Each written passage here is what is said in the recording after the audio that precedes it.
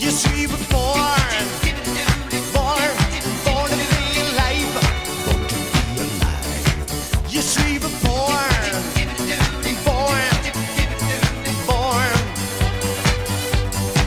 Yes, we were born to be alive. Yes, we were born. Yes, we were born to be alive. Yes, we were born to be alive. Born to be alive.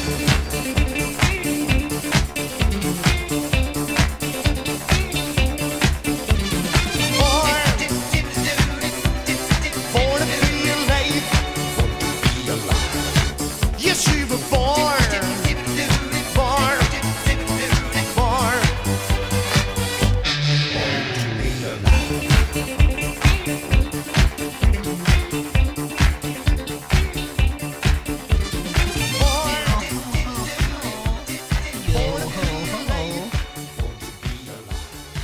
Yes, we were born. Hey everybody, welcome in. Give me just a second. I'm still getting settled in here. We'll be right with you.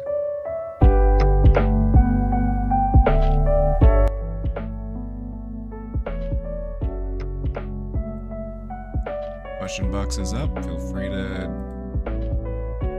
get those questions in.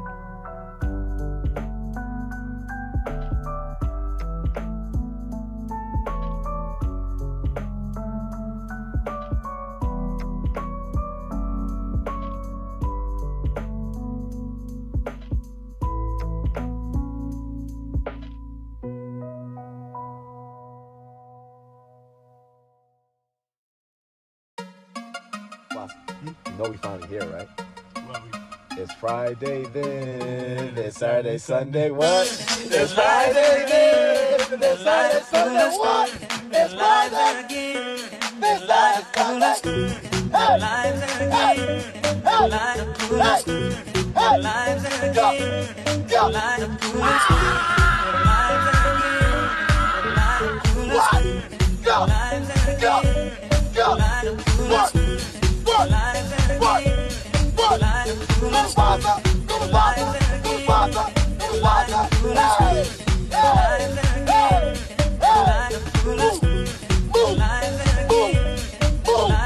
Let's go, let's go, what, hey, hey, hey,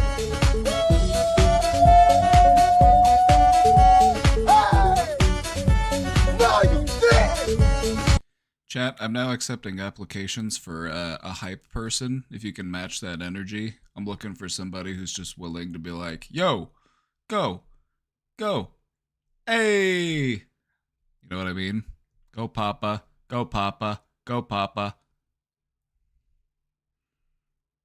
You know, so if you think you have what it takes.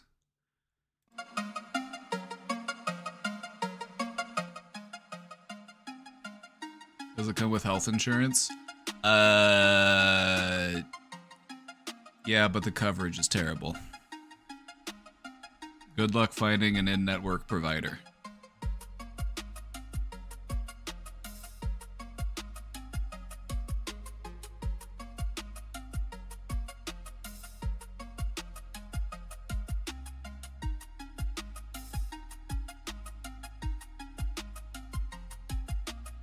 Right, got a question in the box.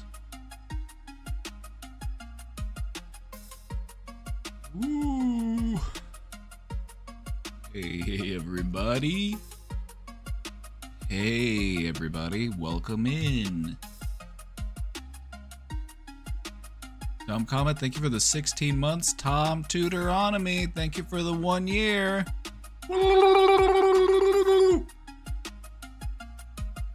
Happy sub day to you.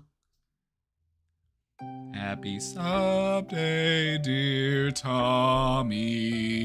Is it okay if I call you Tommy?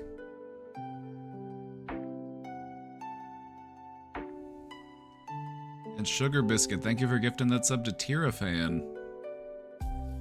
Tirafan just refollowed me today. I'm not sure what that was all about, but I'm not going to take it personally.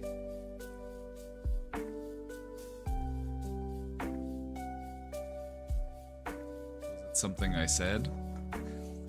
No, that's all good. We're just happy to see you.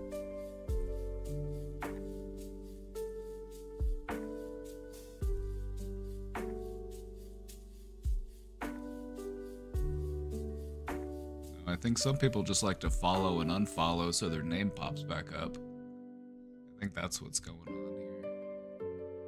Alright, but enough about that. Welcome in, everybody. Welcome to the Brain Domain, your one-stop shop for,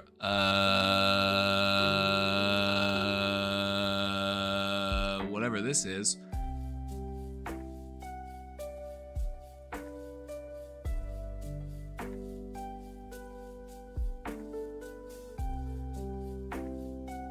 I don't even remember, but I think I got mad at something a few months ago. That'll happen sometimes. I've had people tell me that. They were like, I got so mad at what you said, you just really clocked me, and I left, and I came back a year later because I was like, damn, he was right. And that's on me. You know, I don't have the softest approach sometimes when it comes to just like pointing things out.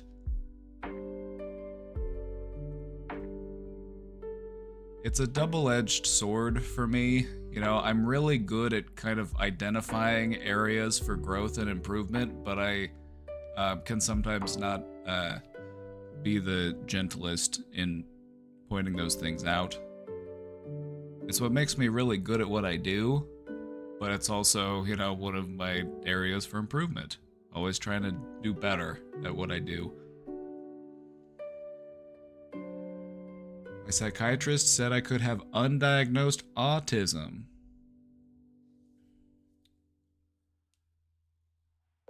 I always suspected it, but I don't know because there's no meds for autism. Autism is something that you grow into. It's not something that you grow out of. It's not something that, well, it's something that you grow into. You learn how to live with it. You can learn to live a perfectly healthy, happy, enjoyable life as an autistic person.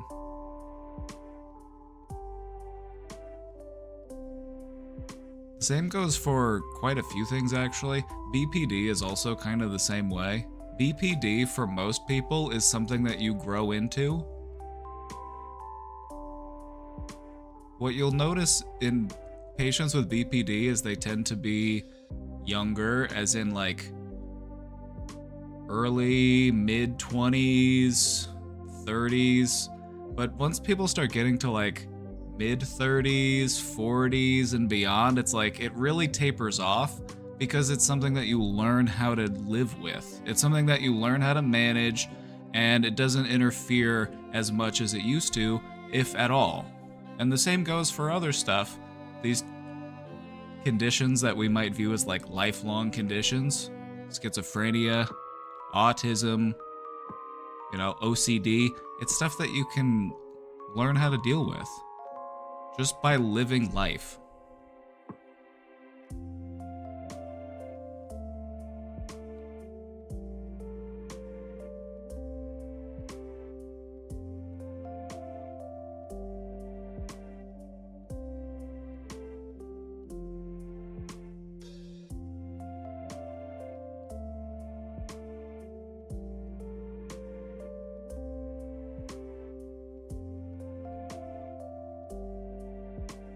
I understand the importance of a diagnosis, because having a diagnosis can give you the feeling like, well, now I know what's wrong with me. Now I know what to work on. You know, now I know what my symptoms are. Now I know what the path forward is.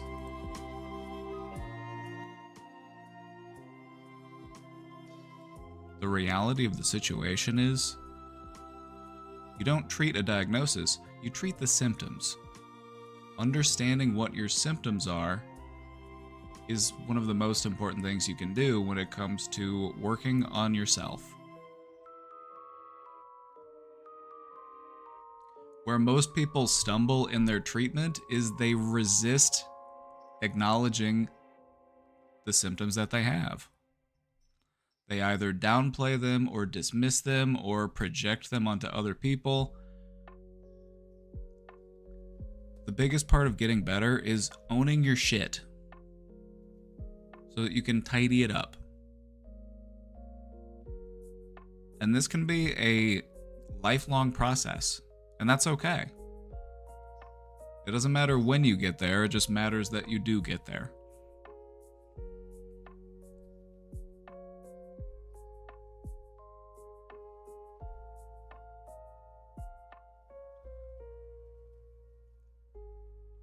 I was able to have insurance cover a year of DBT. You got your money's worth.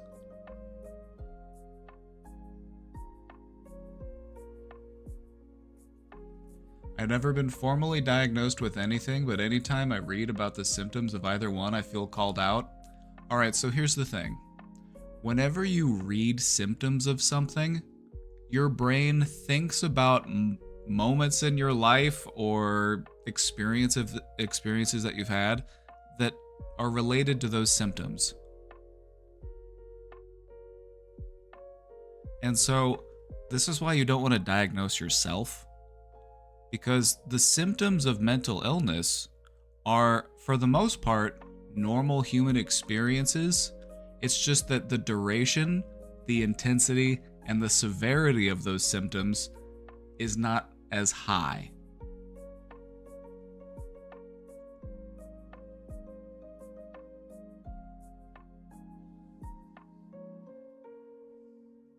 For ADHD, isn't stimulants just the fix? The fix is to hone your focus. Practice meditation, practice yoga, practice a martial art. You can learn how to focus. You just have to train that part of your brain. I feel like part of the reason why so many people feel like they have ADHD these days is because there's too many things calling for our attention, and that makes it really hard for our brain to figure out what we should pay attention to. You know, back in 1800, when all you had to do was like take care of a cow and a goat and like the cornfield, like there wasn't much that was calling your attention all the time. But now you've got constant notifications, an endless feed, you've got more social media than you could ever possibly consume, and it's just constantly flying at you at such a rate that our little monkey minds just can't comprehend it. It doesn't know what to do with all that.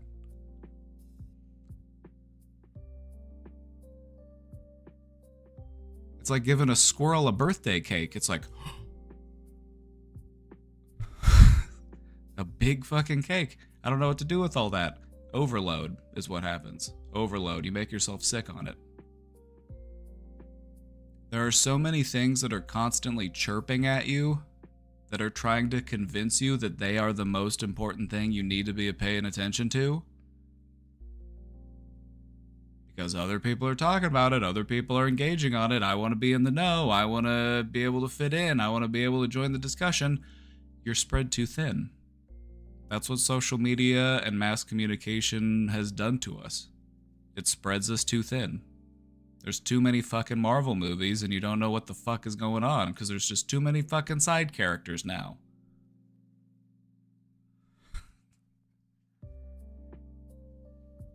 And so the key is to learn how to pay attention for longer periods of time to things that you genuinely want to pay attention to, and clearing out the noise, clearing out the static. This might be tricky at first. It might feel like you're just slowly making progress, but what happens is you're able to open that window of your focus, and then with time you're able to hold it open, and the next thing you know, your focus just is better at a baseline. It still might not be ideal, like maybe you're still distractible, maybe you can't sit down for more than 5 minutes, but that's okay, that's progress. You keep opening that window, focus becomes easier. It's also important to remember that the human attention span is only meant to last for so long. And so demanding that you sit down for like hours at a time and pay attention to like math problems or whatever just doesn't really compute with our hardware. Our attention starts to fizzle out after about an hour. And so in just simple terms, you kind of want to try to take a short break every hour, roughly, just to actually keep your productivity up. The same way that you get tired of eating the same food all the time, you develop a flavor fatigue, you would develop attention fatigue. You know, there's a whole exciting universe out there. Like, why do I have to be reading about, you know, whatever I'm reading about? There's just so much calling for your attention.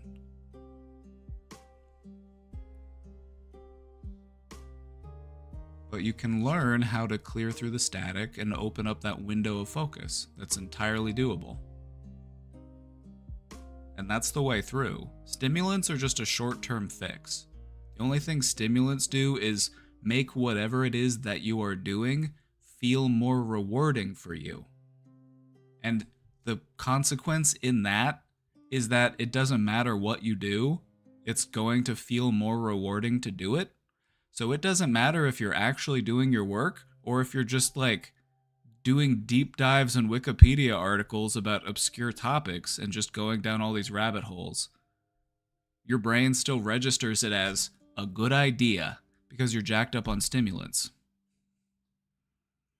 And so a very real consequence of that is that you can do stuff that's just completely, you know, out of the norm for you and feel as if it's a very good idea because of what the drug is doing to your brain. And so you can understand where the risks might be in something like that. What sort of behaviors it might reinforce within you.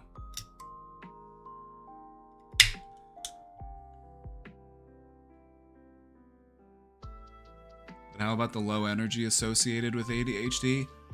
You feel as if you have low energy because you feel mentally exhausted. You're not physically exhausted. You're mentally exhausted. And the reason why I know this is because if something new popped up, something that really grasps your attention, something that you're really interested in, you know, a new show, a new game, a new book, you know, whatever, just something that's like totally your thing, you would be all in it. You would binge on it. You would hyperfixate on it for days and then maybe forget about it after a week or two. Am I wrong? You have the energy. You don't have the focus. And so that energy is just so spread that it's hard to feel as if I have much energy to do anything because I'm trying to save a little bit of energy. I'm trying to save a little bit of energy so that I can do everything instead of that one thing that I want to do.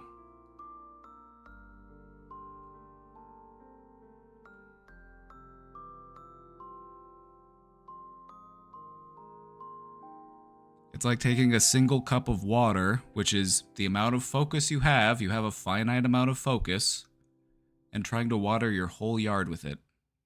Instead, just find the one flower that you want to take care of and give it what it needs.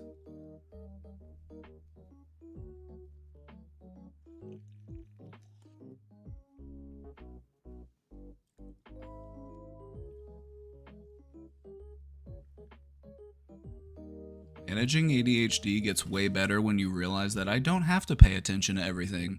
I don't have to stay up to date with what's going on in content creator drama and reality TV and politics, geopolitical situations. You know, I gotta know not just about my own politics, but I gotta know about, you know, politics of other countries too. I gotta stay up to date on that.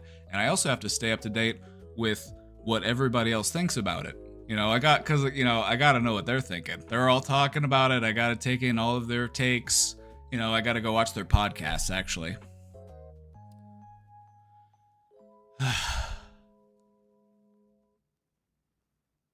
There's this very mammalian thing that our brains do.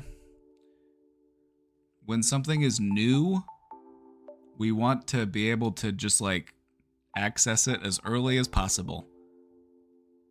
Because that's biologically driven within us. Like, the early bird gets the worm. You know, when something new and novel pops up, that could mean food. That could mean an added chance of survival. And so that's what we're doing, except with shit that doesn't actually matter. The Jersey Shore cast did what? Which old-ass celebrity finally died? Fascist government does fascist thing?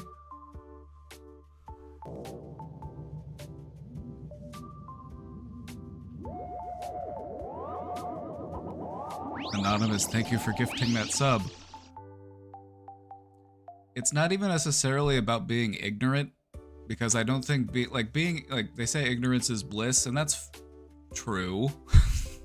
That's true. I think you can stay reasonably informed, but you don't have to stay so dialed in. Like, you can go off the clock. Like, you don't have to, you know what I mean? Like, you don't have to be scrolling social media feeds at like 2 in the morning to be like, is there any updates? What new terrible thing has happened in the world? How closer are we to nuclear annihilation?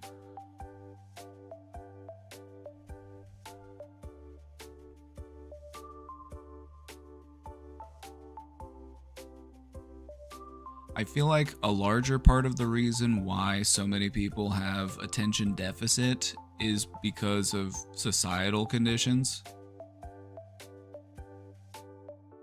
You know, it's a social construct, really.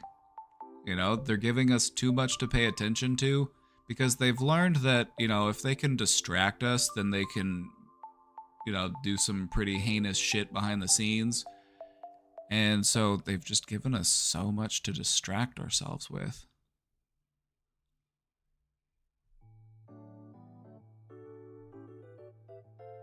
So my recommendation is, like, it's good to stay up to date. I feel like that's doing your due diligence as a citizen of planet Earth. But I feel like you don't have to do it every day. You don't have to do it every day. If something happened that day that was really that big of a deal, wouldn't somebody else let you know? Wouldn't they tell you about it? You know, so you don't have to keep refreshing waiting for it to happen.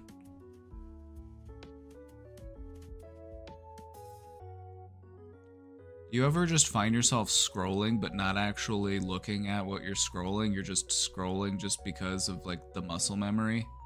You're just kind of watching images and words go past without really processing any of it.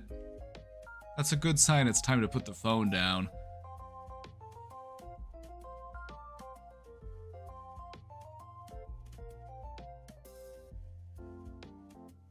You'll see people do it too. You'll see people do it sometimes in, like, awkward moments. They'll, like, pull out their phone and then they'll just, like, do a couple scrolls and then they'll immediately put their phone away.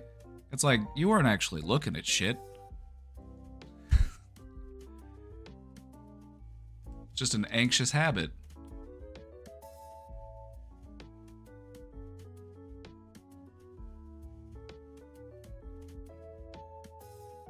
Like hitting the vape. Yep, it's like hitting the fucking vape.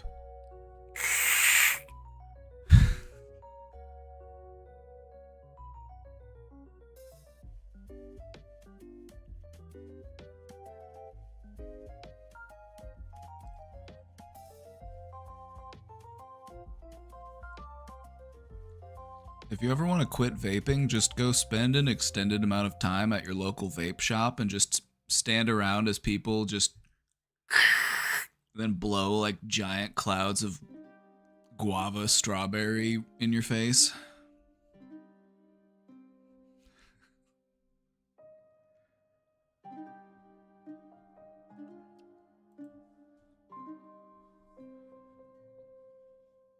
Just a little bit of operant conditioning.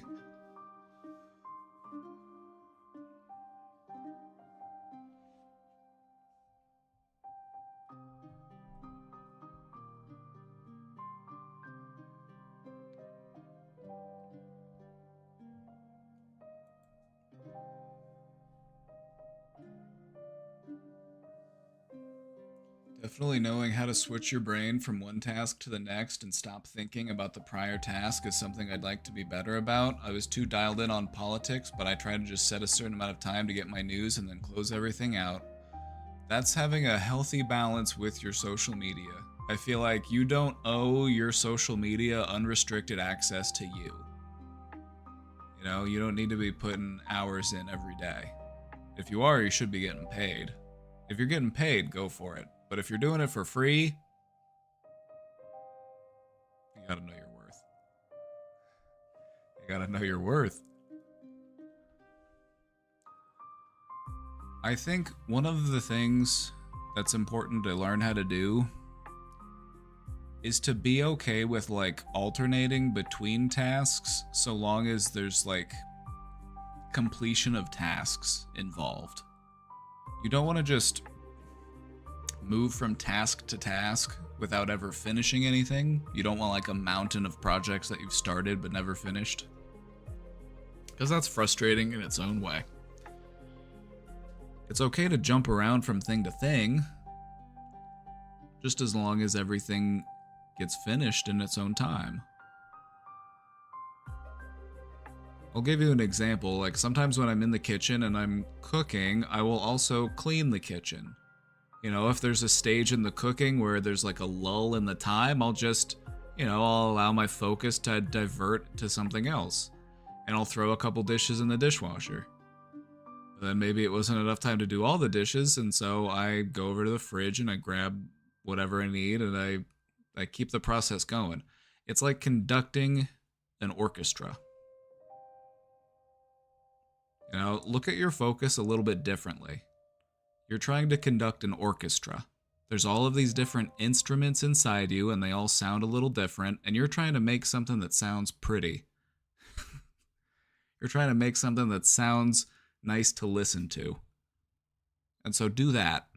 Don't worry about focusing just on one instrument or giving one instrument all of the airtime. It's okay for things to move around and to highlight different aspects of yourself.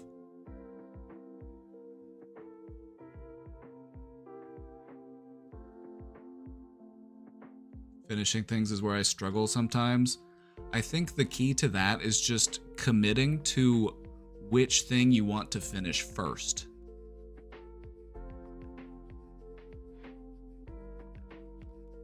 Which thing do you want to finish first? You've got this internal to-do list that you've been adding to and subtracting from since the time that you were conscious, however many years ago. You've had this internal to-do list, right? The things that you've been meaning to get around to doing. You've probably been adding and subtracting from this list from the time you were 5 years old.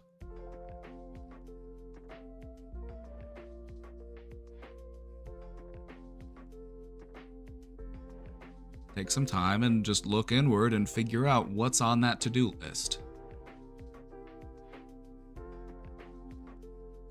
Maybe we can clean some things up a little bit. Maybe when you were 8, you really wanted to be an astronaut, and then now, 20 years later, you're deciding that that's just really not what you're gonna do. Then maybe it's okay to scratch that one off. But maybe there's some other stuff on there that you could really take a chance to revisit. Maybe there's something you've always wanted to learn how to do ever since you were little that you just never got around to doing. But maybe now's a good time to do it. Maybe you always wanted to learn how to do karate. Maybe you always wanted to learn how to paint.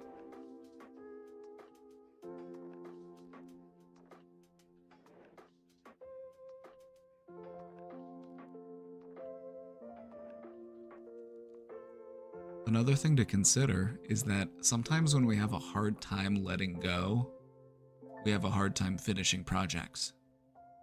Finishing a project means letting it go. Maybe there are other things in your life you have a hard time letting go of, and that can just be another way that manifests.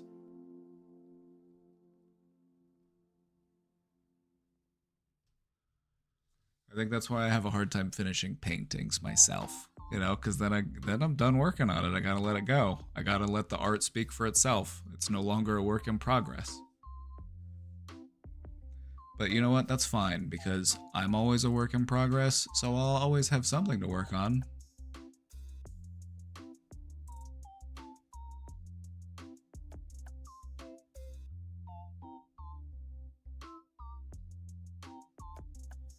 When you say stuff like this, I wonder if I don't have a memory.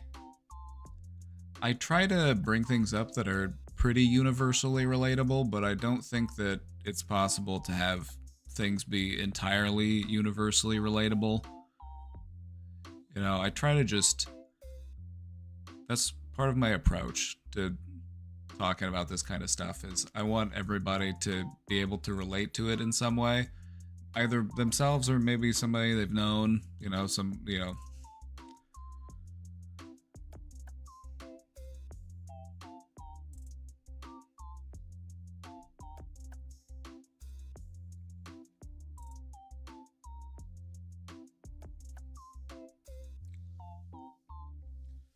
Also, perfectionism makes me want to keep tweaking things forever. Perfectionism is kind of twisted when you think about it. Perfectionism is really common. We don't want to say that things are finished until we feel like they're absolutely perfect. The irony in that is that we get less things done. We have a hard time finishing stuff or putting things down. We let perfect get in the way of good. When in reality, what we want to do is just see the project through, take it for as it is, and then learn from what we did so that we can do better next time. It's about being good and doing better.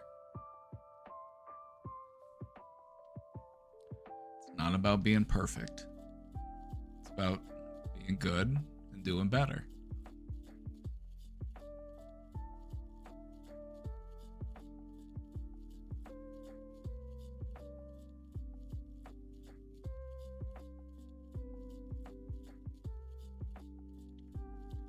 I'm a bit of a hoarder. I feel like a lot of people are, but just in different ways. Not everybody hoards stuff. Some people hoard only certain things. You know, some people it might be like, why do you have a bunch of rubber bands in your desk? I don't know. I've been collecting them. Like, what's with all these bottle caps? Oh, you know, just save it up for the apocalypse. Some people will just like keep odd little mementos or trinkets or shiny rocks that they find along the way. And that's not a bad thing to like have these sort of like markers of your lived experience. These things can be anchors to specific moments in time for you. The problem is when we have so many things that we're so anchored to the past that we have a hard time living in the present and preparing for the future. And so that's why it's okay to hold on to stuff, but you don't want to cling to everything. Eventually, you're going to have to let everything go. Hate to break it to you. It's just the way life works.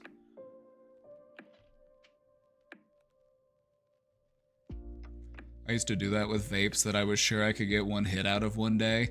The worst part about that is that those vapes always have just the worst, most burnt up, crusty hit you ever taken, and then you just second guess why you ever smoked nicotine in the first place. You're like, really? This tastes like a dirty sock. This tastes like a burnt, dirty sock.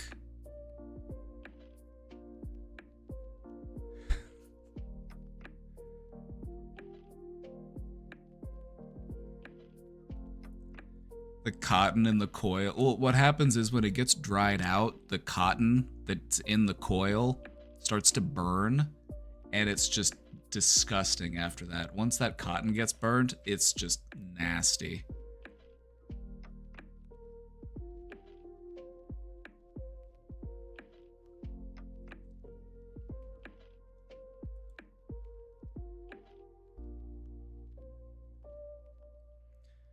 One way that you can get over vaping is just to pretend that you're sucking on a robot's penis, unless you're into that for some reason, in which case we'll have to think of something else. But I don't know about you, but I'm never sucking a robot's penis. You're never gonna catch me doing that. I'm robophobic.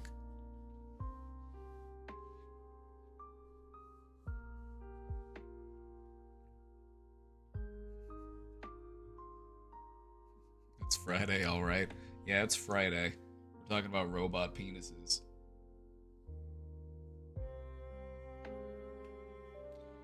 Which, coincidentally, if they ever do invent robot penises, like people can just get penile replacements, like wouldn't that just solve so many problems in the world? You know, so many insecure people with small wieners just ruining life for the rest of us?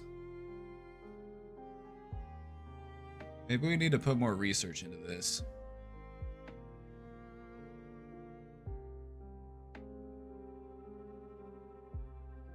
Maybe we need to be doing that instead of creating more lifelike sex robots.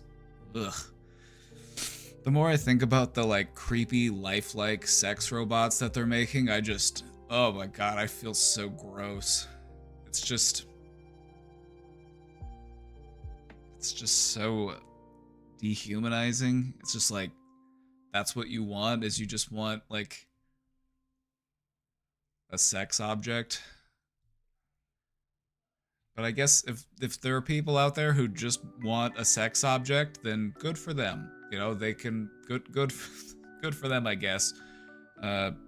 Hopefully it prevents them from, you know, doing harm to a living, breathing human being.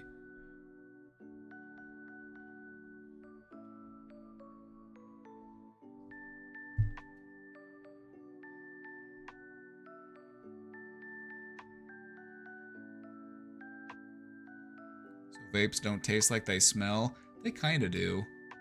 Most of them smell more powerful than they taste. The taste tends to be a bit more mild unless it's something like especially pungent. But yeah, for the most part, you know, the flavor can be pretty prevalent, but you know, it also just depends on the quality of whatever it is you've got.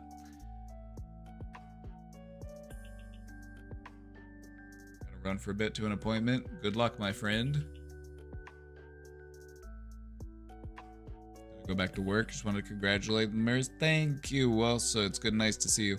Yeah, I'm gonna make Casey play Cult of the Lamb with me tonight on her stream because we've been trying to get her to do it, but she needs me to carry her through the dungeon parts, which I'm happy to do.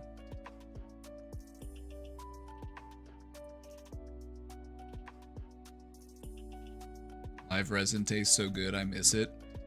The best tasting weed that I've ever smoked was the stuff that you do out of the volcano. The vaporized weed, it's like all you taste is the flavor.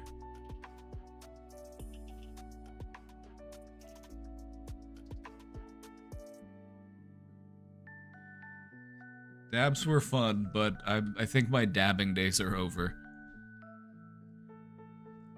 I don't need to get that obliterated anymore.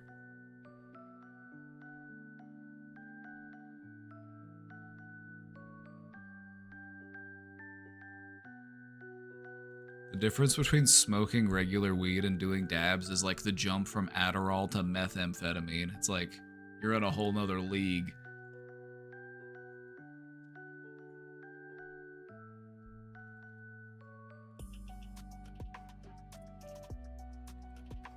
And I've seen people just go like dab after dab after dab. It's like tolerance build is a very real thing when it comes to weed. I've seen people out there just like, they'll do like hundreds of milligrams of edibles and like hardly feel a thing. I'm like, you need a break.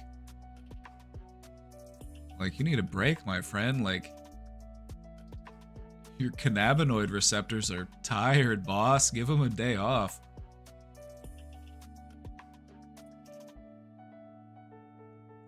Oh my god, I just ate an edible. I love that for you.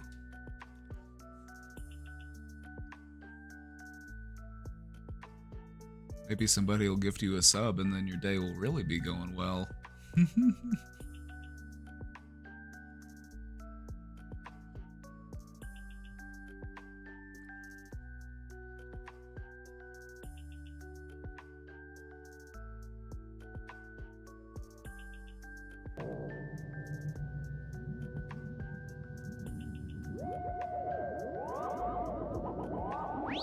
Sugar Biscuit with the gifted sub! Oh, thank you. Thank you for that gifted sub.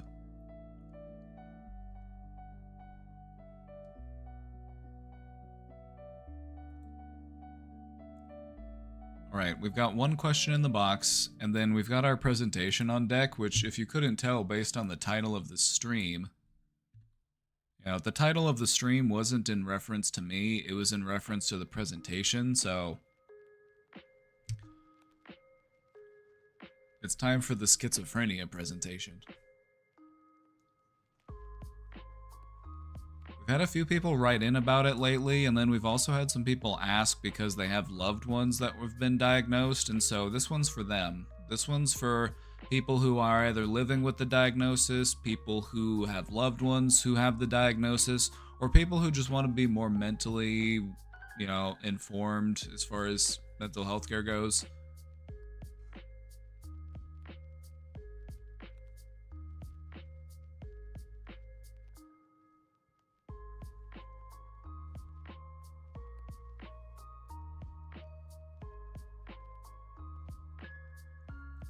So that'll be what we're doing today. Schizophrenia does have a sort of like stigma to it, right? Like I remember feeling it whenever I started studying psychology. It's like schizophrenia, ooh. It even kind of sounds scary in its name, right? It's all those consonants.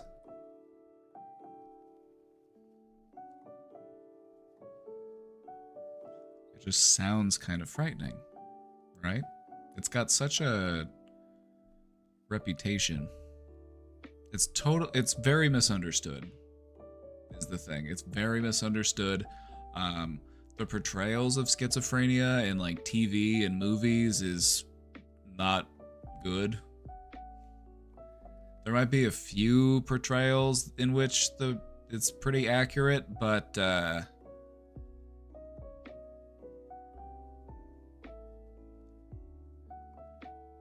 it's definitely the exception, not the rule.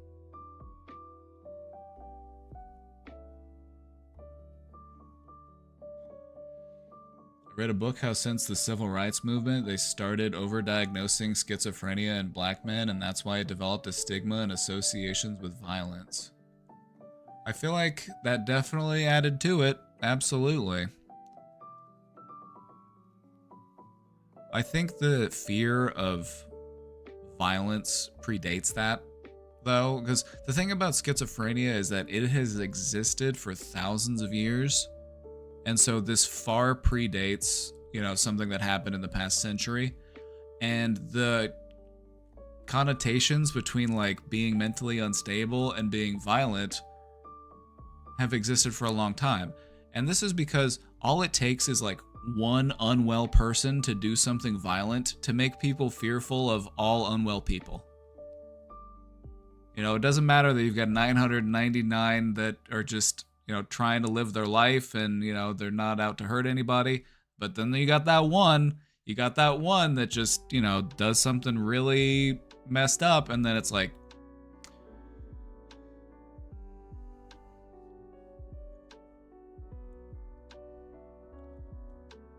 so schizophrenia as a phenomenon long predates the diagnosis of schizophrenia. We used to think that people were possessed. We used to think that people had evil spirits inside of them. We used to think that, you know, all sorts of wild stuff as far as what was causing it.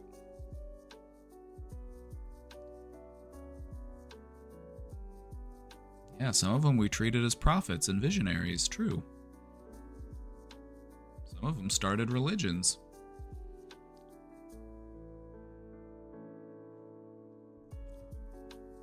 We'll talk about this in the presentation, but I'll just go ahead and iterate it now. People with schizophrenia are far more likely to be the victim of violent crime than to actually commit violent crime. People who are mentally ill are far more likely to be victimized because they're very vulnerable. And so the fact that they have this reputation for being like scary or violent is very frustrating to see, because it makes people, you know, distrusting and fearful of people who are just trying to live their life.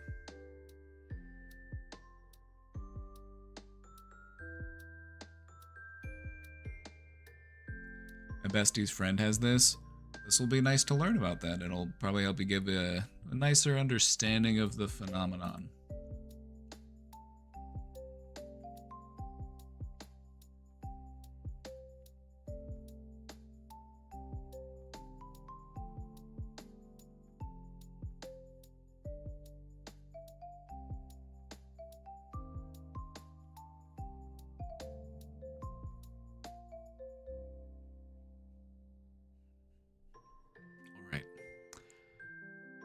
We're ready to roll. We just got one question in the box at the moment, so feel free to drop a question in. We'll get to it right away. Hi, Papa and Chatters. Hi. Everybody say hi. Everybody say hi or else.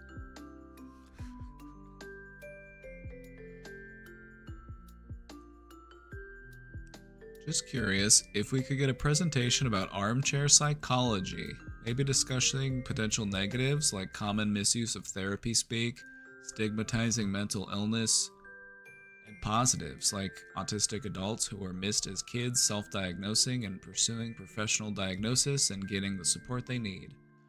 I don't know if it'd be an easy presentation to structure, but I think it'd be cool to discuss how regular, non-licensed people can ethically engage in psychological discussions without causing harm or spreading misinformation. Much love to you all. I think you're onto something here. I think this will probably be material for 2 different presentations.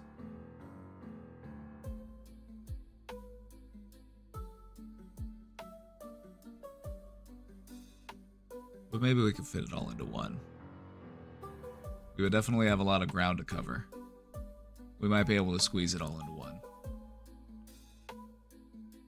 We might have to structure it into 2.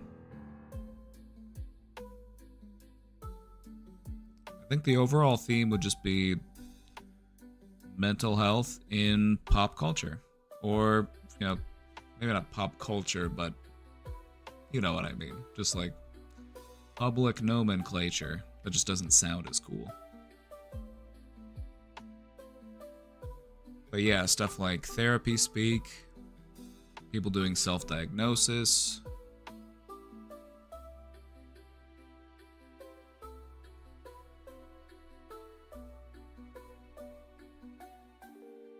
Can we get a little overview of like schizophrenic versus schizoid, schizotypal, schizoaffective, etc.? Yeah, I'll give you a quick rundown. 2 of those are personality disorders. Schizoid and schizotypal are both personality disorders, and neither of them require, like, the thing about those is, like, on the surface they might look like schizophrenia just based on how the person acts or presents themselves, but they don't actually have schizophrenia. They might think like a person with schizophrenia, but they don't have, like, thoughts that are, like, delusional, or they don't have like the negative symptoms, or they're not having the hallucinations. And so that's the easiest way to describe that. That's why they start with the same prefix, and that's why they sound the same as diagnoses, is because they are kind of related, but they're personality disorders. And so it's more about, like, think of like a really quirky person, you know, somebody who like maybe dresses a little goofy, they're a little eccentric, but for all intents and purposes, they live a totally normal life.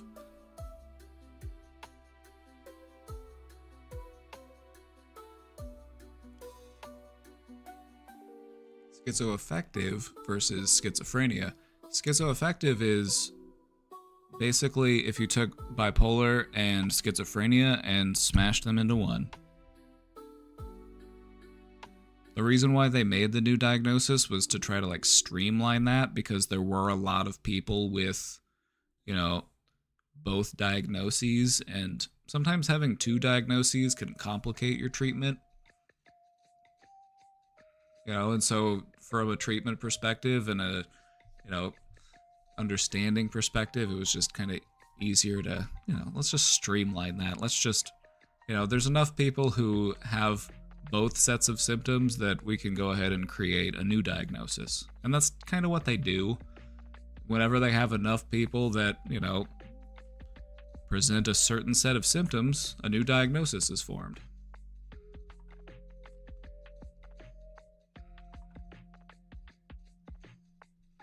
I'll make a note in Discord. Thank you. Thank you.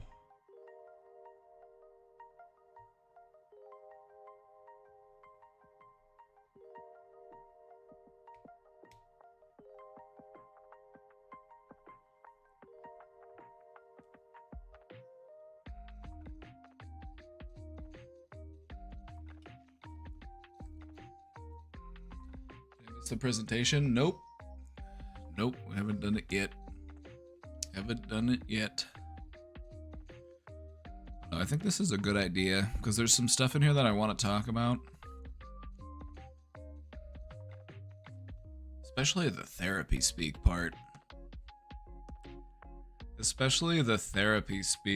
Because I could go on about therapy speak.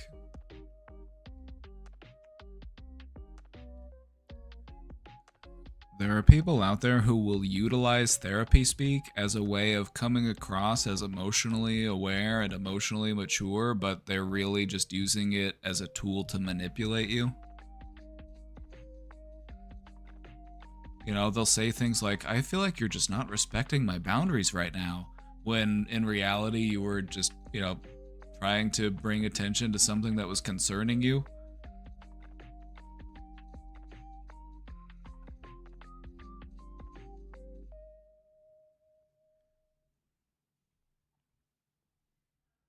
Would you also discuss figures like Dr. Phil? If we did something about like pop psychology, because that's kind of what he falls into, is pop psychology. He brings people on, he talks about their problems, and then he tells them what to do, which is not a therapeutic approach. Just telling people what to do and pointing out what they're doing wrong does not work. If it did, therapy would be much quicker and much cheaper. You'd be in and out, 15 minutes. But the thing about that is it's very showy, and people like to, view that as valuable even though it isn't. And so he's just a quack. It's just entertainment.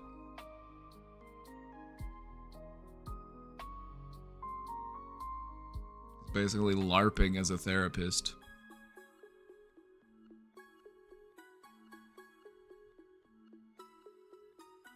These types of psychologists have a very bad reputation in the actual psychological community.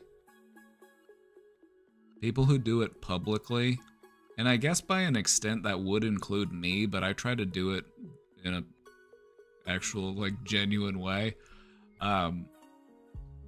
There's this pretty strong belief within the mental health space that it's something that should be sacred and cherished between you and your therapist, and to bring it out in the public kind of tarnishes the experience. And that's all well and good, but we have an access problem right now. There are people who are lining up who need therapy, who just can't get it, can't afford it, can't pay for it, or they have to wait for months to finally get in. And so we're trying to find a nice stopgap measure, a nice little, something that'll tide people over until maybe they're actually able to tap into those services that they need.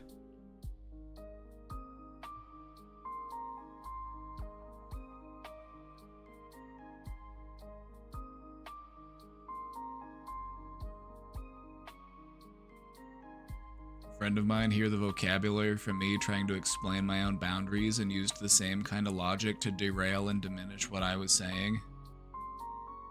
When people do that, just look at them and ask them, what do boundaries mean to you? The thing about it is that, and let me try to word this in a way that makes sense. When you're dealing with somebody who doesn't respect your boundaries, and so you set some boundaries and then you say, nuh-uh, you can't treat me like that, it's pretty common that they will respond in a way that's like, I don't think you're respecting my boundaries. Because their boundary was right up in your face. Their boundary was like all over you. And whenever you assert your boundary and give yourself some space, their area has shrunk. Their boundary has been infringed upon because their boundary was right up here. And so they do feel like their boundary has been violated because from their perspective, it has, because their boundary was all over you.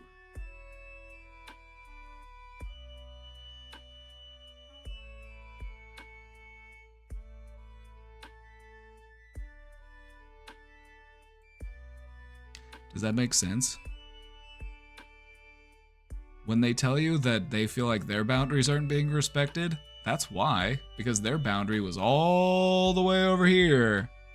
And since you tell them, hey, back off a little bit, give me some space, they're like, hey, what's the problem? What's the big deal? Why you gotta come after me like this? They feel like they've been the victim.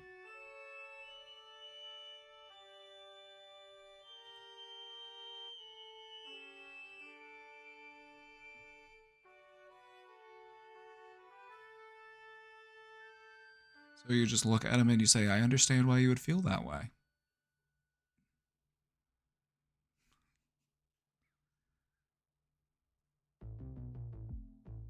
I think we should have boundaries that are fair for both of us.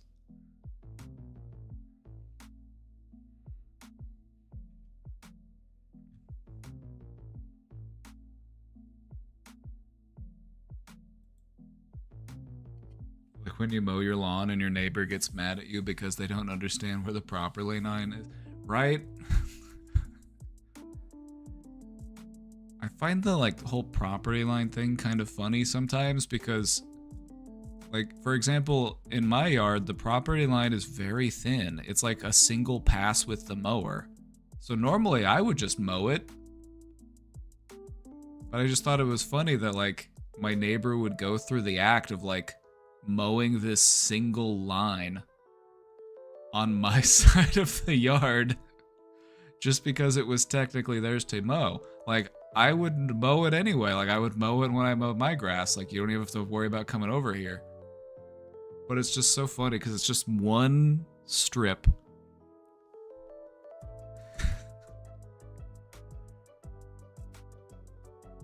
You know, good on them for looking after their own property, I suppose. But, like, don't worry about it. Like, I'll handle it. Like, I don't mind mowing it for you. I'm already out here.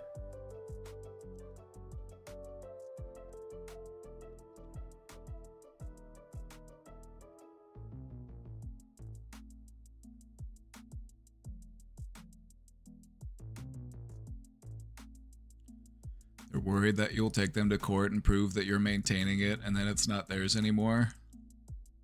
Yeah, I'm playing the long con. I'm trying to get that I'm trying to get that 12 square feet of land.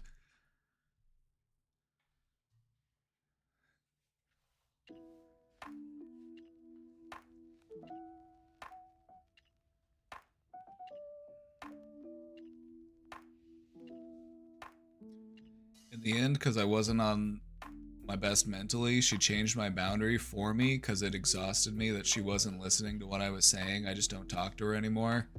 And you probably feel better as a result of that, right? Like, huh, kind of interesting how that works when I, you know, remove dramatic people from my life suddenly feels way better.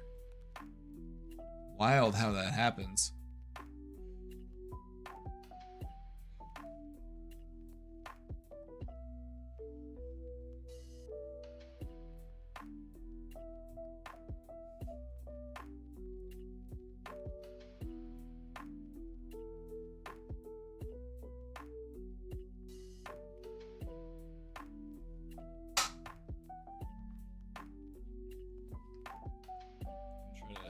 I'm gonna try to have good posture in my chair. My headrest go up.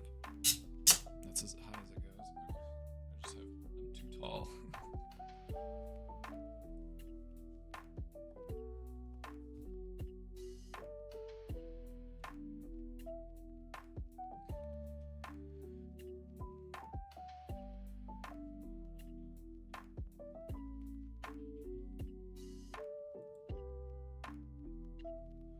Alright, we're caught up in the question box, so I guess let's just get into the presentation. Let's talk about schizophrenia. Remember my copium? Oh yeah, the reason why there's no questions is because people are so interested in the presentation, they want to get right to it. That's why. It's not just because nobody had questions. Of course not. You guys just must be so excited for the presentation. Delulu is the new Salulu.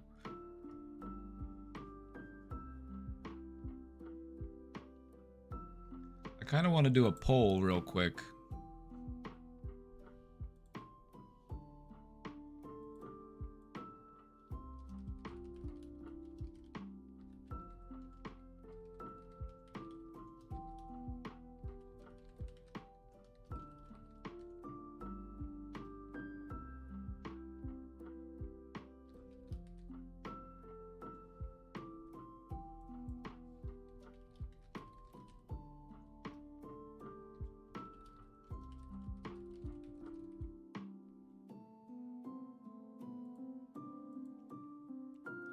I'm gonna start a little poll, and I like to do little polls because it helps me to get a better understanding of what your experiences are, so that I know how to, cater the information. I just want to see, what is your experience with schizophrenia? Do you know someone who has it? Have you met someone that has it? And I don't mean in a way like you were walking down the street and you saw somebody who was like unhoused and like mentally unwell. Like, I mean like you've met someone in a significant way. Like you've had a conversation with them, you've met them, you've talked to them.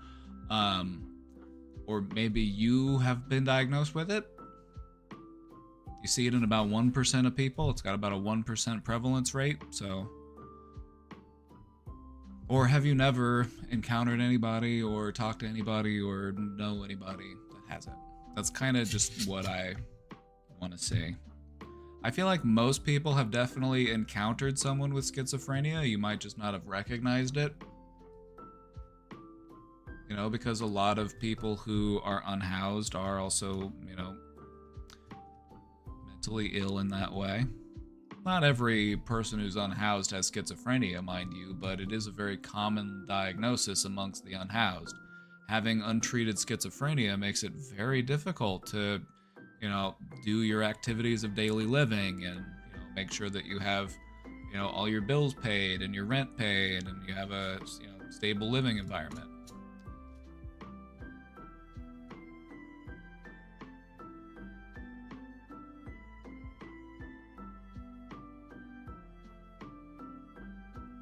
So before we get into the presentation, what I would like for you to do is just kind of let go of whatever you think you know about schizophrenia, and let's just try to take a fresh look at it as if we're learning about it for the first time. Does that sound good? The reason why I say that is because of all of the mental illnesses, schizophrenia is probably one of the most misunderstood. And you might have a very good understanding of it. You might know somebody, you might have it, you might have worked with people that have it, but just for the sake of the discussion today, let's just wipe the slate clean. And let's start over fresh with our understanding of what schizophrenia is. We're gonna take a thorough look at it, alright? So I won't leave you hungry, don't worry.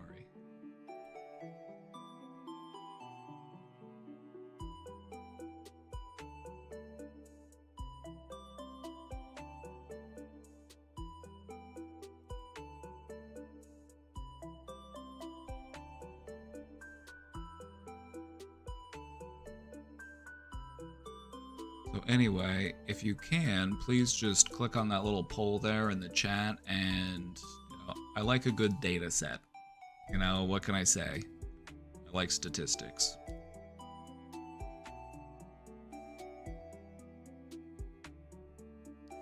Like I said before, like even if you weren't aware of it, you've probably encountered somebody. You've probably experienced somebody. Something that's important to remember is that the displays you'll see of people who have schizophrenia when they are unmedicated and unhoused is vastly different from what you will see when somebody is in proper treatment.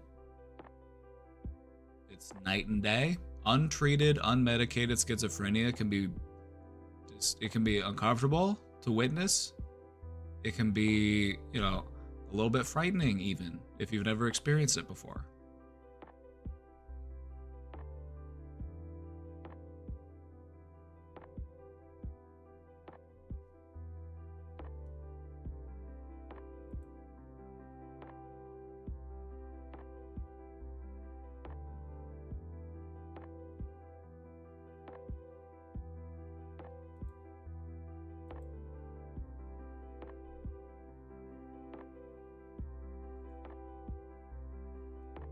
You being here saying that, doesn't that kind of affirm the point that she's trying to make?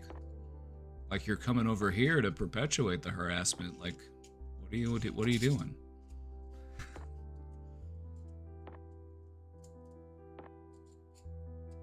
You ain't gonna gaslight me, partner. I'm the best there ever was at the game.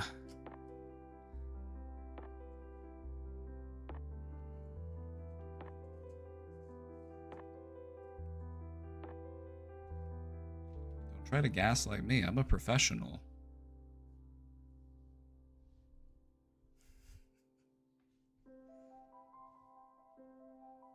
I'll gaslight circles around you.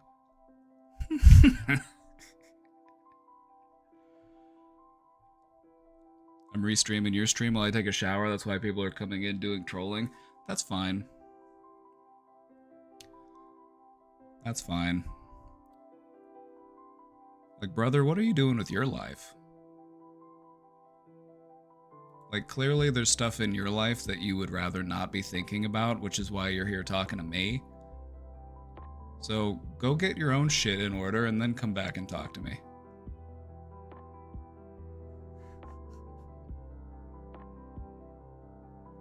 Oh no, anonymous critique from a faceless profile on the internet. Oh, I'm so devastated.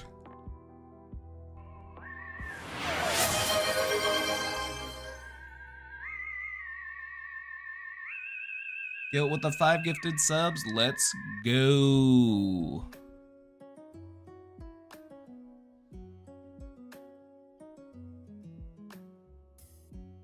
Like, the fuck you mean ruining my life? My life is great. The fuck you talking about?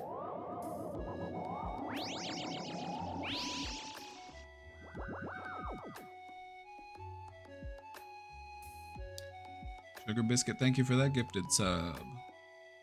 Ooh, we're hype training. Nice work. You know, it's nice to see that the split is pretty even. Isn't it? It's nice to see the split's pretty even. We still have some time if you'd like to put your response in for the poll.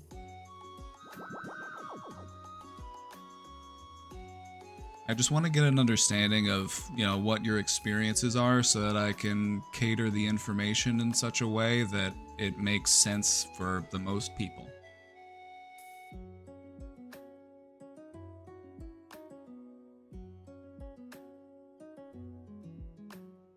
I've never experienced it, TBH. Alright, here's a question for you. Have you ever encountered a person just wandering around the street yelling to themselves, or maybe they were a little incoherent, maybe they were making some unusual jerky movements? If that's the case, you probably saw somebody who was either in a unmedicated schizophrenic episode or some sort of drug psychosis, which looks a lot like schizophrenia.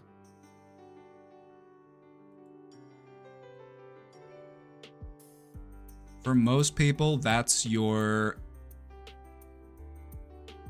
would say for many people, that's their experience of what schizophrenia is. It's people who are unhoused on the street, just acting in bizarre ways.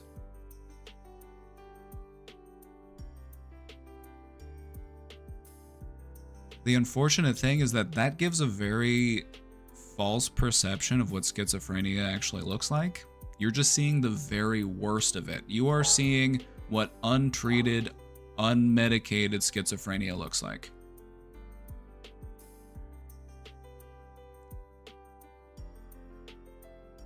The unfortunate truth about mental health treatment is that not everybody who needs mental health treatment is willing to participate in mental health treatment. And so there are a lot of like community outreach efforts to connect with people who are mentally ill and unhoused, because obviously they're some of the most vulnerable people in the population.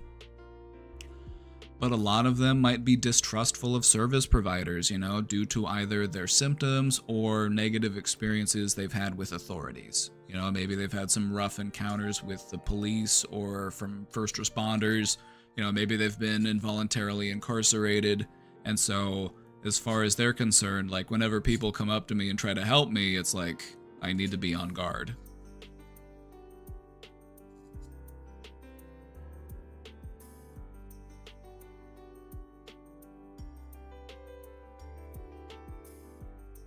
My mother has schizophrenia. Thank you for bringing light to the disorder. I support your stream. Thank you. You know, that's what we're trying to do here today, is we're trying to dispel some of those misconceptions. Because I can confidently say that schizophrenia is the most misunderstood mental condition. Without a doubt.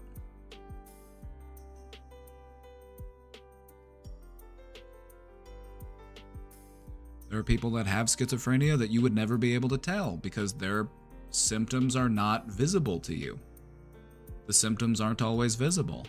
And when it's properly treated, you might have no idea. They might, you know, unable to distinguish from anybody else. And so that's one of our major goals today, is to just dispel some of the misconceptions.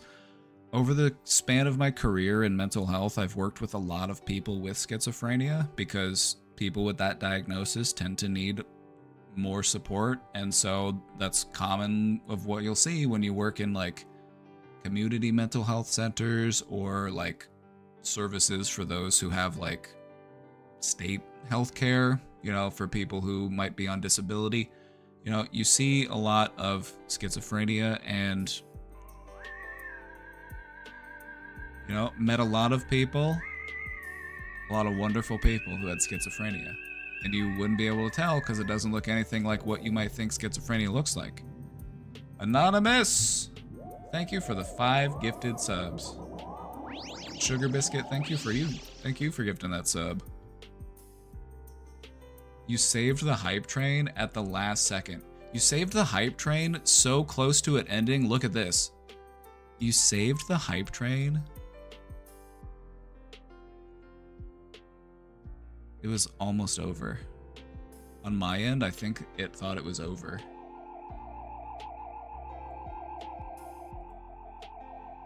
That was a close call. Baby Wolfie, thank you for subscribing. Dozla T with the 5 gifted subs. Thank you. Now that's what I call a hype train.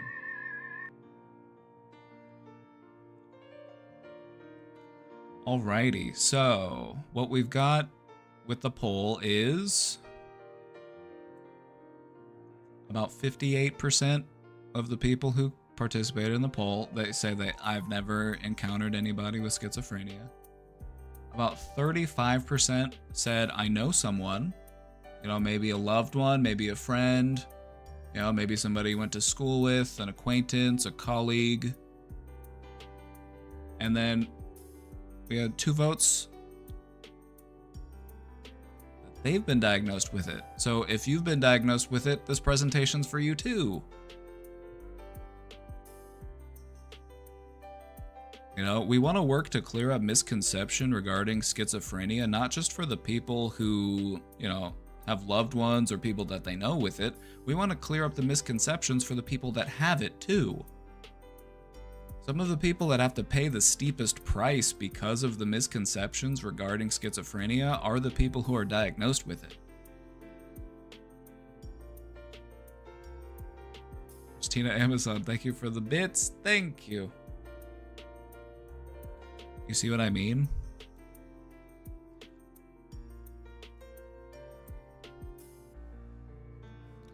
I have just a quick question for you. Just a quick question for you. Because this is something that I've noticed and it's always been very frustrating to me, so I want to hear what you have to say.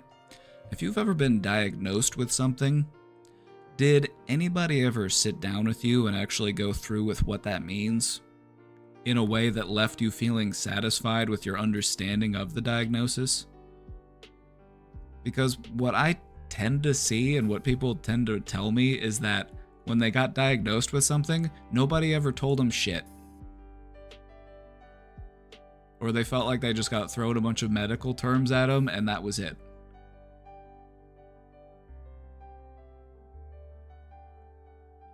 Don't you think that that's something that they should do? Don't you think that that's something that they should be required to do? Like if they diagnose you with something, they should actually sit down with you and be like, so do you understand what this means? Do you know how concerning and frightening it can be to just be given a diagnosis and then have to go figure it out on your own? Now imagine doing that with a schizophrenia diagnosis.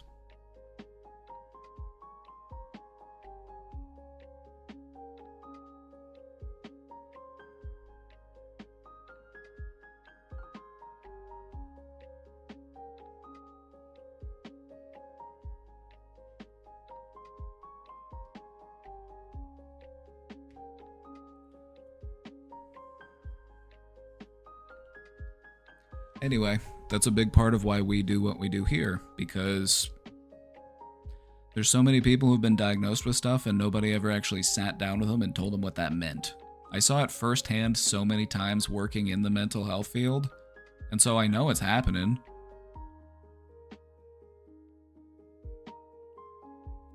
Anyway. Thank you for the hype train. We're at 66%. Level 5. We've got another minute left. We're gonna ride the hype train out before we get the presentation started.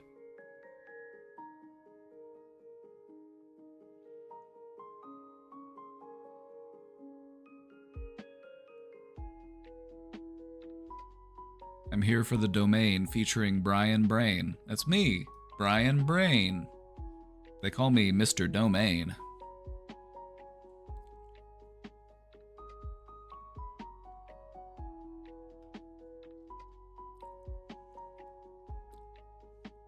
Why did that make me laugh?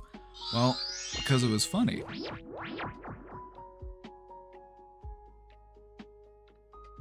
Beep ticks and kawaii mommy. You got us to level 6.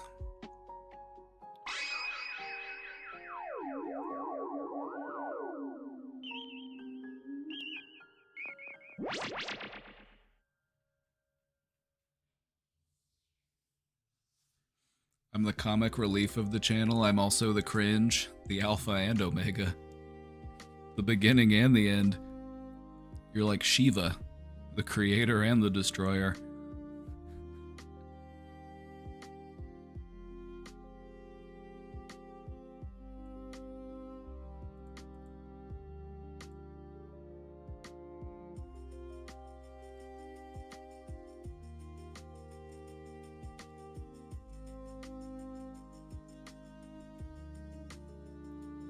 Right. One more thing before we get going on the presentation.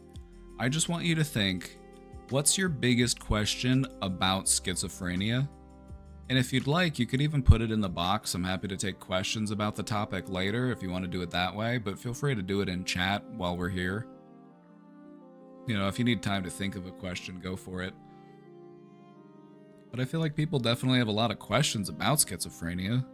It's so mysterious and scary, yet misunderstood, so I'm like, you gotta have questions, surely, right?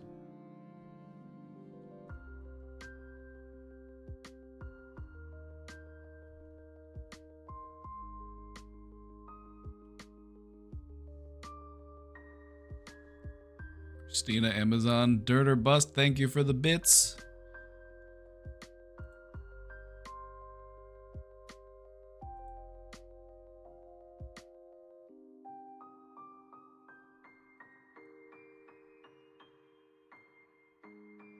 schizophrenia the most commonly used defense when people plead insanity? Ah, a good question.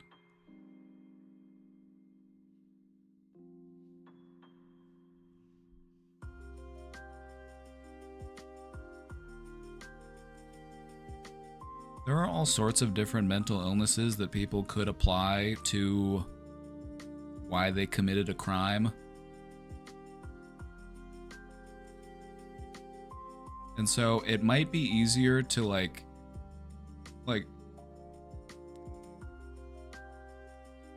they might go for something that's more like episodic, something that just go like, oh, it came out of nowhere. You know, it wasn't me, it was my alter. I went into a dissociative fugue. Schizophrenia is a very like pervasive diagnosis, and it's, you know, it's pretty clearly present and it's not easy to fake. And so if you're going that route, it's kind of making it more complicated to plead insanity unless that is actually what the person has.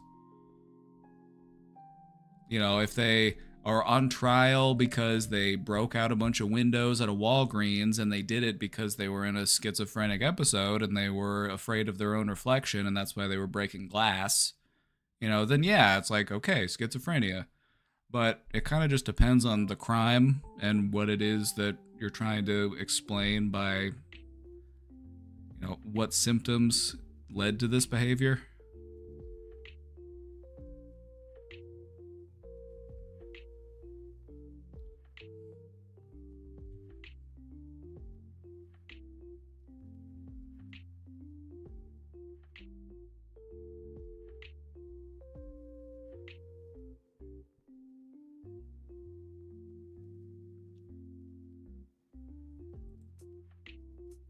Alrighty, I'm ready.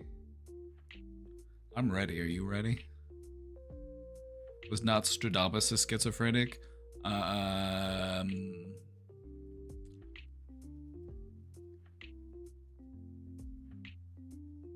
He might be a better example of something like schizotypal, in which you have the, you know, interesting personality, but you're put together enough to where you're actually able to, like, you know, I'm gonna write these ideas down, like I'm gonna write a book, like I'm gonna, you know, it's more of a personality feature than it is like a severe and persistent mental illness.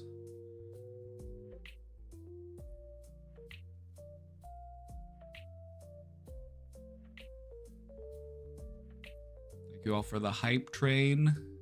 Ooh, what did I get? I got an emote. Let's see. Oh.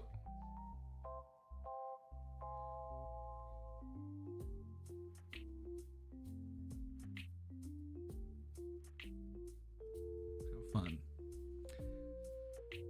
I got golf shit. You hate to see it. Right. Schizophrenia. Schizophrenia is a complicated condition. It's very complex.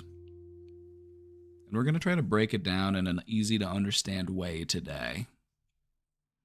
So if you have misunderstandings about it or if you have confusion about it, that's totally fine because schizophrenia is kind of complicated. So don't worry about it if you misunderstand it. We're going to try to clear up those misconceptions today. All you need to know right now is that it is a mental health condition that affects how a person thinks, feels, and perceives reality. We're going to take that and we're going to build off of that. Are they physically violent? No. Not impossible, but unlikely. People who have schizophrenia are actually far more likely to be the victim of violence because they're very vulnerable. They're far more likely to be the victim of violence than to be a violent perpetrator.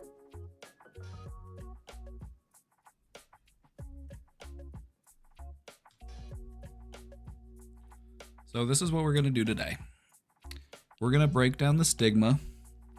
We're going to replace misinformation with facts. And we're going to offer some guidance for either individuals who are living with the condition or for people who know somebody who has the condition. Maybe you have a loved one who's been diagnosed. So we're going to do that by covering what schizophrenia is, what it is not, the different ways that it can manifest, the treatment options, and realistic expectations for daily life and recovery. So let's get to it. We got some ground to cover. All right, so what is schizophrenia? Schizophrenia is what we would refer to as a chronic condition or a chronic disorder. That means that it's long-lasting and pervasive. People who have schizophrenia tend to deal with it for a long span of time. For some people, it gets very manageable and it isn't interfering in their life. For other people, it's a long-term severe issue.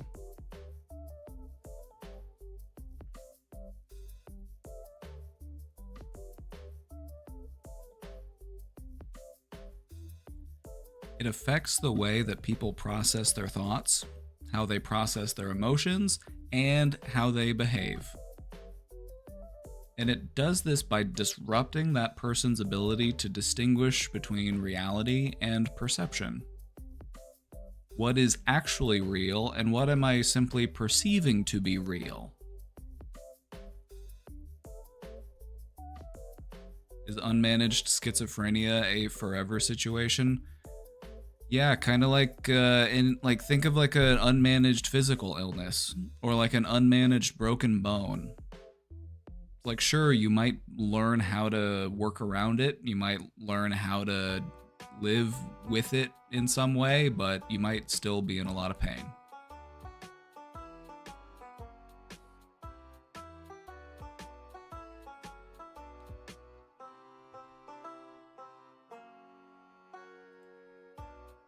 Unmanaged diabetes is a good example. I knew a guy who had both. He had unmanaged diabetes and schizophrenia, and his schizophrenia symptoms always got way worse whenever his diabetes was out of order.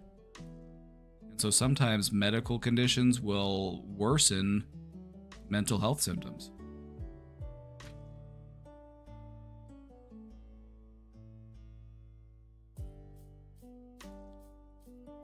A quick overview of some of the symptoms, and we're going to go in depth into the symptoms, don't you worry. I know that's what you're waiting to hear. You're like, where are the symptoms?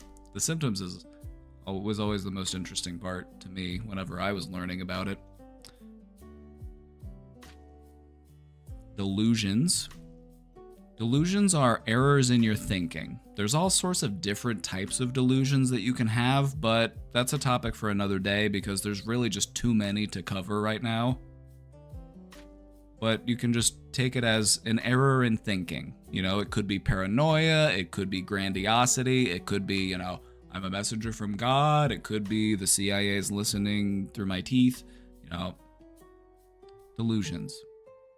Hallucinations, which is sensing something that isn't really there. The most common types of hallucinations are auditory, meaning you hear something that isn't there, followed by visual hallucinations. You're seeing things that aren't there. But hallucinations can actually apply to any of the senses.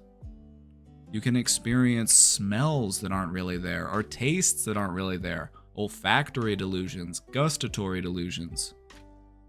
Any of your senses can hallucinate. You can have a tactile hallucination. You can feel as if something is, happening to your body.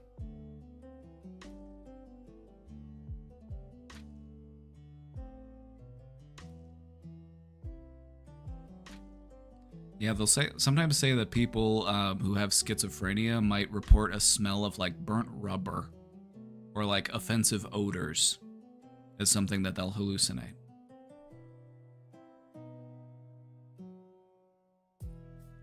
Another common symptom you'll see is disorganized speech or behavior.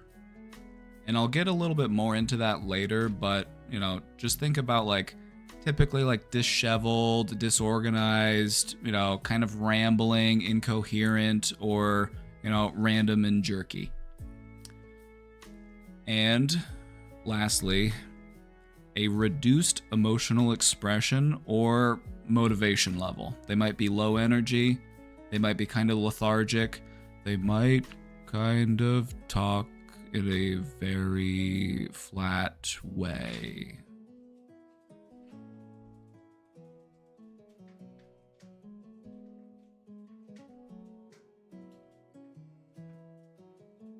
Something that's important to remember is that these symptoms can vary greatly from one person to another. Some people might have very severe symptoms, some people might have very minor symptoms, some people might have a different assortment of symptoms. You can have different people that both have a schizophrenia diagnosis, but they both have a completely different set of symptoms.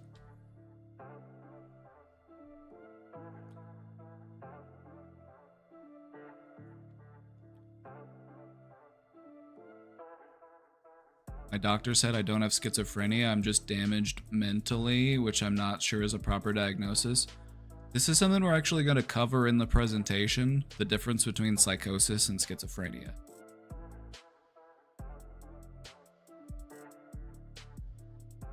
Because that's a big one that we need to clear up, is the distinction between psychosis and schizophrenia.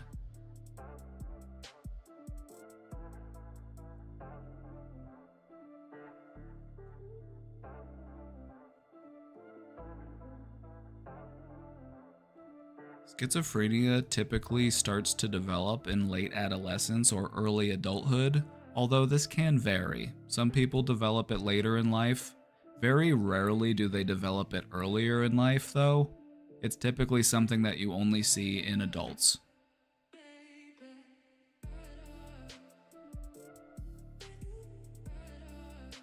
Alright, so we're gonna go a little bit deeper into the symptoms real quick. And before we begin, I just want to let you know, there are two main categories of symptoms. The positive symptoms and the negative symptoms.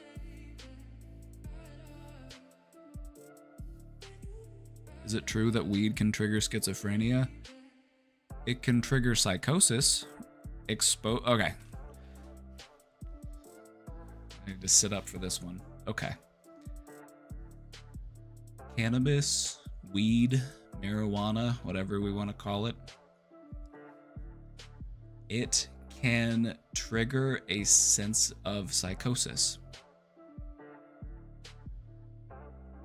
It can basically put you into a temporary state of induced psychosis. Now, for most people, they come out of it and they're fine and it was no big deal. It was just kind of like, whoa, man, I was way too high. You know, like you take a 100 milligram edible and you start thinking that the Blue Man Group is actually aliens, you know, that kind of stuff. If that example sounds very specific, it's because it is. Anyway, sometimes what can happen to people is if they are exposed to psychosis, it can kind of perpetuate what might already be going on in their mind. And so if you had all of the ingredients there already, like this is you baking the cake.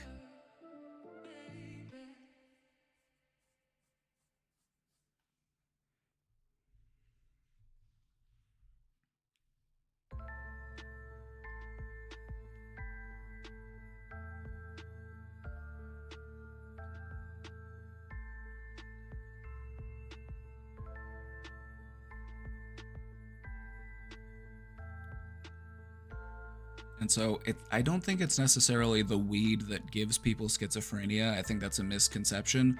Weed can trigger a temporary state of psychosis, but for people who are already primed for schizophrenia, having a moment of psychosis can be enough to just get it started, if that makes sense.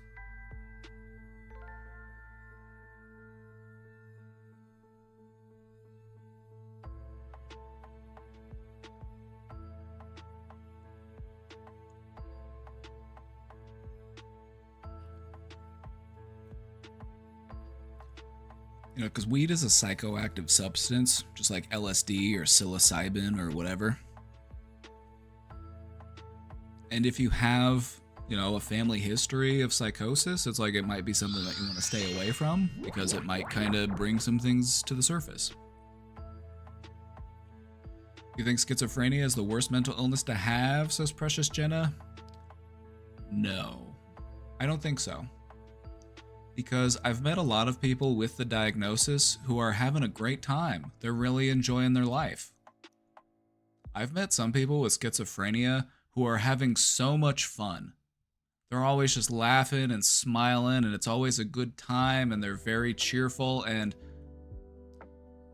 that's one of the ways it can be. I think if you were to ask me, and this is just entirely personal opinion, I would vote the worst mental illness to have as anorexia, because it's the deadliest. Anorexia nervosa is the mental illness with the lowest survival rate. And so that is why I would say it's the worst. Doesn't mean it's not treatable, it's just the deadliest. What about major depression? Not as deadly as anorexia. Still deadly, still tough to treat, but it's still entirely treatable.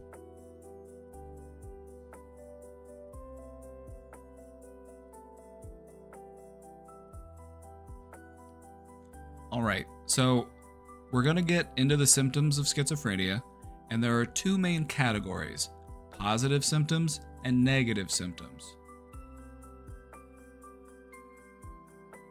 And it doesn't mean good and bad. I'll explain to you why we use the terms positive and negative here in just a sec. What's the worst one to live with, in your opinion? The ones that make you live in like a filthy, dirty house. You know, if you have like poop smeared on the walls and roaches crawling over the place and you're living in filth, that's the worst mental illness to live with. You know, if you've got like rotting rat alarm clocks and, you know, poop jugs, yeah. That's the worst one to live with.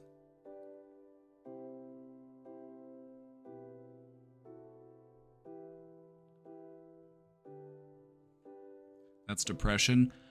It's advanced depression. It's also got aspects of like hoarding to it. You know, because you're hoarding stuff, but it's garbage. Like you can't let anything go, even though it's trash. And so it just piles up. That's the worst one to live with, because not only does it make it harder for you to get treatment, it also makes people not want to come over, and so you're cutting yourself off from your support network.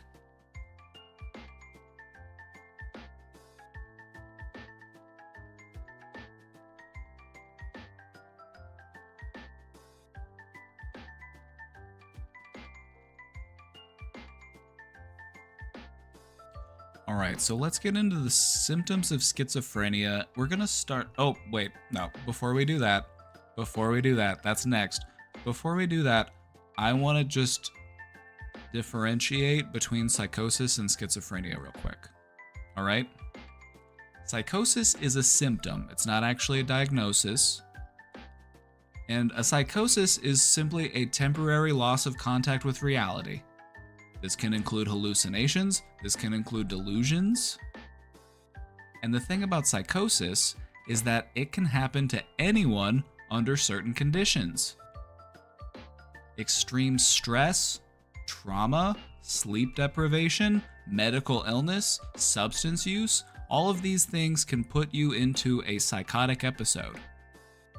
Doesn't mean that you have schizophrenia. Doesn't mean that you are going to continue to have psychotic episodes. The psychotic episode happened because of whatever those conditions were.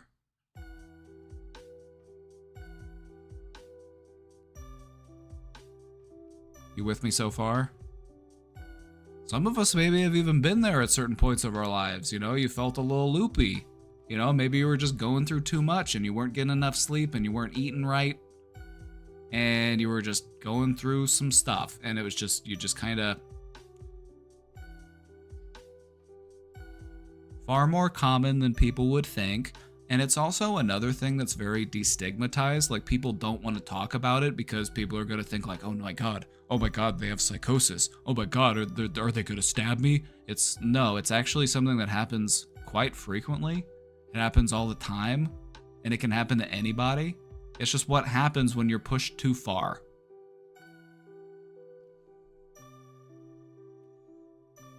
Is derealization a part of delusion/psychosis? Absolutely.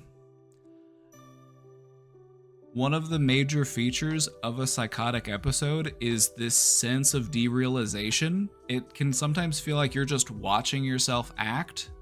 It can feel like you're just observing yourself as you're doing things and saying things. It's like a disconnection from yourself.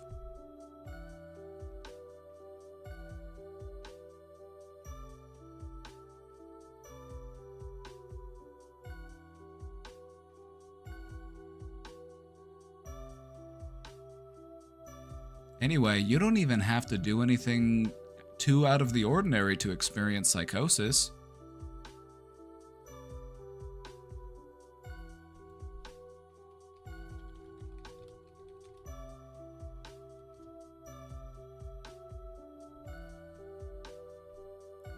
Did you know it only takes about 36 hours to start to hallucinate if you're not sleeping?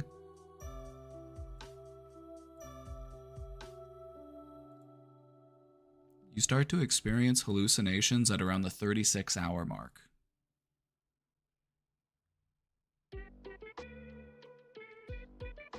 Does psychosis permanently change your brain chemistry in a bad way? If left unchecked and untreated, it can.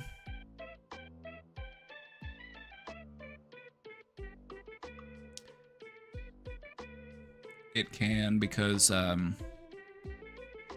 basically just your wiring is off, and like your brain is still functioning, but it's just like not functioning in the way that it should, and so it can kind of like reinforce itself, you know. It can kind of have a way of like continue. It's almost like a flattening out of your mental activity, and that might sound like that doesn't make any sense, but it's kind of what is happening. It's like your thoughts are too scrambled. They're too all over the place. They're too loosely interconnected.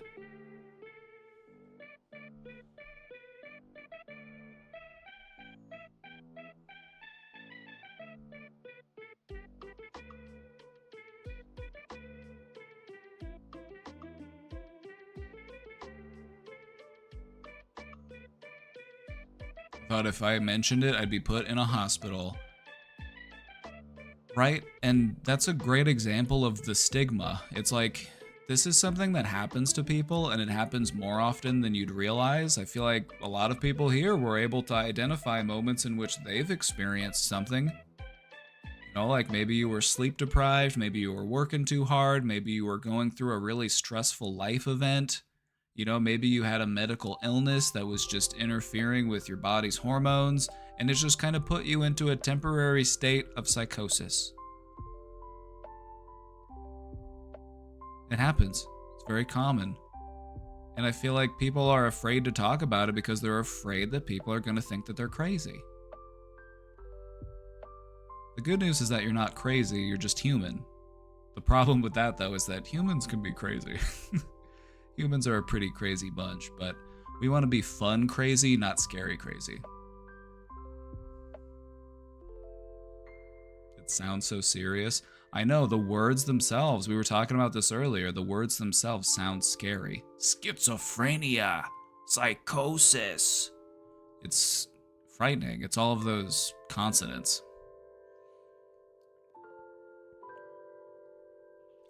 Schizophrenia is a chronic mental health disorder in which psychosis is just one of the possible symptoms.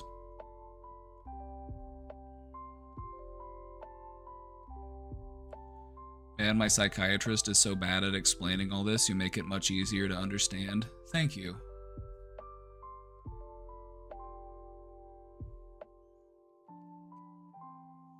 Next time you see him, tell him R.I.P. Bozo, and then do this. I'm kidding. I'm joking.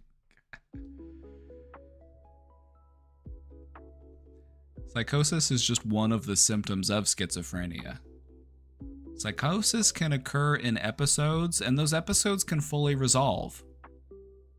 You know, you might have a month or two in which things are just kind of out of whack for you, you know, like maybe your living situation changes, maybe you lose your job, maybe, you know, you get broken up with, and it's too much happening all at once, and so you just kind of go a little loopy, and then it takes you a little while to get it back together. That's psychosis. Whereas schizophrenia, this is something that typically requires long-term management. This is an ongoing, pervasive thing. Where do they draw the line, you ask? At about the 1-year mark. If you have psychosis that lasts continuously for a year, that's when they'll start to look at a diagnosis of schizophrenia. Schizophrenia isn't the type of diagnosis that they just rush into. You know, they want to make sure, because it's a very stigmatizing diagnosis. It's a very serious diagnosis.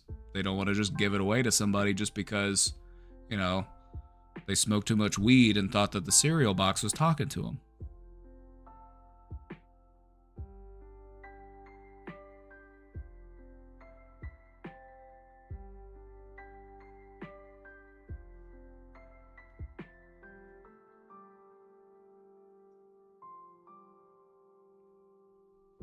So it's important to understand this difference because we're trying to reduce the fear and the stigma. And we also want people to feel encouraged to take appropriate responses to their symptoms. You know, if I have a moment of psychosis, it's okay to talk to people about it. It doesn't mean that I'm going to get locked away. It doesn't mean that I'm going to get hospitalized. They're not going to hospitalize you unless you are an immediate risk to yourself or someone else. You know, if they're worried that you're going to take your own life or harm someone else, that's when they will hospitalize you. But if you're just having a moment of psychosis, that's not enough. That's not enough of a grounds to involuntarily commit someone.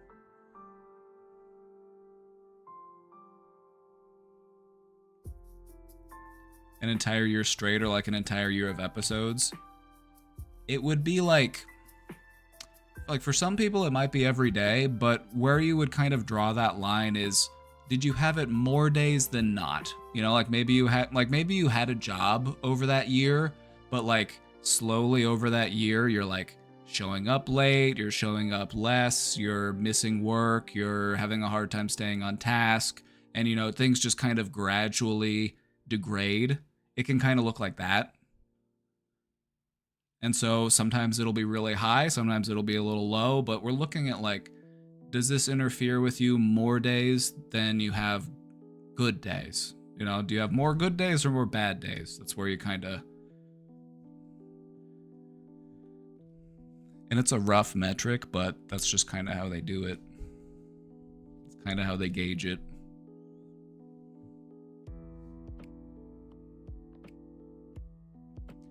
All right. Let's talk about the symptoms, shall we? We're going to start off with the positive symptoms. Now, just to clear this up, positive does not mean good. Positive just means that it adds something. Something is being added. Something that you wouldn't typically see for most people. And so it's adding an experience or a behavior. That's why they call it a positive symptom. And so an example would be hallucinations. You're perceiving things that aren't there. Voices, images, sensations. Something is being added. The same goes for delusions. You're adding beliefs because of the symptoms. You're holding on to these false beliefs, and you're often resistant to contrary evidence. I just know they're listening to me. I just know they're watching me right now. I know they've got recording devices in here somewhere. All right, well, if they have recording devices in here, let's go ahead and bring in a recording device detector and let's see if we can detect them. You know, we should be able to find any hidden bugs. And then you go through and you do a full sweep, and guess what? You found nothing. Ah, they must be crafty. They must be using some sort of recording device that can't be picked up by that detector. Or maybe you're in on it. Maybe your detector's faulty. Maybe you're trying to set me up. That's how delusions work. It's like, it doesn't matter how much contrary evidence I give you, you're still going to continue to reinforce those beliefs. That's delusions.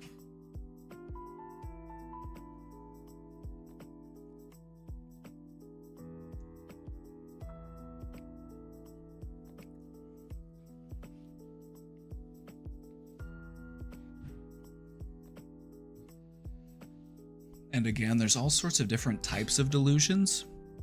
Paranoid delusions or persecutory delusions are some of the most common, but there can be all sorts of different types of delusions. It would be too much to go through all of them today. I have a whole presentation on a whole bunch of different types of delusions. There's just so many. Another example would be like religious delusions or like grandiose delusions. You'll have people who believe that they're like a prophet of God. You'll believe that there's some sort of divine messenger, or maybe they are the reincarnation of Jesus. So delusions can manifest in so many different types of ways, but with schizophrenia, the ones you most commonly see are paranoia. Somebody's watching me, somebody's out to get me, somebody's trying to hurt me. It's those types of beliefs that are the most common. I would say a close second would probably be delusions of like supernatural gifts or powers.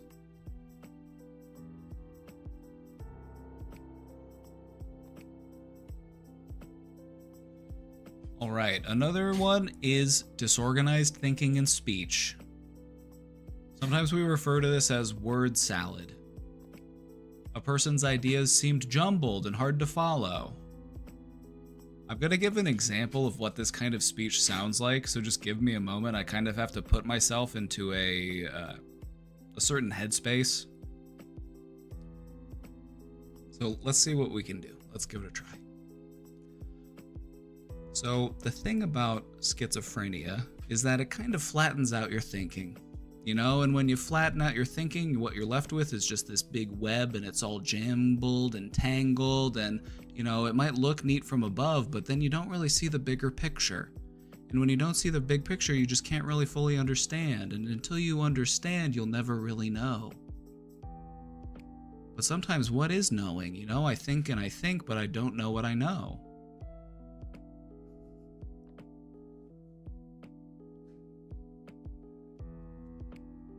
That's kind of what it sounds like. That's kind of an example of what it's like. It's just kind of like, where are they going with this?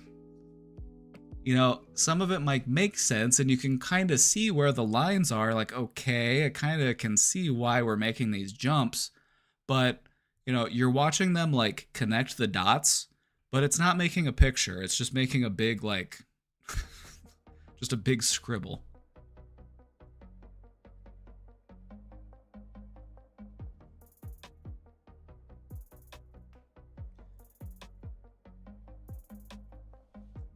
We call those loose associations.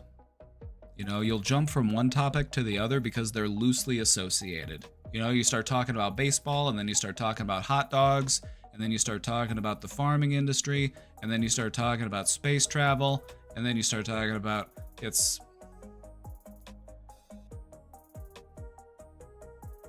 like Trump rambling.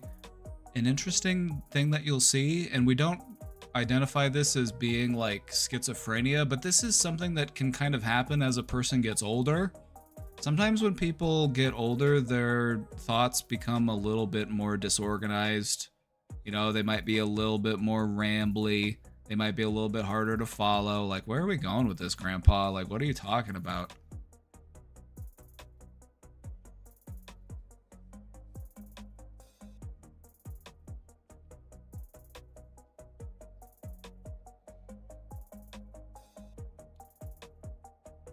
Could also be a sign of ADHD.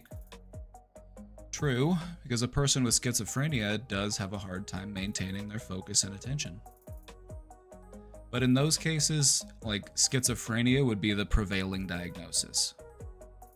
In cases where you have like symptoms that overlap, you go with the prevailing diagnosis or the more serious diagnosis, because that's the one that's more important to recognize and to treat.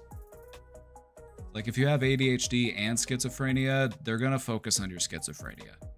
Like they're gonna make sure that you're stabilized and balanced before they start thinking about giving you stimulants.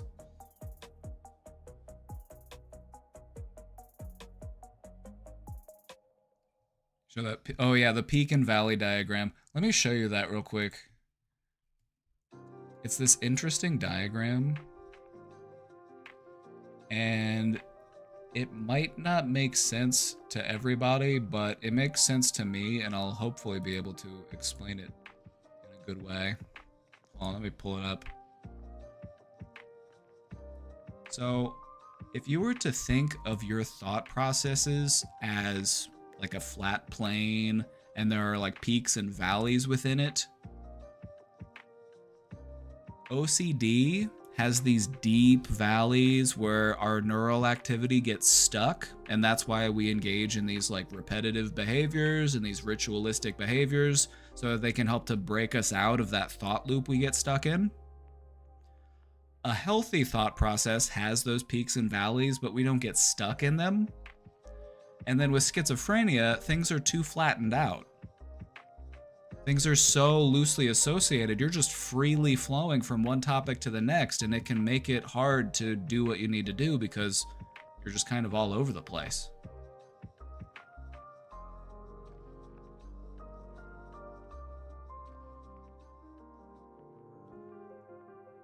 I find that looking at your mental activity as like an energy landscape can really help to help you to understand it, you know?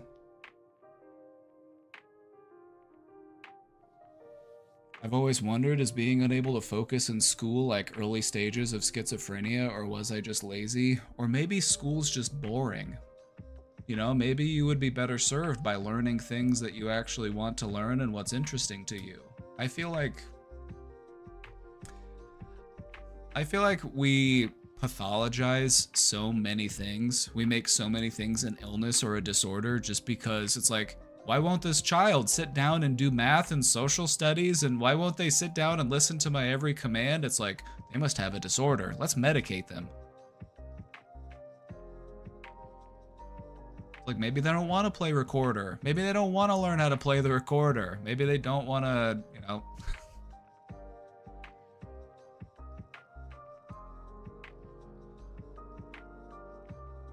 You know, tinfoil hat time, but I do think a lot of the school programs that exist are just there to kind of like train you to be a more obedient worker in a capitalist system, but what do I know? What's a recorder? A recorder is a shitty little instrument that they teach kids how to play for some reason. It sounds like shit. It's so bad. It's like made of plastic. It's this like flute kind of looking thing, but it's like,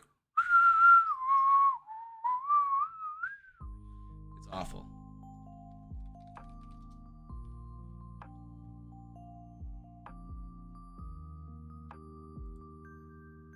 Looks like this.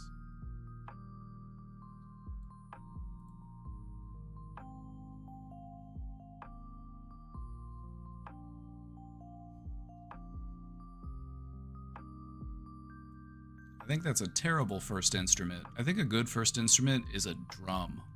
You know, just wail away on it. Just doop doop doop doop doop.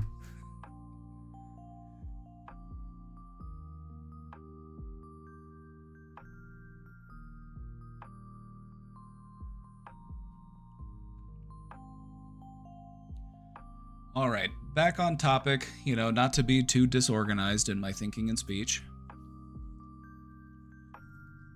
Another positive symptom of schizophrenia is repetitive motions or unpredictable physical behavior. I'll give you some examples. You might see unusual posturing with schizophrenia. They might kind of be like, you know, in a posture that might not, you know, like something just kind of looks off about it. It's not what you usually see. Like maybe they're kind of slanted, or maybe they've got their arm like this. Or maybe they've got their arm like this and they're like playing with their hair or something. And I'm not saying that doing this means you have schizophrenia. Of course it doesn't. But sometimes they'll do this just for like hours. You know, like they'll sit in a chair and they'll just like repetitive.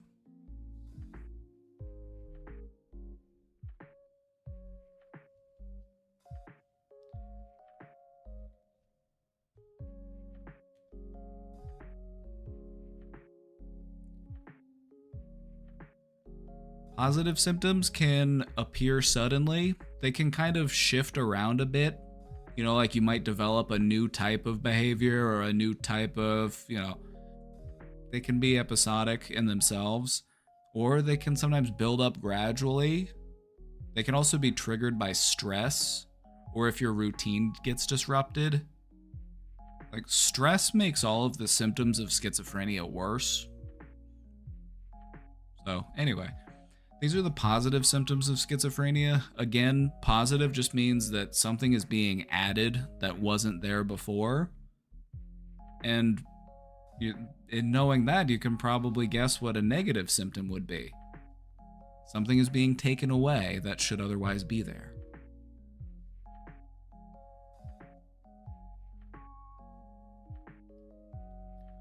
All right, so those are the positive symptoms. Any questions about these before we move on to the negative symptoms? I will also say that I feel like the positive symptoms of schizophrenia are the ones that are the most visible. And these are probably the ones that people are most familiar with when it comes to their understanding of schizophrenia. These are the ones where it's easy to spot and be like, like I was walking down the street talking to himself. Like I was over there swatting away invisible birds.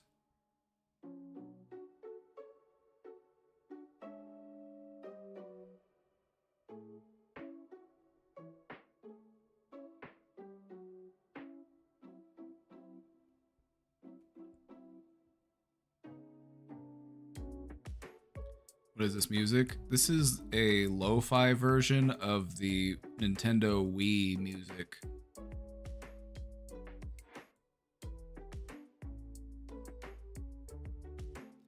Anyway, these are the positive symptoms of schizophrenia. I feel like these ones are pretty easy to understand, and I also feel like these are the ones that we most typically associate with schizophrenia, right?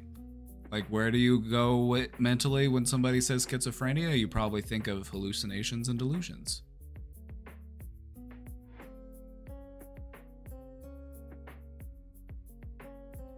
What are some differential diagnoses for schizophrenia? I feel like I'm taking a quiz in school. Some differential diagnoses for schizophrenia: bipolar disorder, major depression. You basically want to rule out any mood disorder that could be triggering the psychosis before you go with the schizophrenia diagnosis. You just want to make sure that this isn't situational, this isn't just related to their mood, this isn't just related to their life experiences. We want to make sure that this is a chronic pattern. So we're going to rule out anything that's episodic, we're going to rule out anything that could be explained by mood or stress or situation.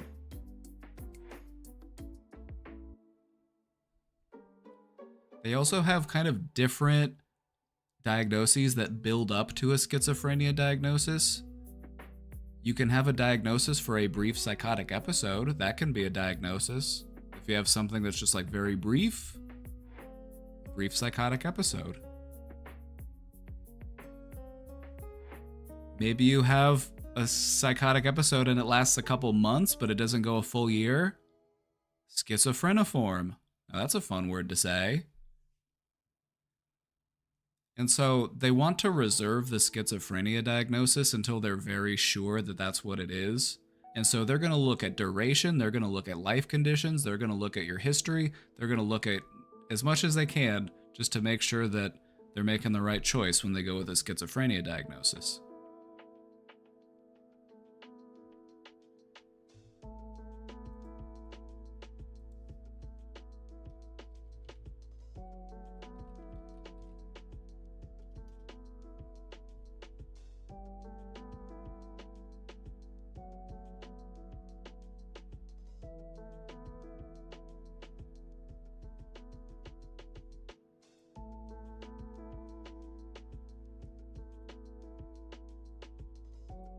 Okay, so I was a little incorrect with my numbers, so I would like to make a redaction. Schizophreniform is whenever you have psychosis that lasts between a month and 6 months.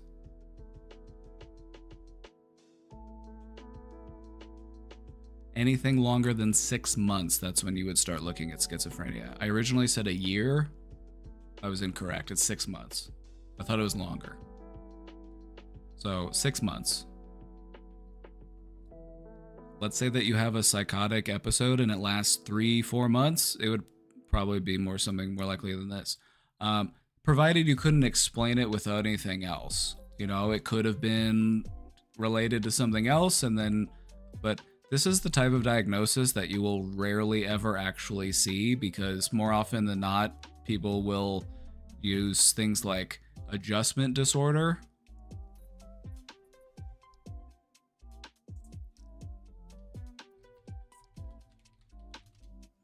If you've never heard of adjustment disorder, welcome to the least stigmatized diagnosis that there is.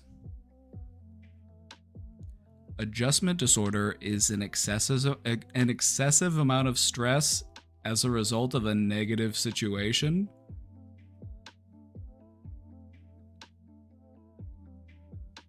Maybe you're going through some major life changes. Maybe you're dealing with some major stress and it's got you, mentally unwell. But you can go with an adjustment disorder diagnosis. This is basically the way that they will diagnose you going through a hard time. I've never heard of this before. The reason why this diagnosis exists is because sometimes you need a diagnosis in order to access treatment. Sometimes insurance won't pay for your treatment unless you have a diagnosis, and so because of that, you have things like this.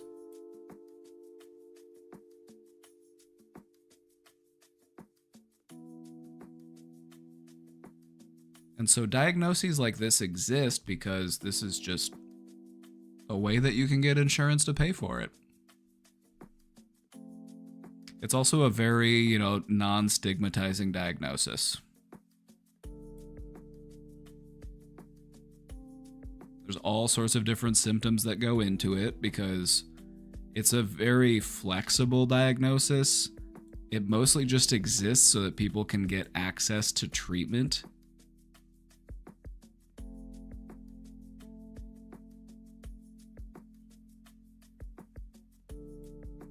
What diagnosis is this? I got an ad. Somebody let the pork tree know. Or don't, whatever.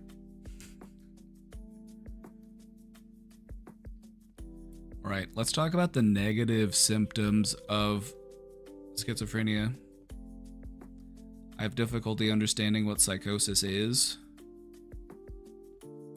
What does it mean to you? Psychosis, to me, is a disconnection from reality in either your thinking or in your senses. Your hearing, your vision, your physical sensations, touch, taste, smell. Something about your thinking or your sensations is not in conjunction with what reality is. You might believe that there are people after you. You might believe that you're some divine messenger with magical powers. You might think that the world is going to end or that aliens are going to invade. Or, you might think that you're the second coming of Jesus. Is delusion a form of psychosis? A delusion is a symptom of psychosis. But you will see delusions in just about everyone you meet.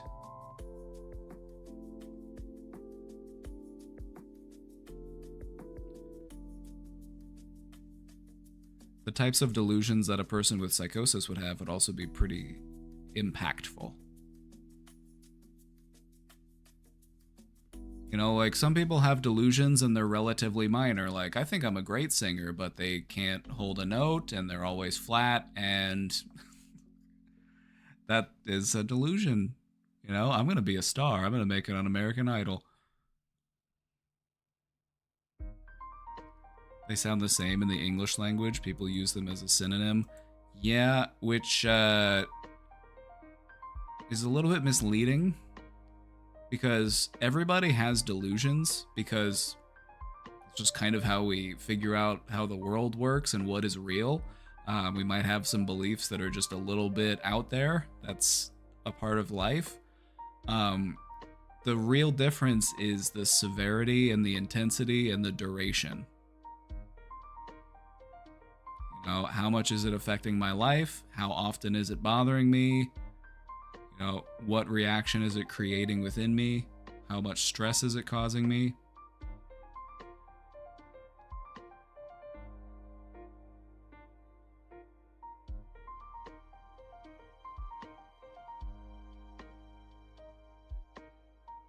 OMG, what if that's me? You're feeling good and you're getting better, and that's what matters most.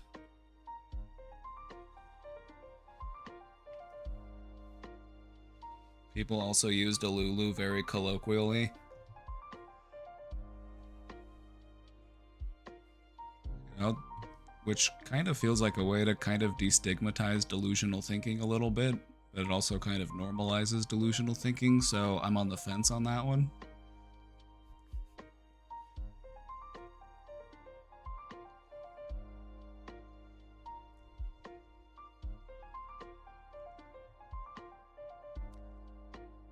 Alright, so let's talk about the negative symptoms. And in this case, negative means an absence or a reduction of normal functions and abilities. One big example, this is one that's pretty easy to spot if you ever talk to somebody with schizophrenia. What you might notice is that they might have a flat affect. Affect refers to how you express your emotions, both verbally and with your face. And so a person with a flat affect might be very monotone or very non-responsive to emotional stimuli. For example, it could be my birthday. Hooray, it is my birthday. I am so happy to be here. Thank you all for coming together to celebrate my birthday. I appreciate you all. You know, so they might be expressing an emotion with their words. They might say like, "Oh, I'm so thrilled. But the way that they're delivering it and the way that their face is presenting just doesn't match up. That is a flat affect. Sounds like Squidward. Kinda. Squidward's got a little bit of a flat affect. But that's more so because of his depression. Depression can also cause a flat affect. Flat affect isn't unique to schizophrenia. You can also see it in depression.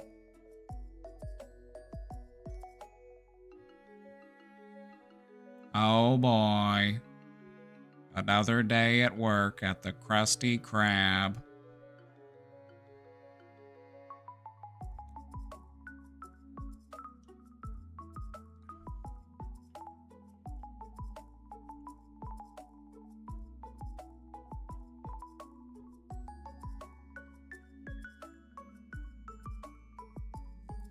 What you'll notice is that there is a lot of overlap in the negative symptoms of schizophrenia and some of the symptoms that you'll see in depression. Just point that out. Another one is avolition, which is a lack of motivation to start or complete tasks. It can be difficult for a person with untreated schizophrenia to meet all of their needs. You know, they might not be able to cook for themselves or make sure that their bills are paid or that their home is clean.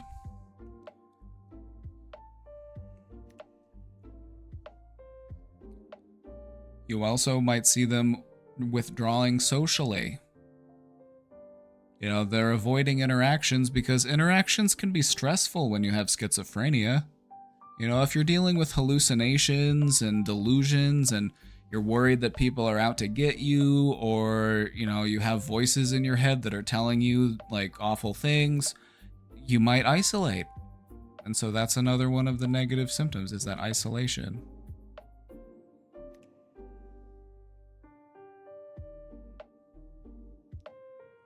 Another one that you also see commonly in depression is anhedonia, which is a difficulty experiencing pleasure or joy. The things that used to feel good just don't feel good anymore. Isn't that a fun word? It comes from hedonism, but it's the inverse of hedonism. It's anhedonia.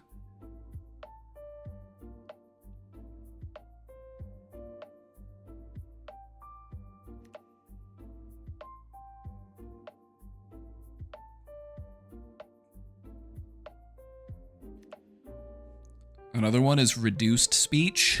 They might not communicate much at all. Their verbal communication might just be very minimalized. It might just be one words or sometimes just sounds. You know, or maybe they'll just like shake their head or nod as a way of communicating.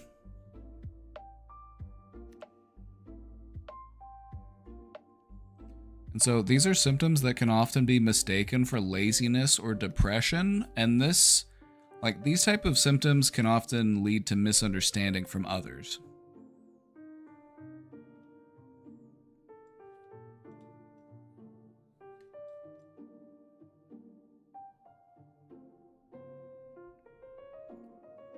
In understanding this, you can see how mental health is more interrelated than you might think. A lot of symptoms overlap. You know, having schizophrenia can be depressing. You know, if it's stressful to interact with people, if you're having a hard time getting things done, if you're feeling like I can't keep my thoughts in order and I can't take care of myself, it's like, that's depressing. It's isolating.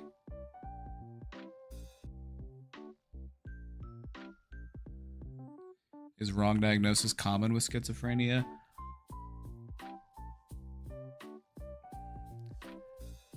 Not normally.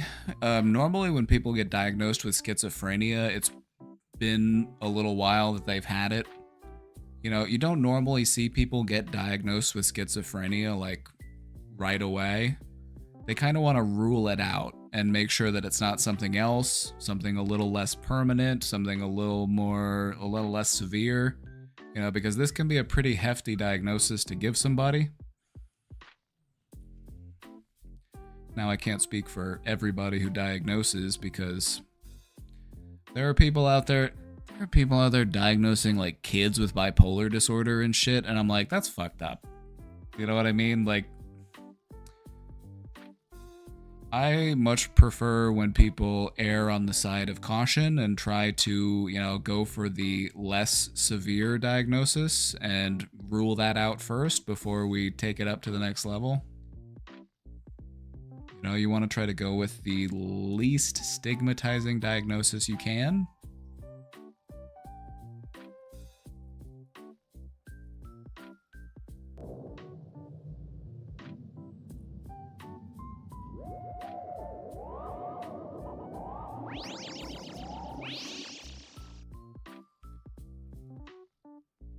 What's oppositional defiance disorder? Oppositional defiance disorder is when you're a kid, because it's a diagnosis for children. It's not a diagnosis you would get as an adult. It's basically just a resistance of authority. You don't like to be told what to do. You're always making mischief. You know, you're skipping school. You're smoking cigarettes outside, back by the dumpster. You know, you're throwing glass bottles. That kind of stuff. It's in the name. Oppositional defiance. Rebelling against authority.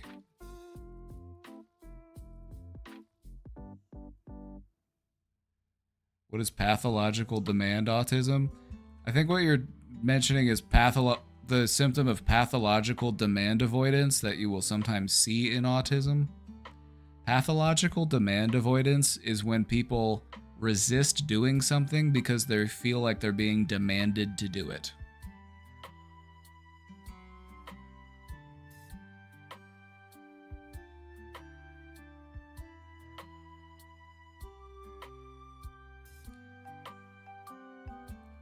Is there a genetic predisposition to schizophrenia? There is, but the results on that are actually kind of mixed. Like, we're still trying to figure out if, that is the case or not. Some would tell you that it is, and others would tell you that it's not really that. It's... Me personally, if you want my theory on it, I feel like anybody, or like just about anybody, could develop a permanent state of psychosis if they had a bad enough time in their life. You have a bad enough year, and it just really messes you up. You lose everything. You lose your house, your job, your loved ones, and you're just like out on the street trying to take care of yourself, trying to survive. It's like, that could really damage you mentally. And it could damage you in such a way that it's long-lasting and pervasive. And so when it comes to stuff like this, I feel like the scary part about it that a lot of us don't like to recognize is that the potential is there for many people. It doesn't mean that they're going to develop schizophrenia. It just means that if things were bad enough, if things were stressful enough, it could happen. Can mental fortitude be genetic? That's another question. Could be. Absolutely. There could just be something within you that's just built differently and you're a bit more resilient. This is true. It could also be what you learn. The genetic component of things is important, but I feel like that only does so much. I feel like what we experience, what we learn, what is modeled for us, I feel like that oftentimes plays a bigger role. Genetics is the building blocks, but life is what you do with those building blocks. You can arrange them in any number of ways.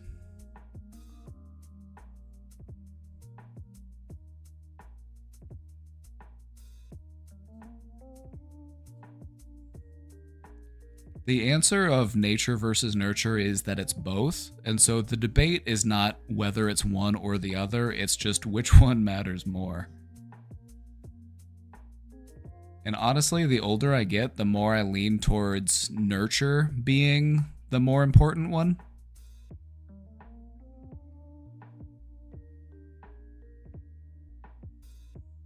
I feel like genetic factors are important, but I feel like they're overplayed. And the reason why I don't like to really focus on genetic factors is because it starts to dabble in the realm of eugenics, and it just kind of feels gross to me. Like, oh, there are good genes and there are bad genes. You know what I mean? And I just don't even want to open that can of worms. So I'd rather just focus on, what are your lived experiences? What are your skill sets? What sort of symptoms might you be dealing with, and what can we do to make those symptoms better?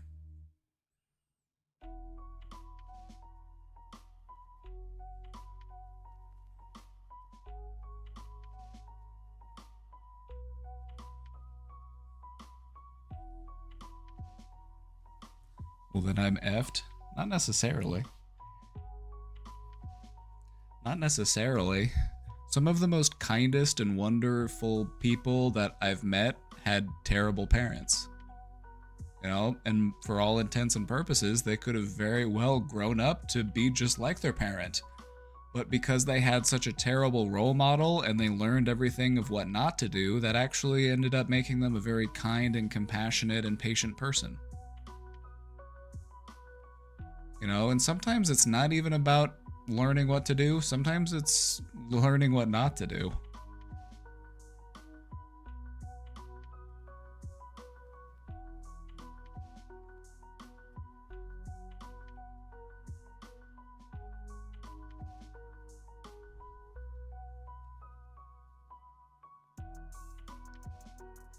I think mental fortitude is largely built. I agree. People might have different abilities at a baseline, but it definitely is a skill that you can learn. Like, sure, maybe some of us might be able to lift a heavier weight without working out, just like as a baseline, but that doesn't mean that we couldn't train and then lift heavier weights, and maybe you who, somebody who wasn't able to lift as much could actually excel beyond the other person because of their hard work and effort.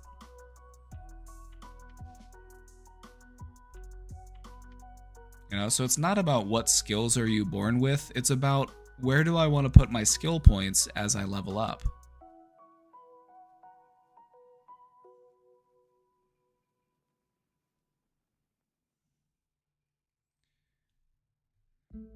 Alrighty, let's talk a little bit about how schizophrenia impacts a person's daily life. This is the empathy portion of the stream. This is the empathy portion of the presentation. It's important to understand that schizophrenia is a pervasive mental illness, and it can affect all areas of a person's life. Their work, their school, their relationships, and their ability to take care of themselves. It makes it difficult to do routine tasks. Paying bills, keeping a schedule, shopping for groceries, all of these things can feel overwhelming.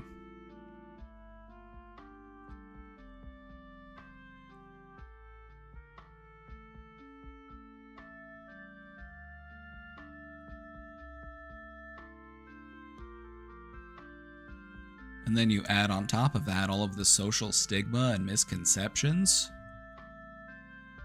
Schizophrenia is very stigmatized, and there's lots of confusion surrounding it. And so people will be discriminatory, and this just makes people want to isolate further.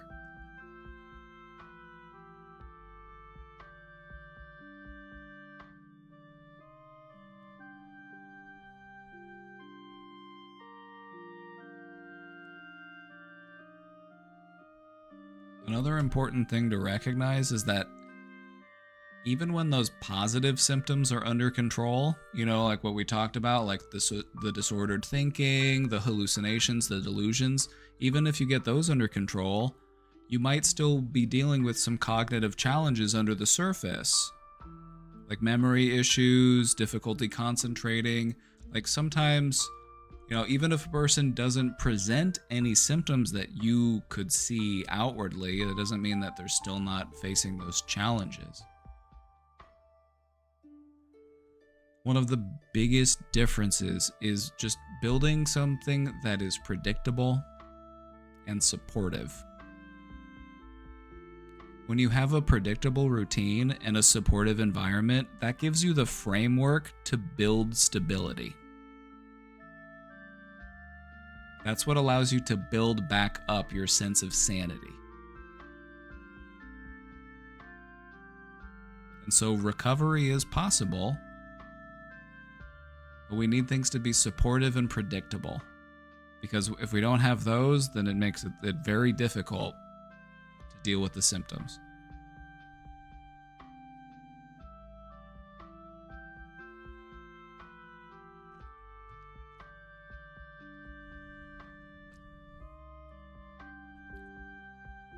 My aunt had schizoaffective, which on my cursory search suggests it's schizophrenia plus a mood disorder. That's exactly what it is. That's exactly what it is. For a long time, they used to do it as two individual diagnoses, but that was just unnecessarily confusing for people. And so they decided to streamline it and make it a diagnosis all on its own, just for ease of information. Well, I'm the furthest from a supportive environment that I've ever been. You're gonna type that in here of all places? We're trying our best.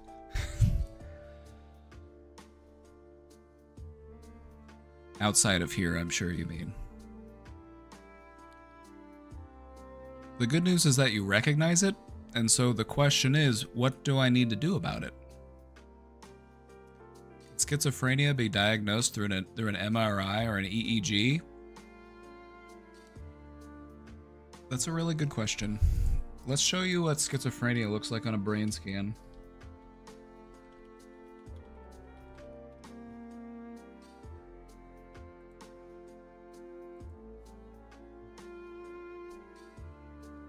Schizophrenia doesn't look that different.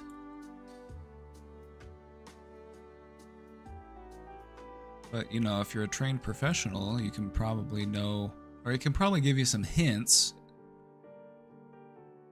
Where you start to see more of it is Like this.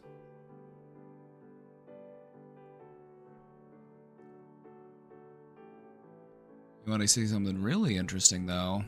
Okay, so if this is a normal brain... Oh, wow, what is this website? Okay. Get me out of here. I just want to view the picture.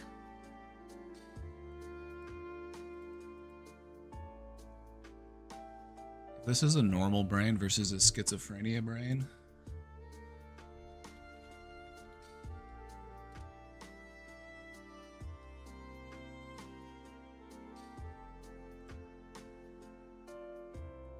What's this supposed to mean? A brain on schizophrenia looks a lot like a brain on LSD.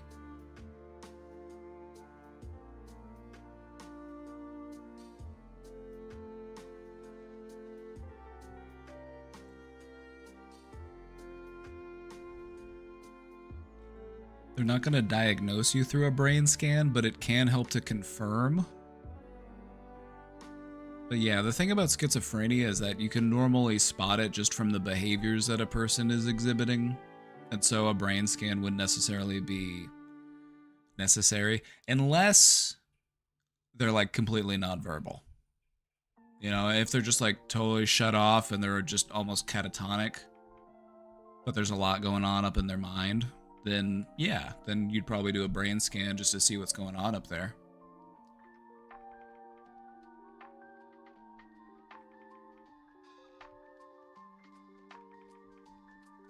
Some studies show overactivity in the auditory cortex linked to hearing voices. That's a good point. When you have auditory hallucinations, your brain acts in the same way as if you were hearing real voices. That's why they feel so real. It's activating the auditory processing centers of your brain.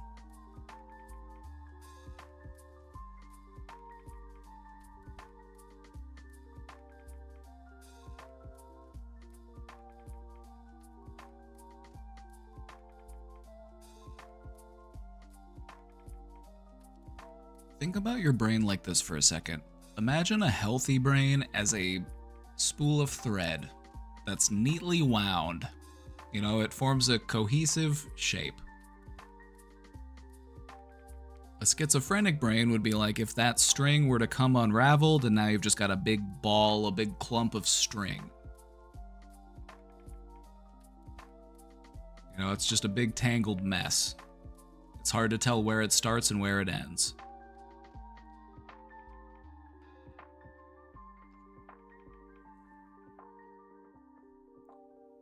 And so, in a way, recovery from schizophrenia, because recovery is possible and some people are able to like effectively reduce their symptoms, you know, they still might pop up here and there, but for the most part, it's like totally manageable.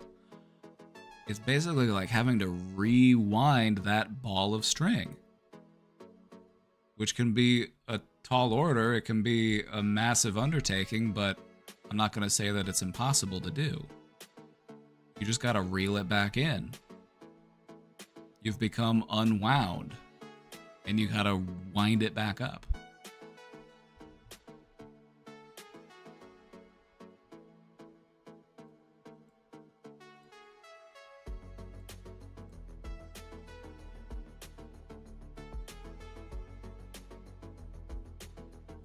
What does a burnt out brain look like? Probably looks like a depressed brain. Burnout and depression are like close cousins.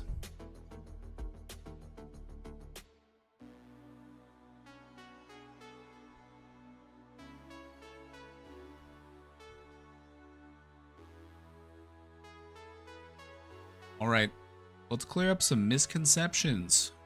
There are some common myths and misconceptions about schizophrenia. Let's just clear those up real quick. Number 1. Common myth is that people with schizophrenia are violent or dangerous. This is not true. In reality, the vast majority are not violent. In fact, they are actually more likely to be victims of violence than to be perpetrators of violence. Because people with schizophrenia are very vulnerable, and so they are often victimized.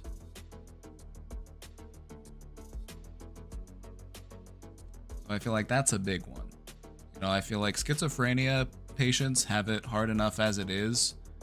If we treat them like they're just like scary and they're gonna hurt us, it's like, think about how stigmatizing that is. Think about how like impactful that is. Just think about how important empathy and compassion are in helping somebody like this.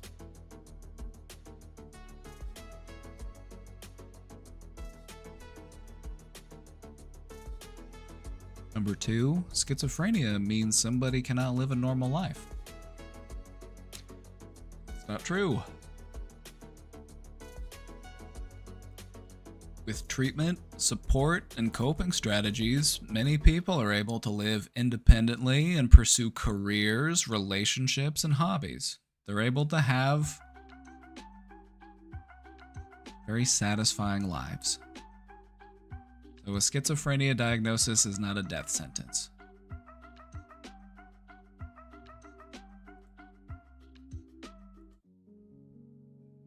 Skip that goofy song from Mario 64.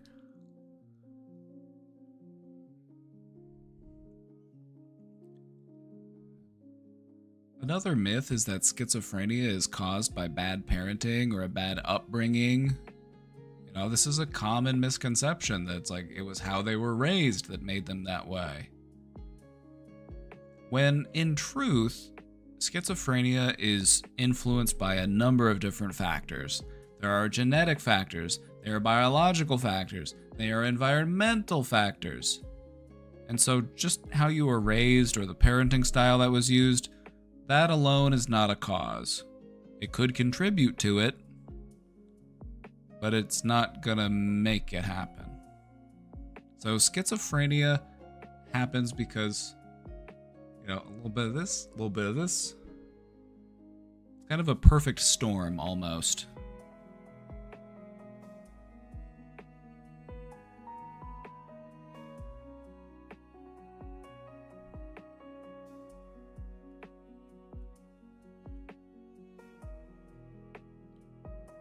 And the myths that I really want to dispel today is that schizophrenia is just untreatable. You can't do anything about it. You can't make it better. That's not true. Now, for some, the symptoms might not disappear entirely, but many people are able to achieve lasting stability and an improved quality of life.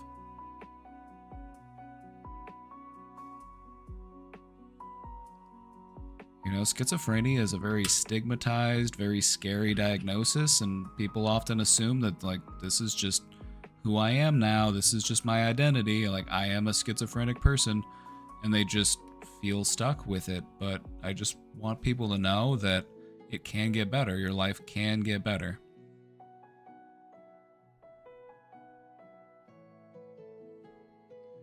All right, let's talk about treatment and management. What do we do to treat schizophrenia? How do we manage it? First up, the big one is medications. Antipsychotic medications are one of the big ones because these can be very helpful in managing symptoms. The problem here is that sometimes it can take time to find the right type and the right dose. You might find that some medications make your symptoms worse. You might find that some medications have side effects that are just too disruptive.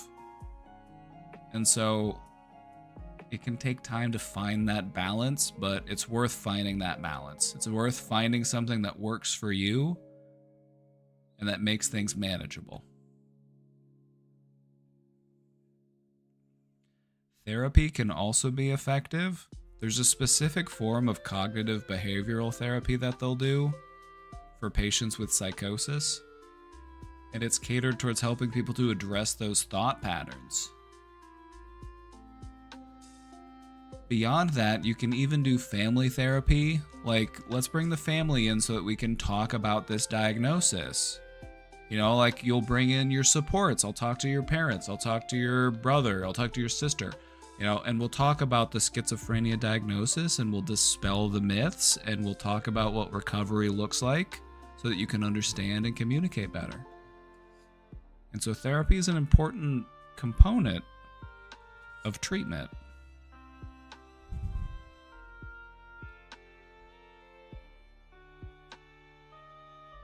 Is it true that PTSD can lead to schizophrenia?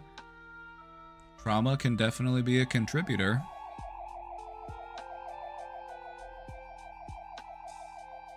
Evie, please, with the 420. Haven't tuned in for a bit, but just wanted to say I appreciate your work and this awesome community. Hope everyone finds a little bit of good in their day. Well, thank you.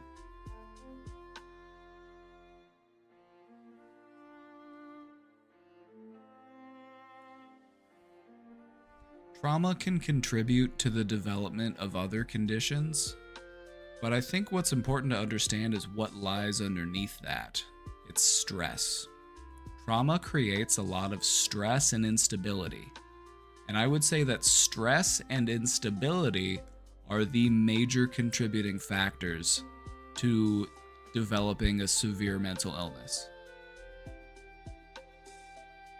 You know, if you have trauma, but you also have a good support system, if you have a loving home, if you have opportunities and resources, then you're probably not going to get worse. You're probably going to just get better.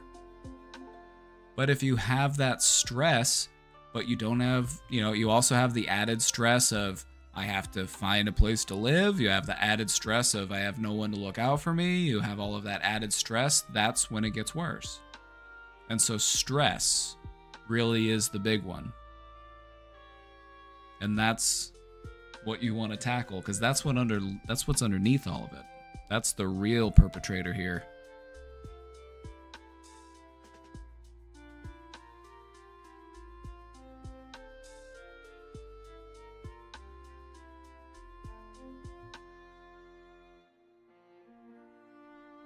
A lot of the changes that can be helpful in a person with a schizophrenia diagnosis are lifestyle changes. Just making sure that you have a good routine, you're getting consistent sleep.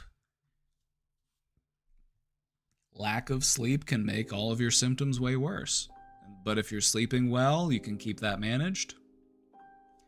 If you're having balanced nutrition, you are right at where you need to be. And what they'll do a lot with schizophrenia patients is they'll also have them do blood work, and they'll do other types of labs just to make sure that they're nutritionally balanced, and they're not that there's not any type of underlying, medical thing that's contributing to the symptoms.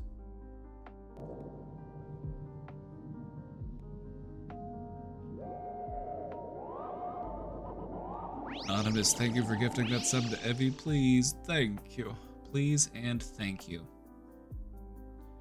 But no, having a good lifestyle can do so much in making these symptoms much more manageable. Getting good sleep, balanced nutrition, taking time to reduce your stress, having hobbies and friends and, things that you can do to unwind and not kind of just stew in your stress. These can help you to stabilize your mood, it can help you to feel more grounded, and it can help you to think more clearly.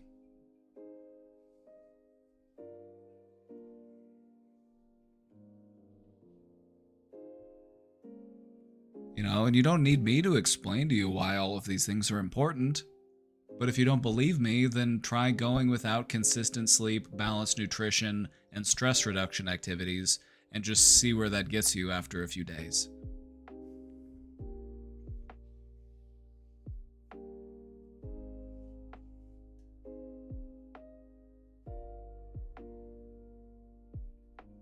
Is there a way to fall asleep easily without meds?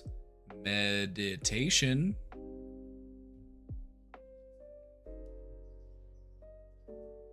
Progressive muscle relaxation.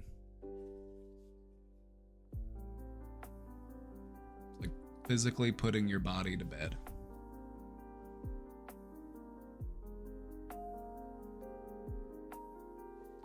Having good support systems is another really important part of good outcomes. The people who go to treatment who also have strong support systems, their chances of having a strong recovery are way higher. Having a good support system can make or break a person's outcome. This could be peer groups, this could be community programs, this could be a case manager, this could be a supportive family. It's anything that helps to provide you with structure and encouragement. Which is kind of us in a way, you know? We're not trying to be anybody's primary support, but we try to support in the ways we can.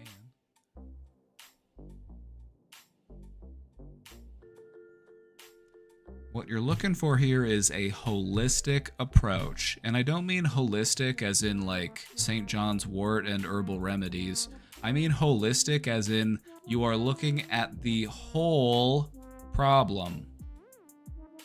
You are taking the whole person into consideration. And so this means if you're looking for long-term stability, you need to look at all the angles. Medication, therapy, healthy routines, social connection, all of them. That's what gives you the best chance at long-term stability.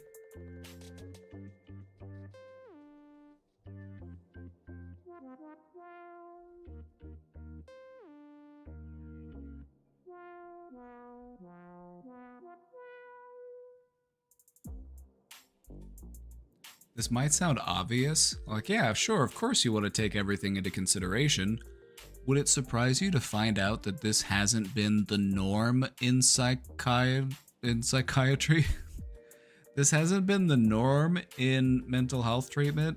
This is pretty new, actually.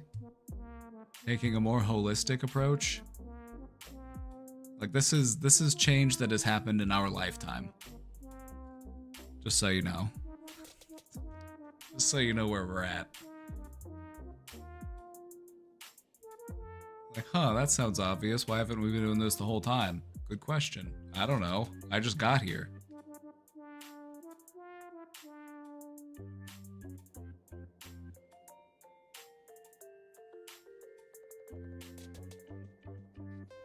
I think the problem with the history of psychology and psychiatry is that we spent the first 100 years of practice trying to figure out what was wrong with people. And then we've only spent the last, few decades trying to figure out what we can do about it.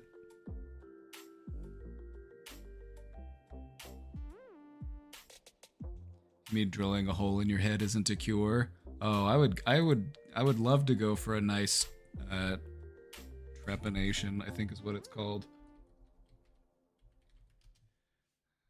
Nice little trepanation. You do some trepanning on me.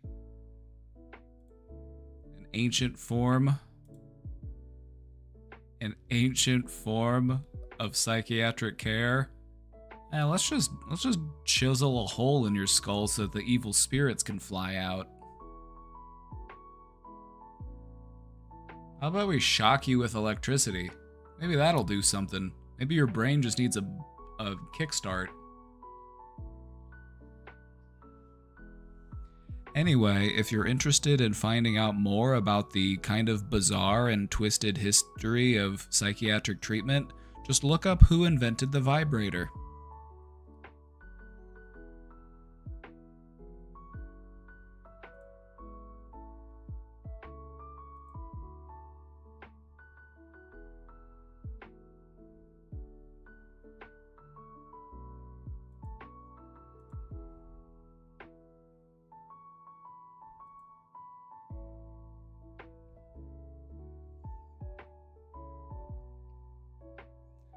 Alright, so this one's for the loved ones. Let's say that you are a loved one of somebody who has schizophrenia. Maybe you have a family member or a friend that has received a diagnosis. This one's for you. It's important to understand that recovery is often non-linear, not just for patients with schizophrenia, but for anybody with any type of mental health condition. Recovery is a back and forth, up and down kind of progress. Kind of process. You might see periods of instability. You might see times of increased symptoms. They might have their moments. They may have those times of year where things kind of escalate. So that's normal. That's to be expected. Progress may be very slow at times, and so sometimes we have to adjust our expectations. You know, if a person just started taking a new medication, it might not be immediately effective. You know, it might take a little bit of time. Maybe they need to build up their routine. Maybe they need to attend some more support groups. Maybe there's just more that needs to be done, and we just need to give it a little bit more time.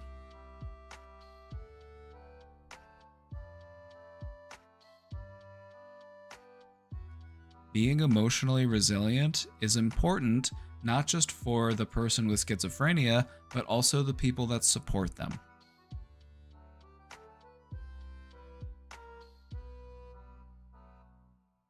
As a result, you may need to learn new ways of communicating and managing conflict.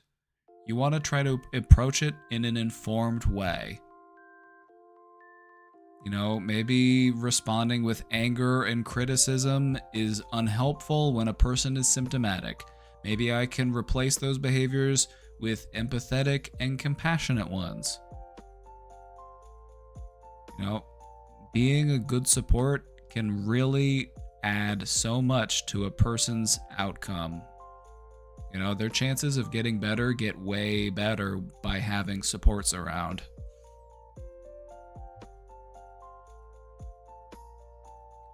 Lastly, it's important to understand that symptoms are not a choice. They're not choosing to act this way. They don't want to be this way. They didn't choose for this to happen to them. And so just remembering that can help to reduce frustration and also improve your relationships. You know, maybe there's a moment where they get symptomatic and they say something to you that's out of character and hurtful. You know, you don't want to take it personally. You don't want to throw away the relationship because of it. You understand that that was just the symptoms talking. It wasn't them talking.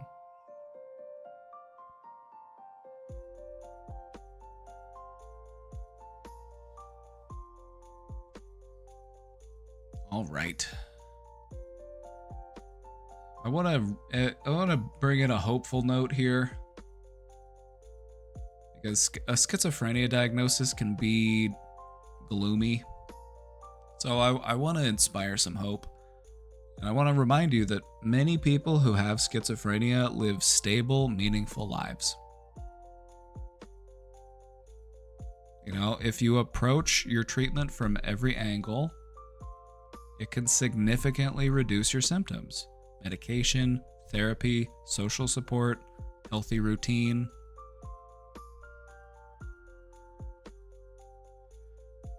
Recovery is about building a life worth living. It's not about eliminating every symptom.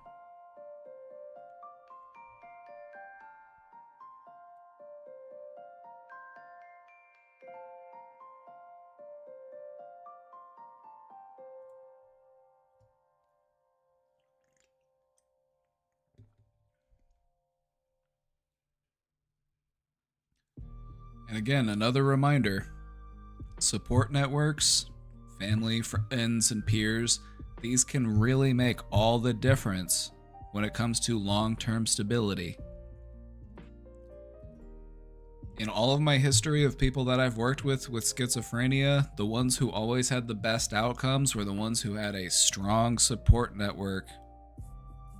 And if you feel like you don't have a strong support network, we can build one.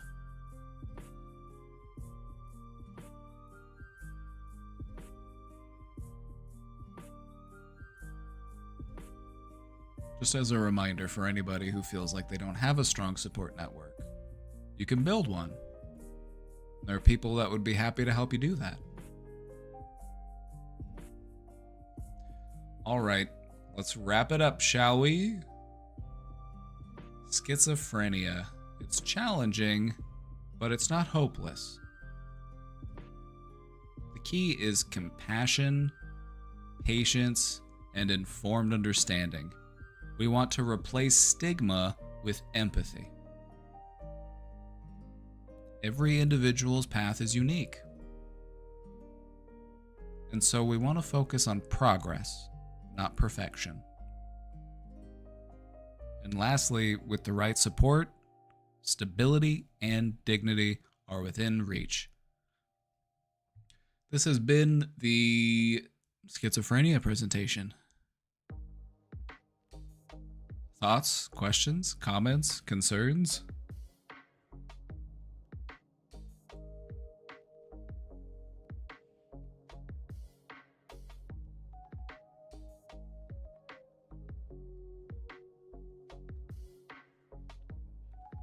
If you'd like a copy of the slides, you can type !slides in the chat. She was at her wit's end.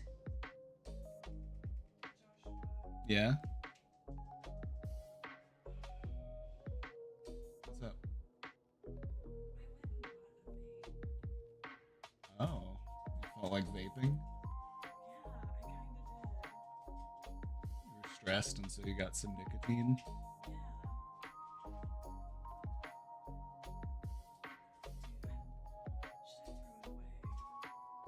Want me to take it from you?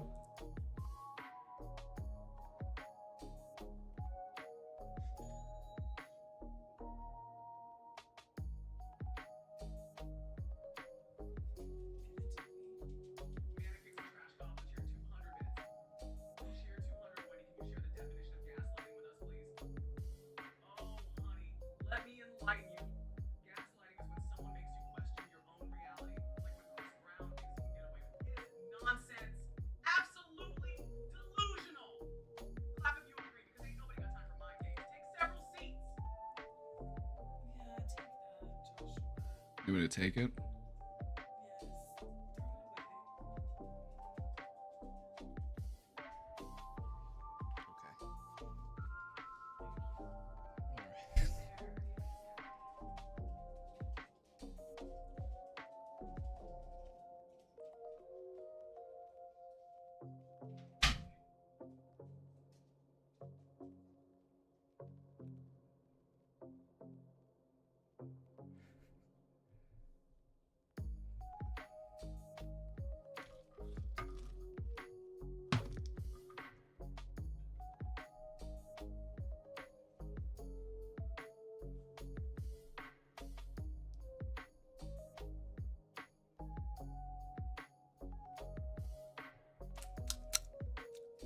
Too sweet.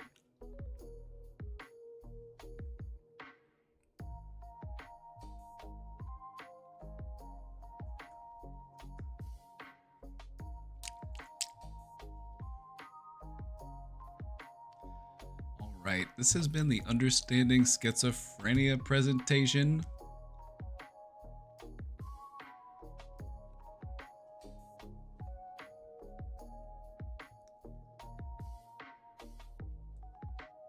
Any questions? Thoughts? Let's see, what's the question box? We got a couple questions in the box, so there might be some in there.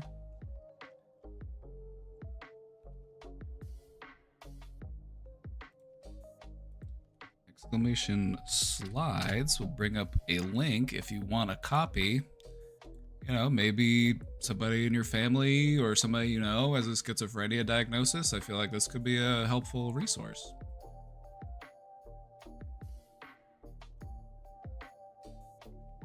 I'll also post them in the Discord.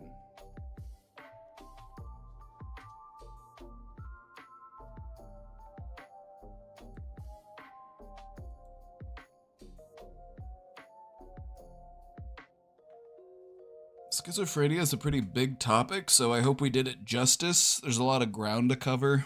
I didn't want to focus too much on like the symptoms side of it because I wanted to focus more on like understanding and dispelling myths and, you know, inspiring hope for treatment and that kind of stuff. So I feel like we did a good job with that.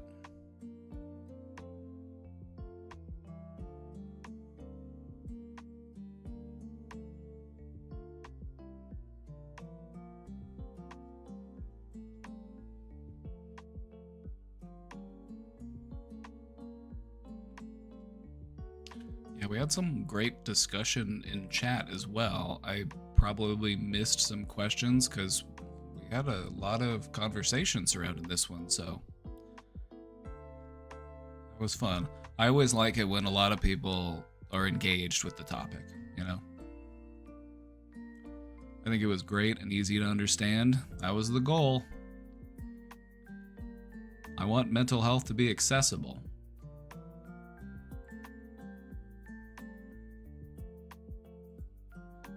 Because awareness and understanding is a really important part of recovery. And I feel like we often overlook that in recovery. You know, think about how people might be better off in their treatment if they understood what they're actually dealing with. You know what I mean?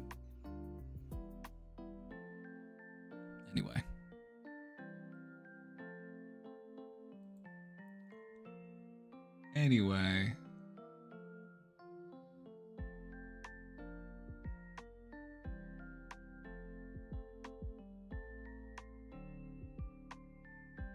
Ooh. Now I'm over here.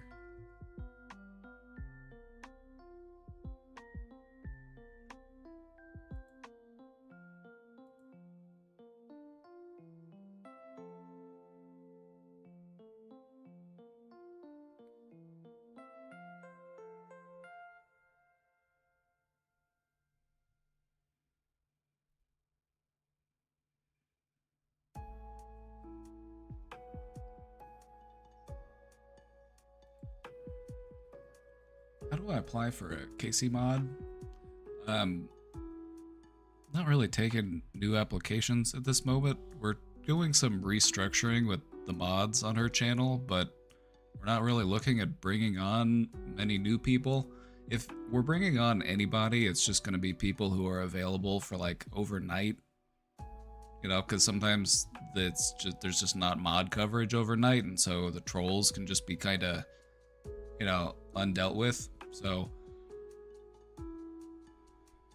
if you're available for the night shift, you know, maybe.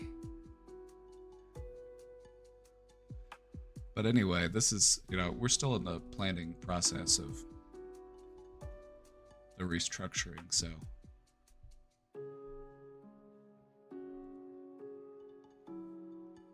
Also, I got diagnosed with ADHD, and it's very obvious now that I'm on medication that I had it. I'm nervous about having to be on Vyvanse or Adderall for the rest of my life, though, just to function in this hellscape society. Then you shouldn't have to be.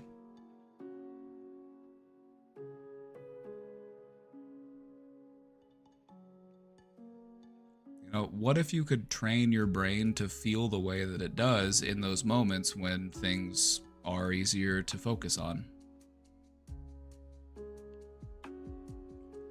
So you know how psychedelic mushrooms can help your brain carve out new neural pathways? There's research that lion's mane mushrooms do the same. Yep, through a process called neurogenesis. There are certain mushroom compounds that promote it. You can also do it through meditation. You can also just do it by thinking. So that's cool too.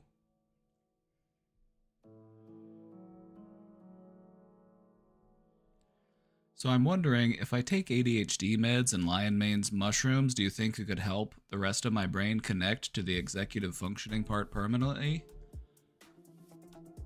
I feel like if you want to make that connection, you're going to have to sit down and do that. And you do that through meditation.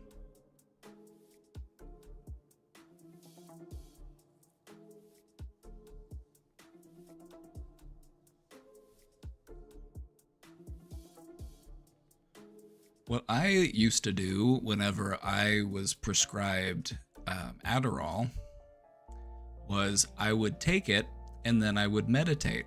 It would take normally about 20-30 minutes for the medication to kick in. And so what I would do is I would take it and then I would just meditate. I would pay attention to how it's making me feel. I would pay attention to what sort of connections I'm forming.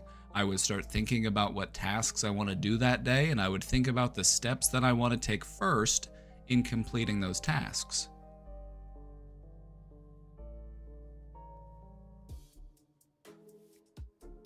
And so I would encourage you to work meditation into your routine. Like just taking supplements and that kind of stuff, it's like it can be helpful, but meditation can really help to drive it home.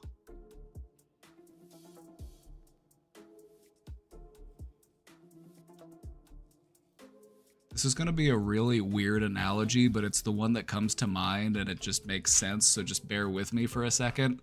Like just taking steroids on its own isn't going to make you buff, you also still have to work out. You also still have to lift weights. And so the analogy here would be is if Adderall is the steroid, then lifting weights is meditation.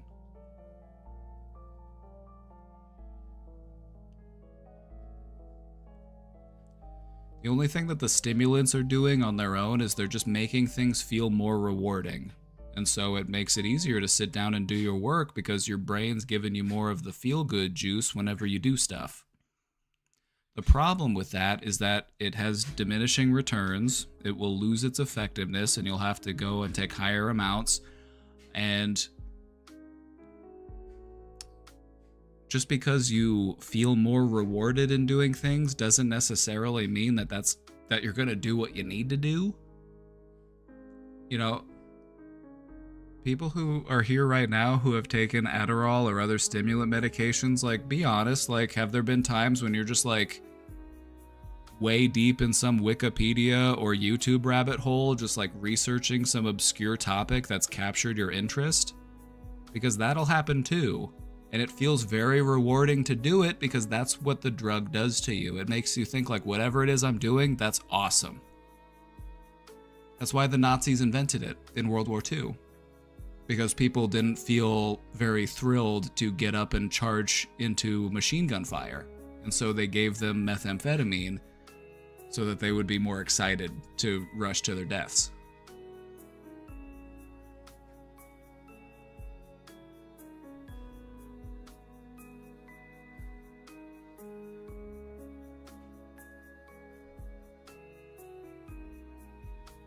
What happens if you take roids and do nothing? You're probably just going to take big stinky shits and develop cystic acne. Maybe your balls will shrivel. Too much info, OMG. It's true though. That might have been a little shocking. I kind of brought that out of nowhere, but it is true.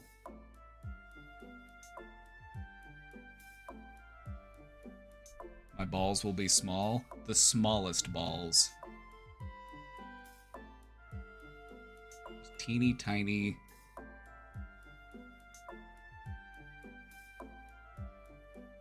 I clipped the steroid analogy for the manosphere. Good, we need to break into the manosphere because men's mental health is in dire need of somebody who can actually give them good advice instead of terrible advice.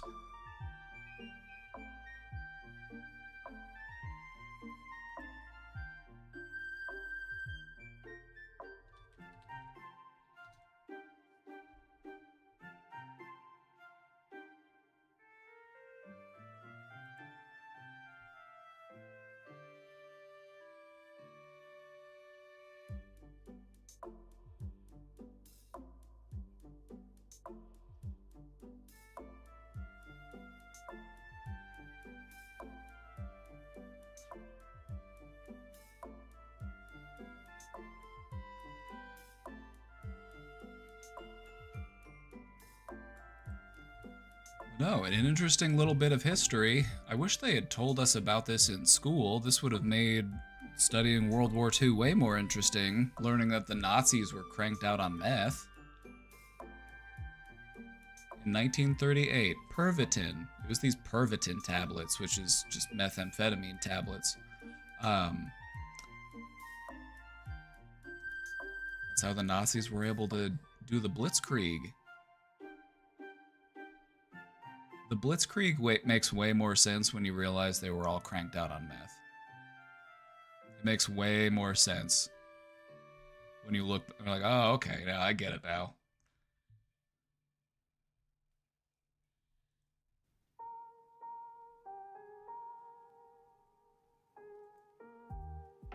Pervitin tablets.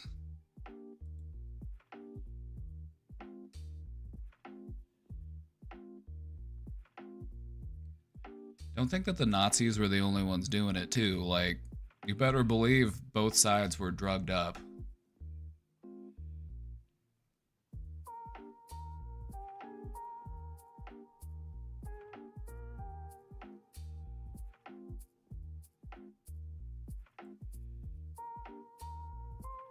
It was like one of the things that might be included in your survival kit. Like if you're out on recon and you need to be awake for 3 days because you're behind enemy lines, it's like it might be right there in your supplies, or it might be right there in your MRE.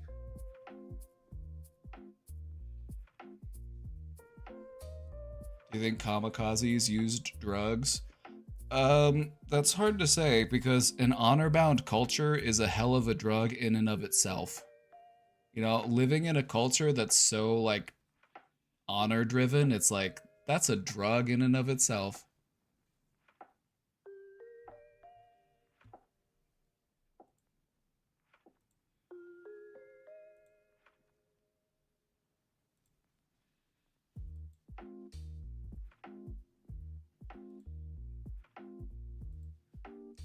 Hitler cocktail was wild. Yeah, there's videos of like Hitler tweaking out on meth. He's just like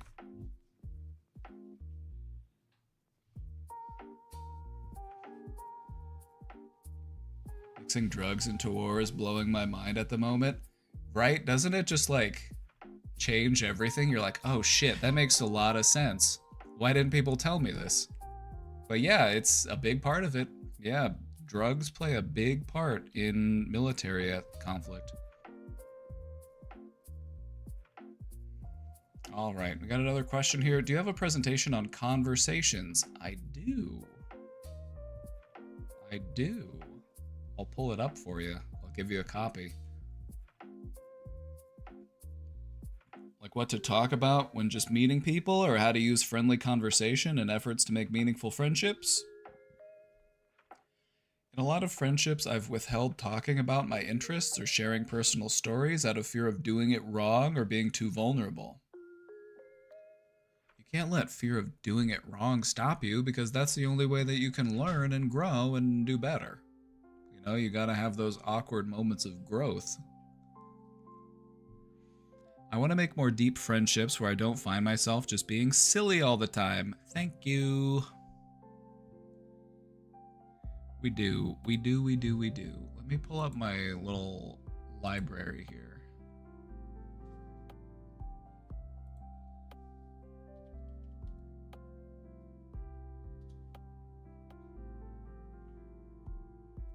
I think this might be the one. Communication skills, enhancing conversations. Let's see. Building confidence, overcoming anxiety, the importance of asking questions, recognizing your dialogue tree. Oh yeah, we gamified it in this one. Isn't gamifying it fun?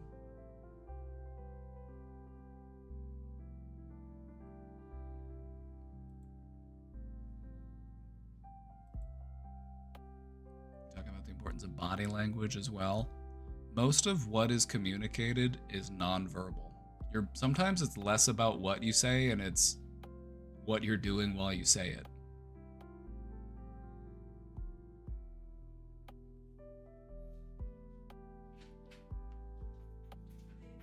Yeah, baby. Yeah.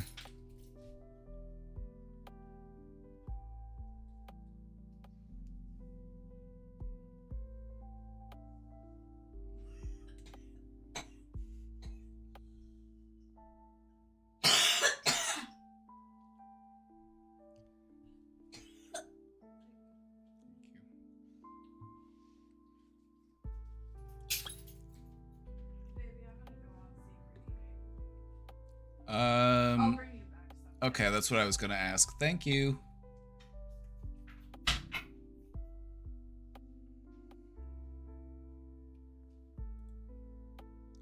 So there's this one, which I think would be good. Do I have any other ones on socializing? I feel like we do.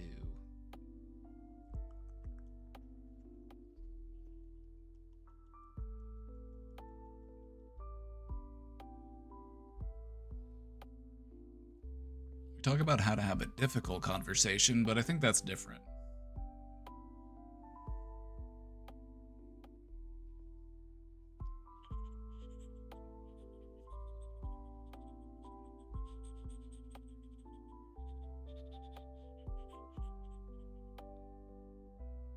I think this is the one.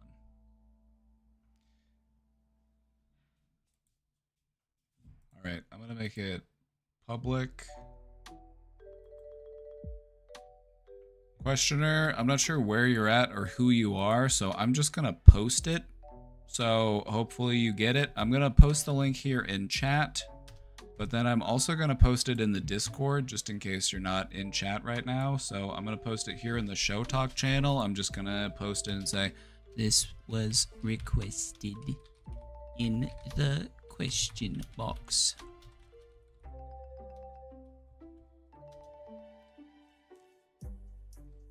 There you go. Hopefully it finds its way to you. I'm feeling amazing mentally and physically for the first time in years. That is a W.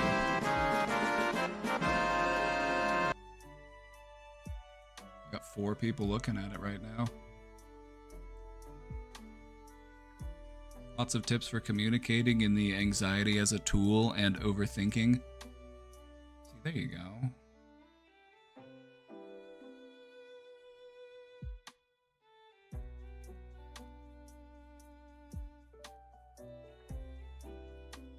You're becoming an expert on my library. Maybe I can promote you to librarian. Anxiety as a tool.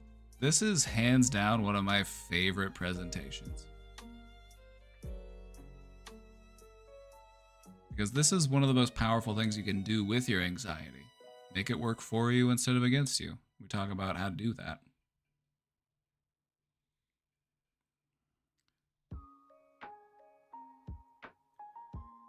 The overthinking one helps too, because a lot of what goes into our conflict in social situations is overthinking. You know, we look back and we're just like, oh my God, why did I say that? They must have taken it this way. If you want something more recent, actually, this one might be helpful too. This is the Social Anxiety Survival Guide. We just did this one the other day. So the VOD for it should be right down there somewhere or over on YouTube. You know, this one's pretty recent, so it shouldn't be hard to find. This one's also pretty good. But yeah, communication really is just such an important skill that we do mention it in a lot of different topics and presentations, but these are some of the ones that focus on it more. This one is also a banger.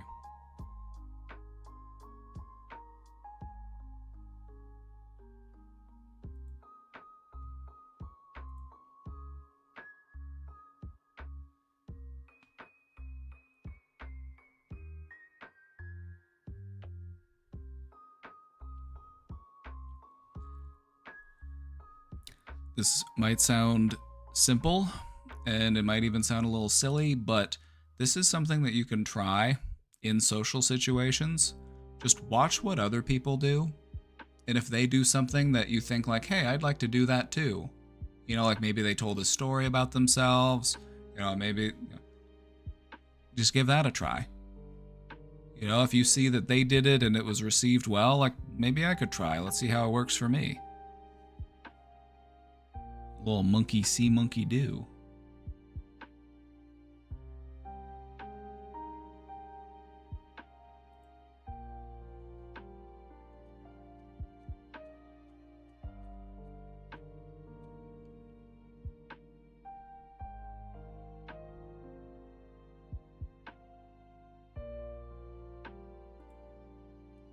Still gotta find the time to watch some of your older VODs. We have so many hours of VODs at this point, it's honestly kind of... It's kind of cool. Alright, let's take a look at this one. The other day, my friend admitted to not being able to carry money around because he can't hold on to it. As in, he will give any cash he has in his pockets to random people. And I've witnessed this on a few occasions. It seems so strange to me, and I wonder if he has some kind of undiagnosed impulse control disorder. Could be. It kind of makes you wonder, like, it's just good practice to not diagnose people if we're not, if we're not the person actually trying to treat them. We have no business in diagnosing them, but it's okay to like recognize symptoms and behaviors and to identify like, okay, maybe this is something that they, maybe this is a problem for them. That's different. So you're recognizing something, and it kind of does sound like impulse control. This is someone I care about, and I'm not sure if I should suggest that he should seek help or just try to manage it himself. Just have him give the money to you and then put it aside for him, and then when you save up enough, you can schedule a therapy appointment for him. That's a joke. I hope that was clear. I'm just joking, but not entirely.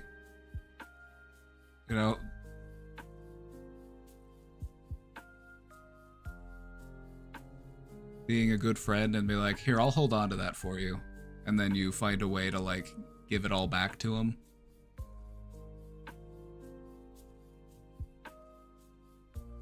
This is a good case of like a behavioral quirk where it's kind of hard to draw the line as far as like, is this a mental illness or not?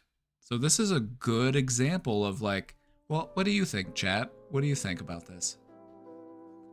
Somebody can't hold on to money, and so they just give it away. We understand that that could potentially be harmful to them because they might need that money. They might be putting themselves out by just giving things away. That could be harmful.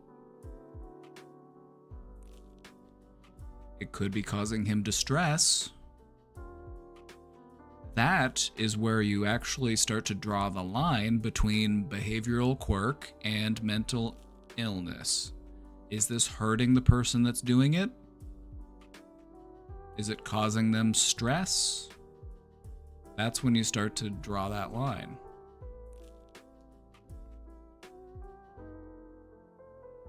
I just wish more billionaires had this condition, if I'm being honest. That's another joke. That's another joke. Bear with me.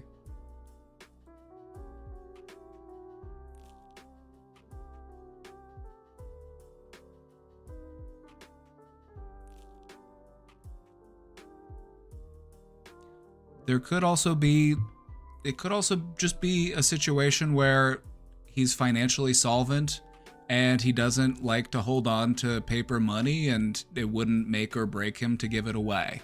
In which case, what's the problem with that? It all comes down to that nuance. Is him giving away this money harmful to him? Is he not able to meet his needs or his other responsibilities because he's just impulsively giving all of his money away? That could be a problem. But if he's financially solvent, maybe he's got a well-paying job, but he just hates cash. It's like, who cares if I have 5, 10, 20 bucks? It's not really going to make or break me. So yeah, sure, I'll give it away. No big deal. That could also be the case. And so context matters. So I think just you probably are more aware of the context than I am. I'm just kind of having to speculate, but if it's putting him out, if it's causing stress, then maybe look into talking about it and seeing if they'd want to talk to somebody about it. And even if you do that, if you do have that conversation, you want it to be about, this is stressful to you. It's like, this is hurting you. It's like, it's taking away from your ability to meet your needs. And we want to see you doing better. We want to see you happy and healthy.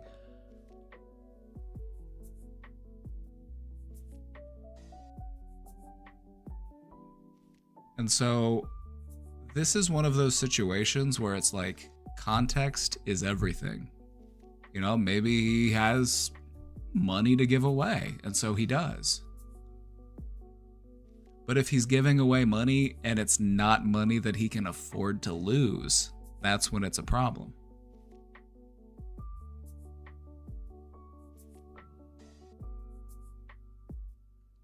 Anyway, I hope and pray that more billionaires will spontaneously contract this condition. It would be really great if they just felt an insatiable compulsion to just empty their coffers and relinquish their hoards and just give it all back to the people. That would just really make my day. It would make my year, actually.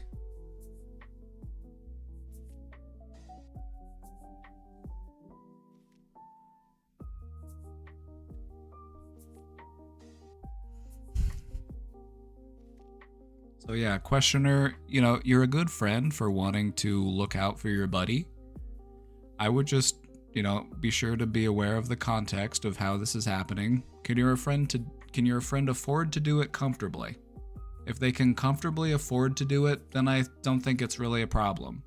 But if you can see that it's affecting them in some way, like they're late on payments or they're having a hard time keeping up with their bills, that's when it's gonna be something like, hey, maybe we need to kind of step in and see if we can, redirect this person.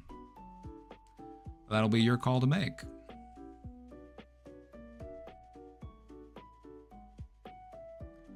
I know me, if I was a millionaire and I just was not worried about money, like if I had paper money in my pocket, you better believe I'd be like handing it out to people. Like, what am I gonna do with all that? There's only so many cowboy hats a man can own. And I already have one. Why would I need money?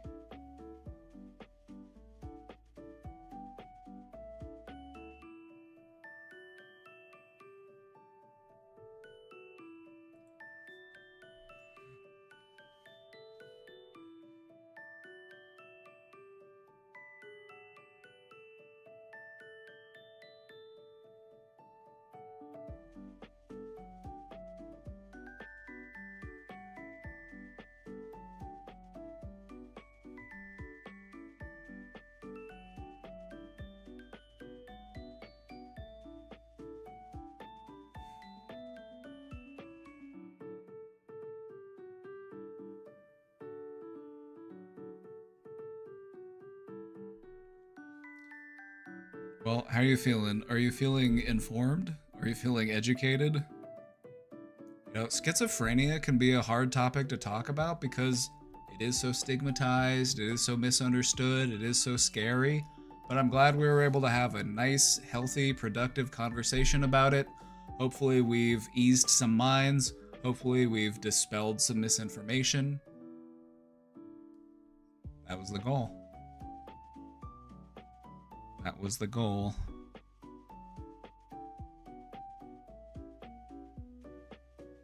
Some of the sweetest, kindest, most genuine people I've met had schizophrenia diagnoses. Like, I've met some truly remarkable, wonderful people who had that diagnosis. And so the amount of, shame and stigma and fear that surrounds it is just, it's so unfair. It really is.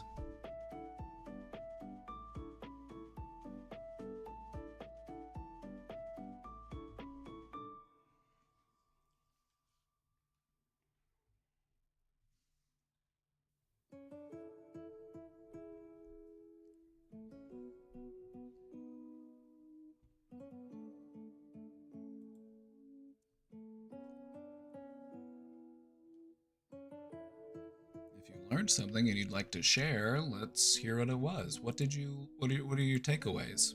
What did you learn from this?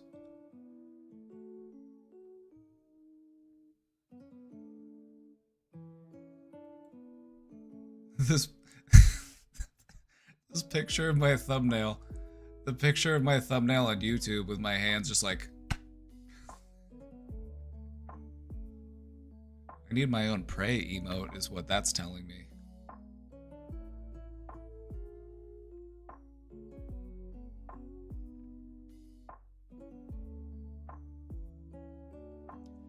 Am I a public health educator? I guess so. My work experience is in community-based mental health programs.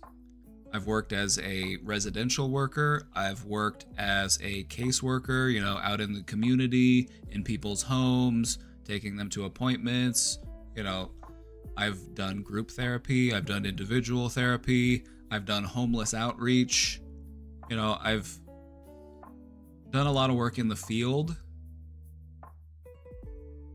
But outside of the groups that I've done, I do more of an educational stance here than I would in some of my work history. I did like to do a lot of psychoeducation in my therapy groups, because I always thought it was a really important component. Like we've talked about today, so many people get diagnosed with something and then nobody ever tells them what that means. And so they've just got this big scary word hanging over their head and they're not sure what to do about it. And so public health education has always been important to me. I just, really found my footing here on the internet.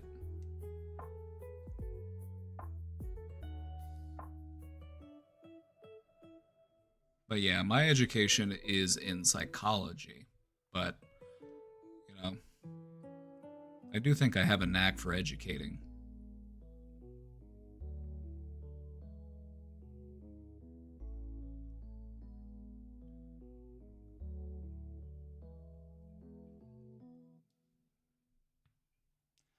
I missed the part about treatment. Does treatment vary a lot by location? Yes, it does. Depending on what country you're born in,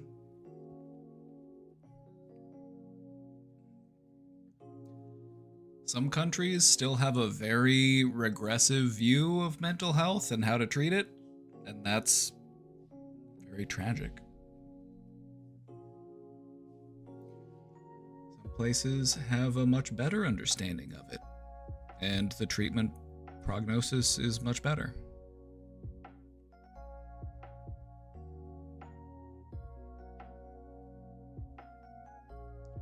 I kind of wonder how beneficial it would be to even seek a diagnosis. The primary reason to get a diagnosis is if you need insurance to pay for your treatment. That's the thing that most people probably don't understand about diagnosis. That's a big part of it. The diagnosis that you have can determine whether or not insurance pays for your treatment. I've met people who had the wrong diagnosis and weren't able to get treatment because of it.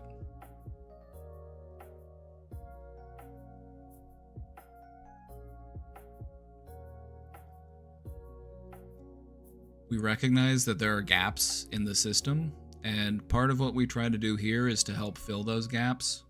This isn't a replacement for actual treatment.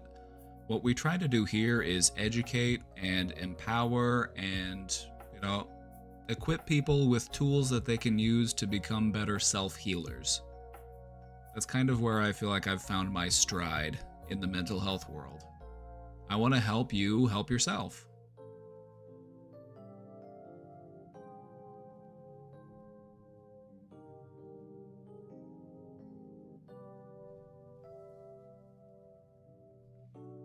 But no, speaking of other locations, another really interesting fact about schizophrenia is that the types of voices that people hear can vary depending on your culture.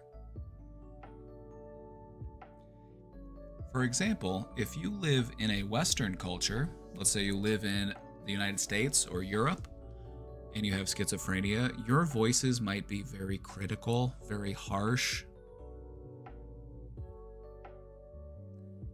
However, in Eastern cultures, the voices that people hear tend to be more mischievous.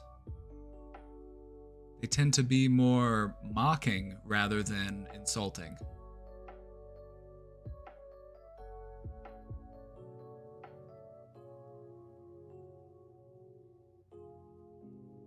And so it's not like they're, beating you down and making you feel terrible about yourself or telling you all of these terrible things. It's mostly like just teasing. Isn't that wild? Understanding that can give you a clearer view of how schizophrenia manifests. The symptoms that people have are reflective of the culture that they live in.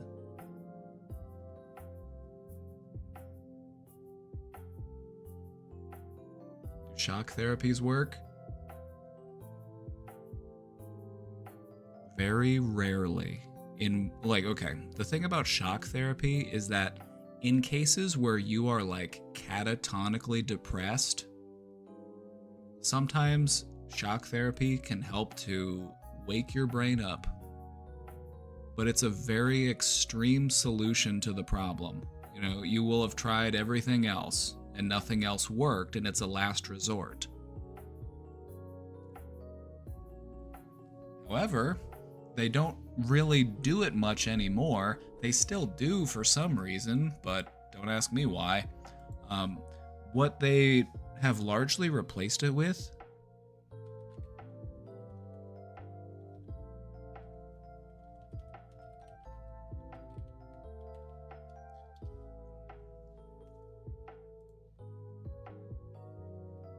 normally they'll do it for like treatment-resistant depression. Is TMS actually effective? Ah, see, that's what I was about to say. That's largely what they've replaced it with. Transcranial magnetic stimulation, TMS. This basically does what electroshock therapy is trying to do, but it's far less damaging. Putting a bunch of volts through your brain is gonna fry some circuits. It might be able to kickstart your basal ganglia, but it's also gonna do some damage in the process. However, if we can use a powerful magnet, you can get some benefit without the damage. And so this is what has largely replaced electroshock therapy for treatment-resistant depression. They just put a big magnet on your head.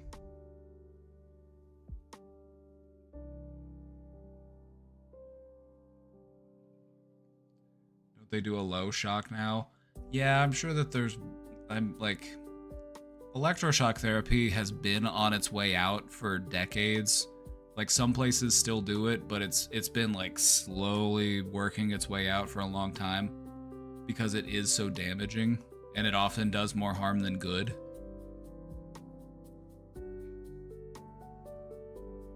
But yeah, it's typically just used as like a last resort, like nothing else works. You're just like so depressed that you're basically in a coma. So for many, it's more of like a last-ditch effort. Isn't this kind of cool, though? They're able to do it with a big magnet, and then the magnetic field activates those parts of your brain that need to be stimulated. Pretty cool. Look at this guy. Holy shit. This is one of the greatest images I've ever seen.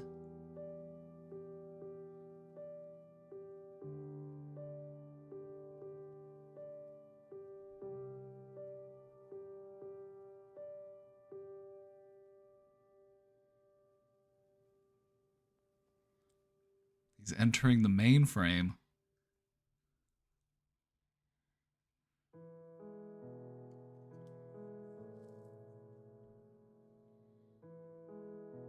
I wish it were me. It could be. It could be. Don't let your dreams be dreams.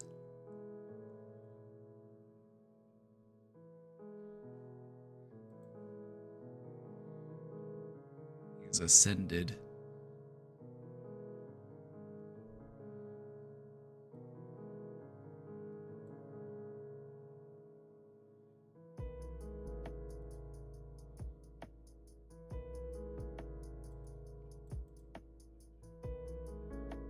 Right, so what we're gonna do is we're gonna open Photoshop, and then we're gonna take this picture and we're gonna copy the image, and then we're gonna paste it right into Photoshop here. We're gonna remove the background. We're gonna scale this.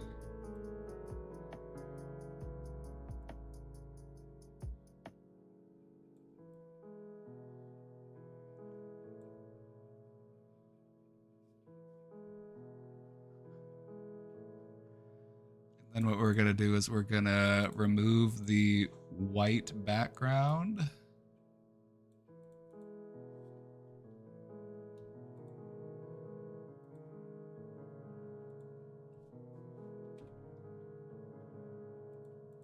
And then we're also going to remove this machine because I think it'll look better without the machine.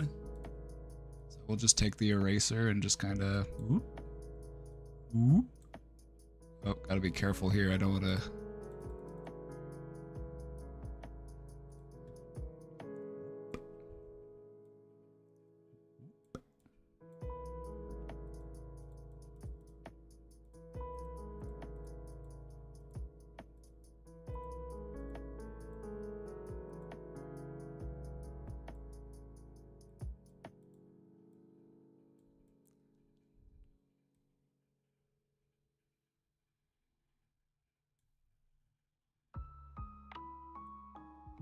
somebody left something in the microwave, or they left a timer on in the kitchen and the alarm keeps going off. I'm like, whoever did that needs to get to it.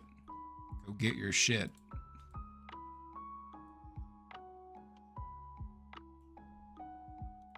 All right, and now what I'm gonna do is I'm gonna come through with this. This is the smudge brush, and I'm just gonna kind of soften those edges a little bit. This is unnecessary. This is just kind of my own personal taste. Just clean it up a little bit. Right, and there you go. That's how you make an emote. I think the lighting could be adjusted a little bit. Let's check the levels. Let's go ahead and...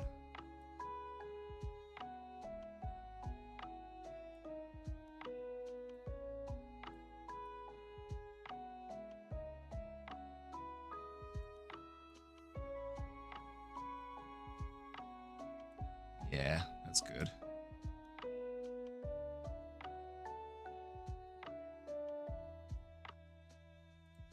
Alright, so we're gonna save this. Actually, I'm just gonna export it. My other emotes here.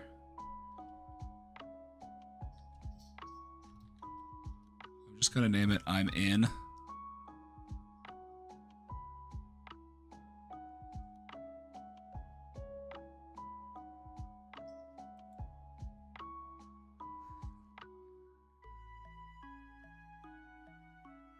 Right, and I don't need to save this because I don't see myself going back and editing it anytime soon. So let's go to the emote website, because I think my emote slots are full, so I can't add it to my Twitch page at the moment. But I can add it here. So let's upload. Oh, hi, Miss Poopy.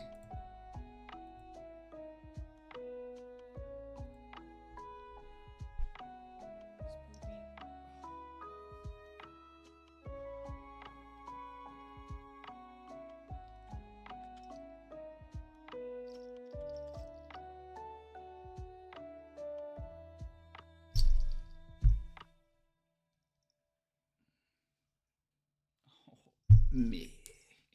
Miss Poopy, what should we call this emote? What should we call it?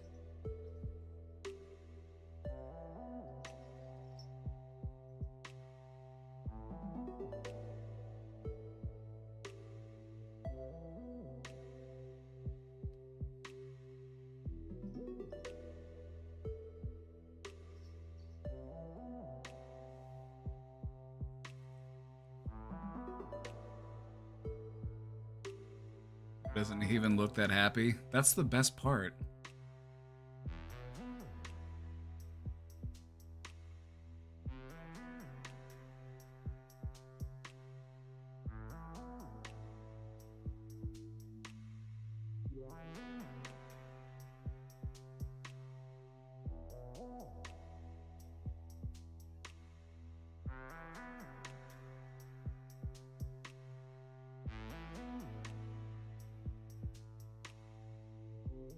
Sometimes the hardest part of an emote is naming it.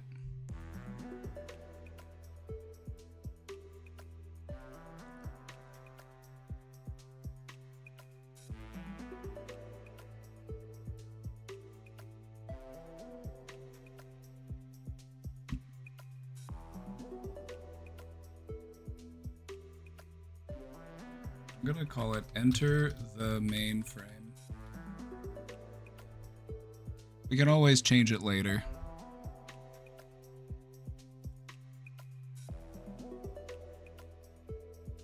This emote is still processing. We're adding it.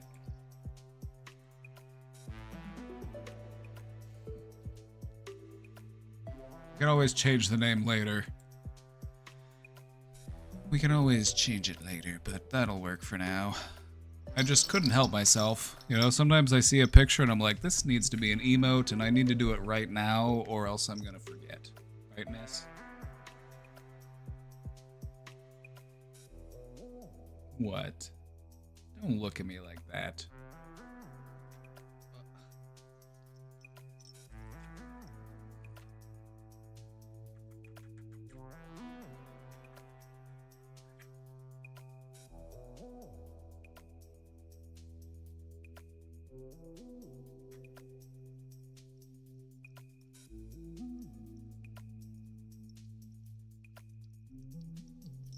Got her purr going.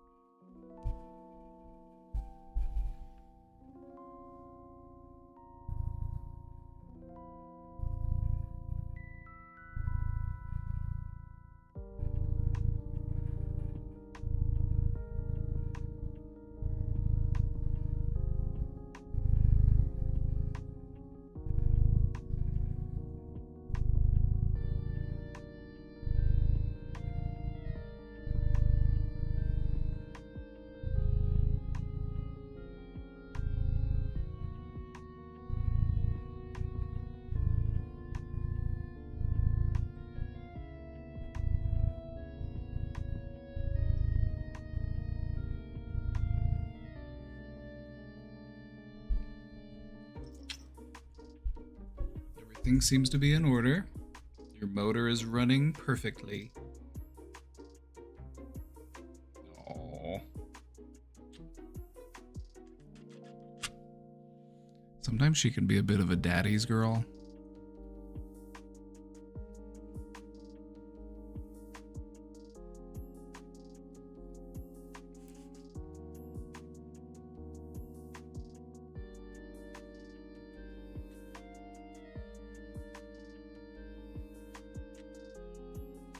Oh, hi, sweetie.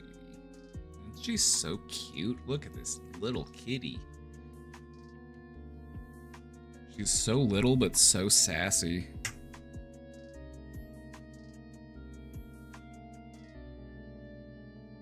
Look at that face.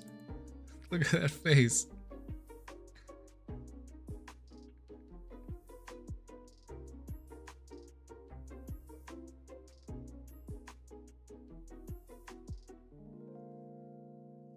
Oh, miss. You sweet kitty. You gonna lay on my desk? Here, I'll make some space for you. She always looks like she's mad, but she's one of the sweetest little kitties I've ever seen. She's very gentle, she's playful, she's cuddly. She just has that look on her face like she's mad at you. She has RBF.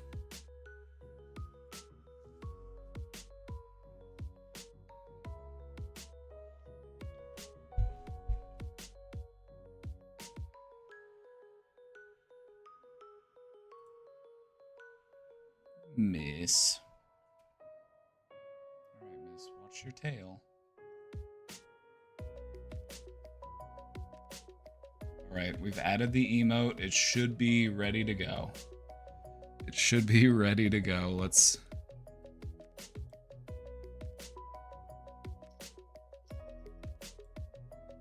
see if it works. Oh my god, it works. There it is.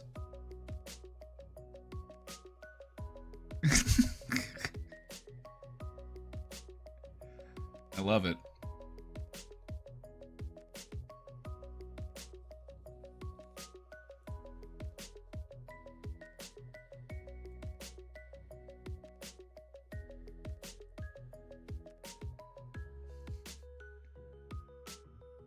I just couldn't help myself. It's just so goofy, that picture.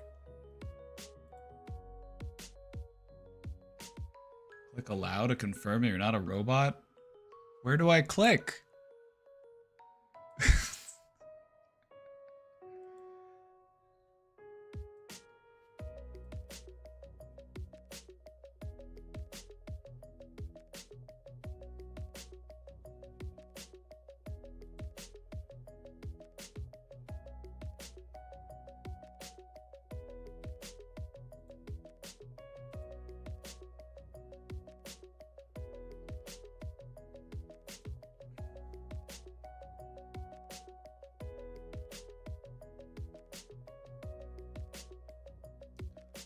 What is age regression? Like, what is it really? A friend of mine said they have it.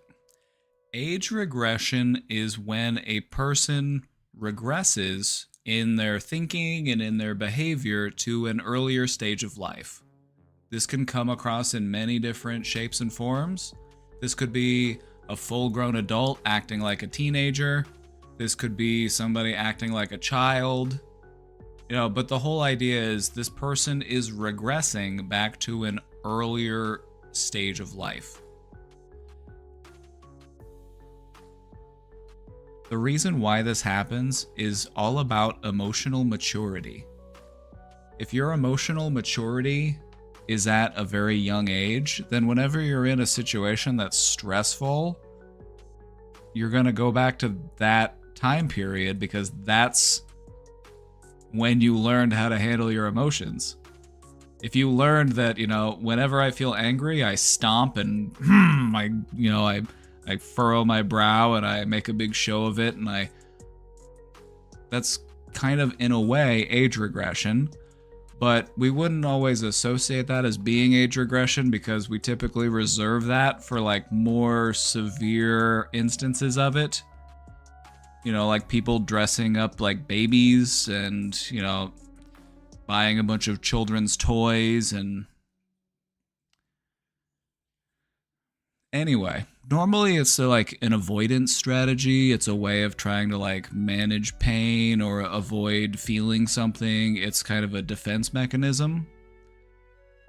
On the flip side, it can actually be an avenue for healing. Like if you can access parts of you that are like, old wounds, kind of like your inner child, that kind of stuff. It can be an avenue for healing. And so it doesn't have to be a bad thing if done with purpose and intention, but it can be problematic if a person is doing it, in response to stress or as a means of avoiding their problems.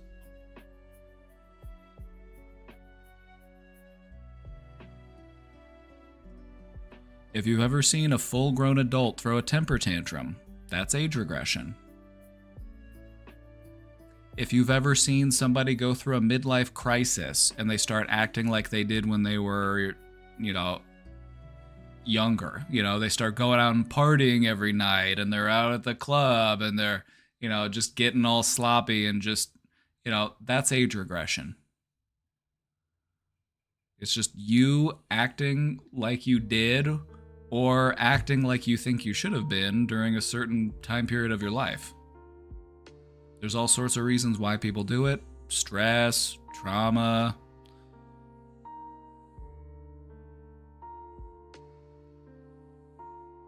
But it doesn't always have to be harmful. This is something that you can do with intention and purpose, and you can do it with the goal in mind of healing and growing.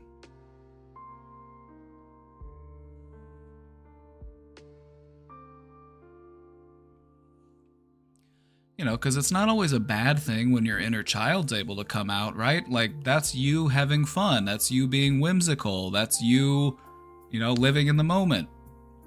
It's not always a bad thing to tap into that energy,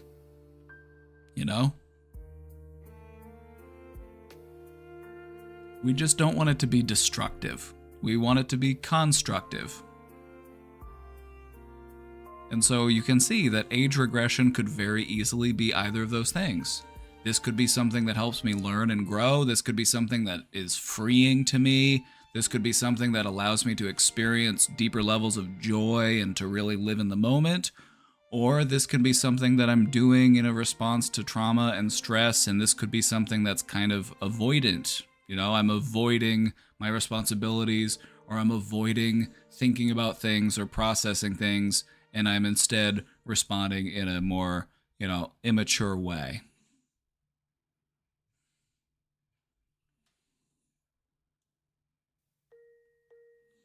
And so, as I'm sure you can see, there's all sorts of different ways that age regression can manifest. It could be an old person, in their 80s, 90s, acting like a kid again. They're listening to the music from their youth, and they're moving and they're dancing, and it's like bringing, something out of them. And that's a good thing. That's nice. But what you don't want to see is people like acting like children when they need to be acting like a grown-up. Age regression is okay when you're in a situation where it's okay to act like a kid. Age regression is not okay in situations where you need to act like a grown-up.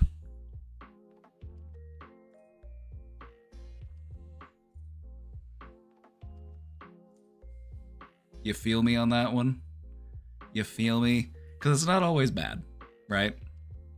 It can be nice to feel like I've reconnected with my younger self. You know, you revisit old places, you do stuff that used to be fun for you as a child, and you go back to it and you're like, wow, this feels like I'm a kid again. That can be nice. It can be healing. But what we don't want is for it to interfere with our growth and become destructive to us. Which it can be. You know, like grown men throwing temper tantrums. Thrashing on the floor if you didn't get your way. Throwing and breaking things because you got upset.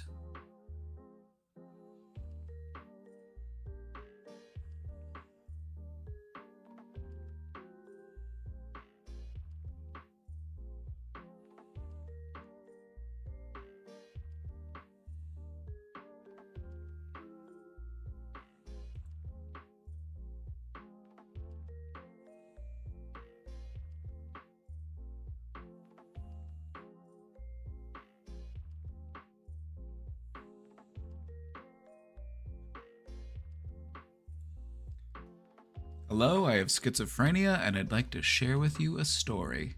Trigger warning contains topics of suicide. Thank you for the heads up. Thank you for the heads up. With that in mind, let's go ahead and continue. I was born in 1980 with a normal childhood. I remember playing and being me. I was what you'd call an extrovert.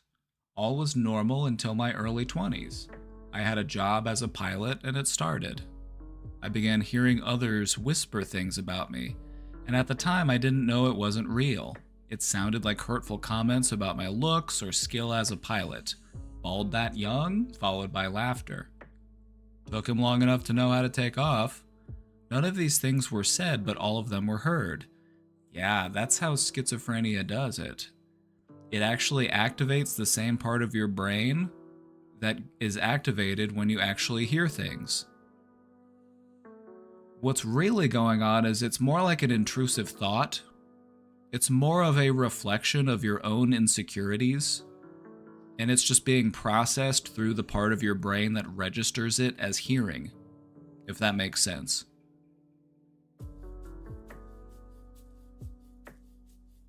You know, because a lot of people experience these types of things just in the form of intrusive thoughts, but they're able to be distinguished that this is just a thought. However, in schizophrenia, it becomes harder to make that distinction because it literally does feel as if you're hearing it.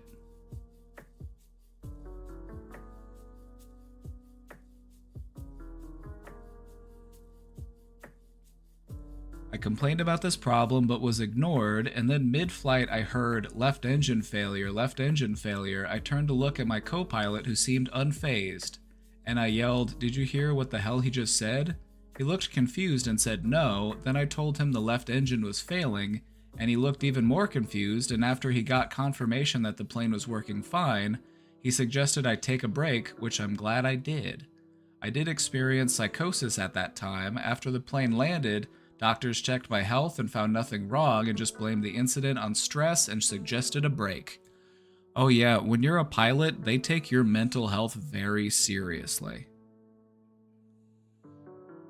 They do. It's like they don't want you flying, and this is also part of the reason why sometimes pilots have this like code of silence when it comes to like anything they might be going on, like that might be going on in their life, because they'll take away your wings. You know, they won't let you fly anymore if they think that you have something going on.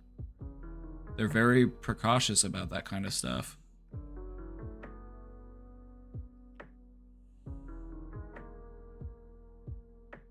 I took a break, and during my stay at home, the auditory hallucinations didn't stop. I heard neighbors through the walls. At the time, it made sense. I live in an apartment alone sometimes. It's quiet and they're loud, but overhearing conversations vividly talking about me was very disturbing. Right? And when you look at it rationally, it's like, it doesn't make any sense. Like, you can't hear conversations clearly and vividly through the walls, but as far as your brain is concerned, that's what you're experiencing.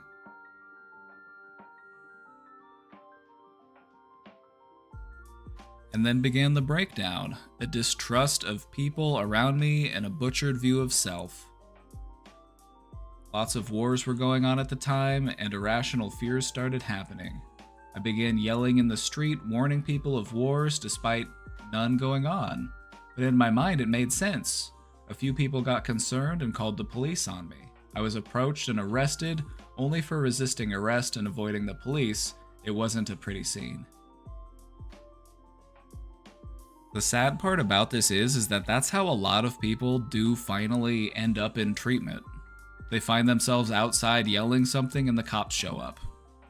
It happens every day. Maybe if mental health wasn't so stigmatized and people felt safer talking about it with people without fear that they're gonna get like locked away because of it, then we wouldn't have to have this be the way that it goes down. You know, maybe we could do more to intervene early so that the symptoms don't continue to progress unmanaged.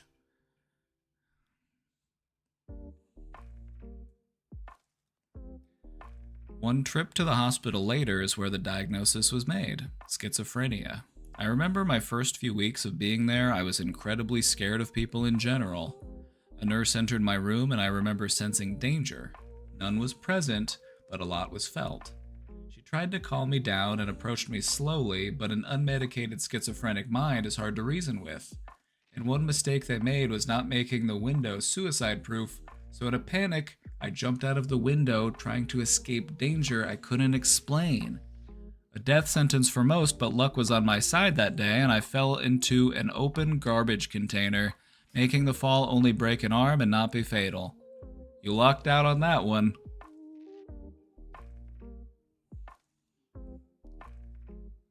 Wow, how lucky.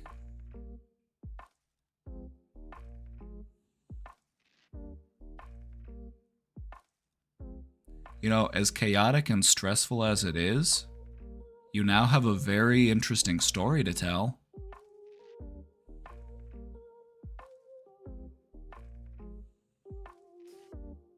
Like, hey, did I ever tell you about the time I jump out of a window? Yeah, from however many stories up. Landed right into an open garbage container.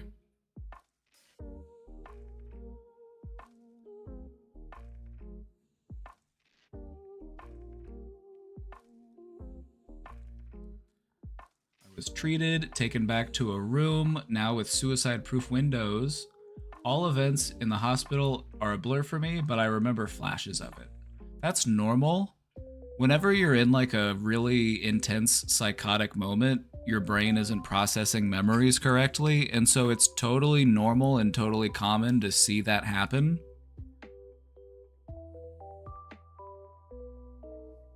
Whenever you're in that type of headspace, your brain is not processing memories as it normally should, and so it's mostly just like flashes and glimpses.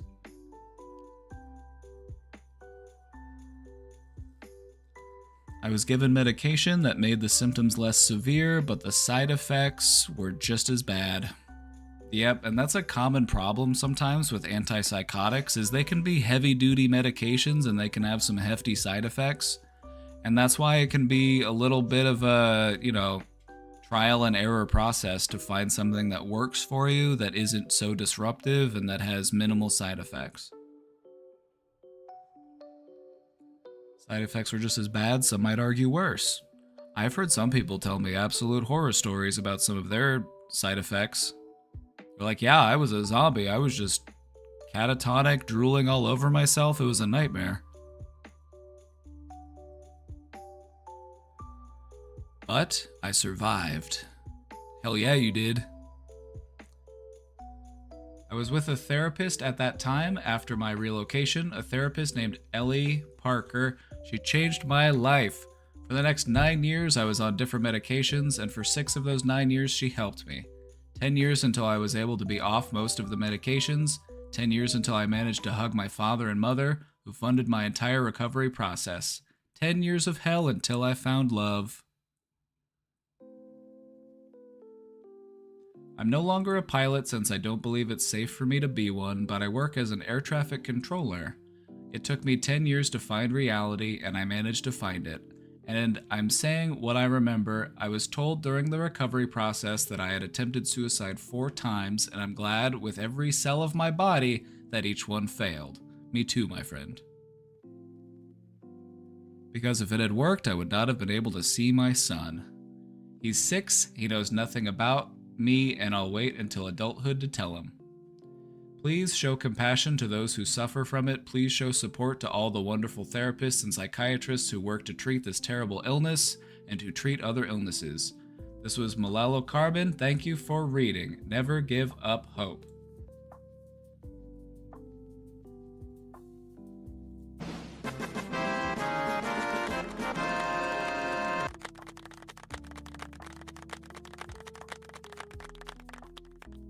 This is awesome. Thank you for the story. And you kind of tapped into what we were talking about earlier, where it's like healing from schizophrenia is like reeling your mind back together. It's like the thread is all over the place. What was once neat and tidy and orderly has become completely unwound and tangled and knotted. But through time and effort and treatment and support, you were able to do what you needed to do to reel it back in. So I thank you for sharing that. That's inspiring.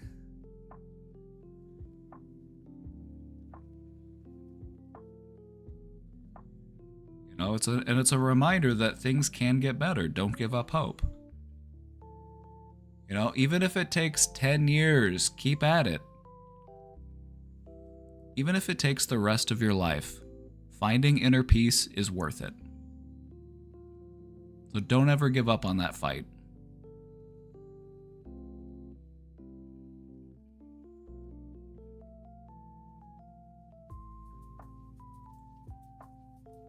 Big W's.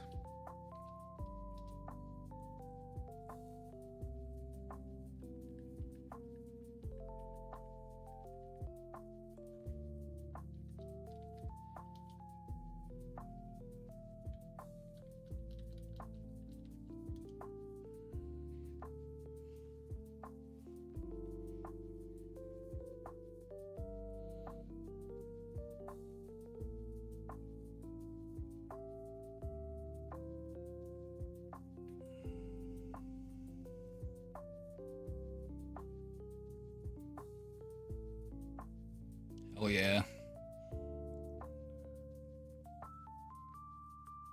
What a nice W.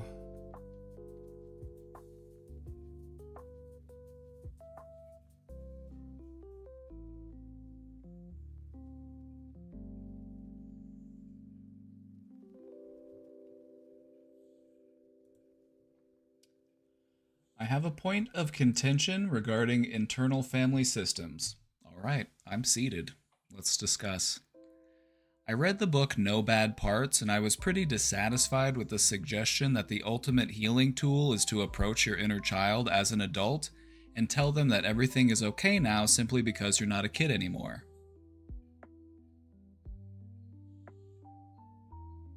I'm with you. I'm with you on that one. I don't find that satisfying either.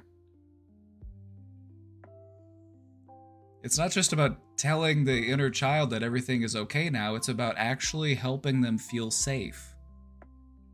And even if things aren't okay, you don't need to worry because we're taking care of it. It's about teaching your inner child that adult you is looking out for them now, and adult you is going to do what they need to do to protect them.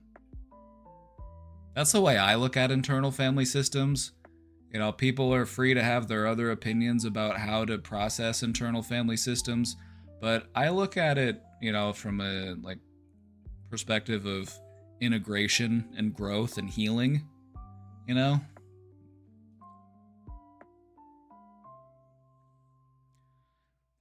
That being an adult means you're safe now. Of course it doesn't. Of course it doesn't. It's about feeling safer. It's not about being safe.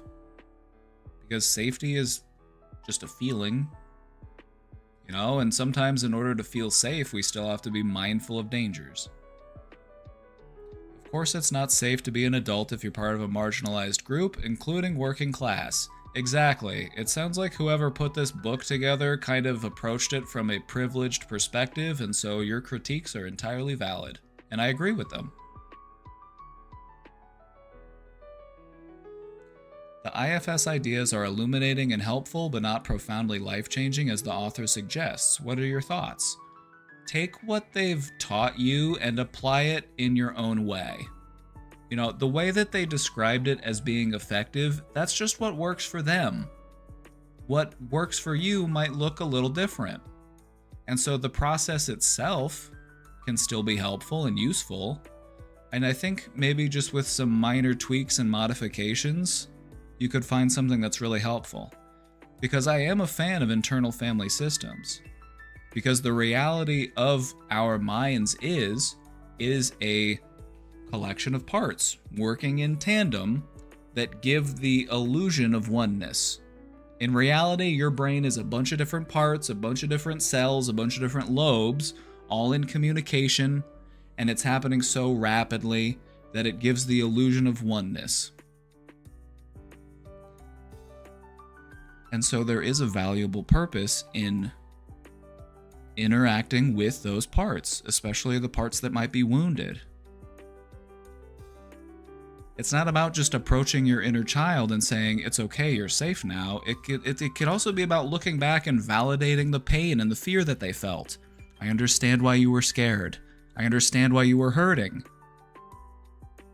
But you don't have to be scared and you don't have to hurt anymore. Because I'm here now. Anyway, and a really important thing to try to do if you're going to do this type of therapeutic work, be the type of adult that you needed when you were young. That's what it's more about. Being the adult that you needed when you were little. In the case of the author, maybe that's just what they needed. Maybe that's what they needed to hear. But from your perspective, it could be different.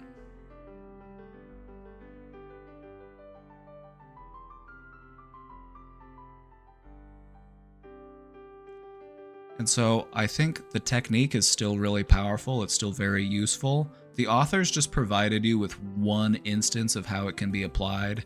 And I think that, we shouldn't dismiss the technique because of the author's interpretation of it.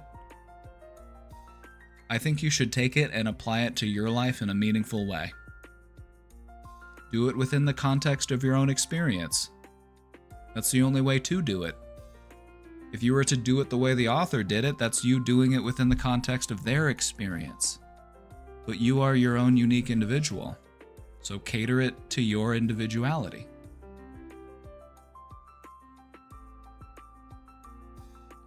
It could look like things aren't safe for us right now, but don't worry, we're working on it. We're working on building something safer. We're looking out for ourselves. It can be about having just a healthier working relationship with all of the parts that build up your psyche.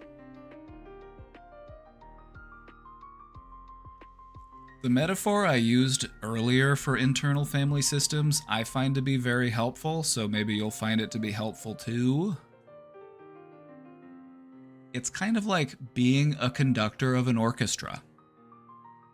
You have all of these different instruments, and they all make their own sounds, but when they come together, they create something big and beautiful, and it transcends each individual instrument. That's kind of like you.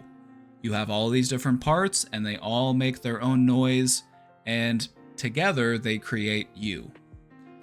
Internal family systems would be you quieting down the rest of the orchestra so that you can pay closer attention to the violin. Because maybe the violin needs to be tuned. Maybe they've got a loose string. Maybe they're a little flat. Maybe they're a little sharp. Maybe the trombone's too loud.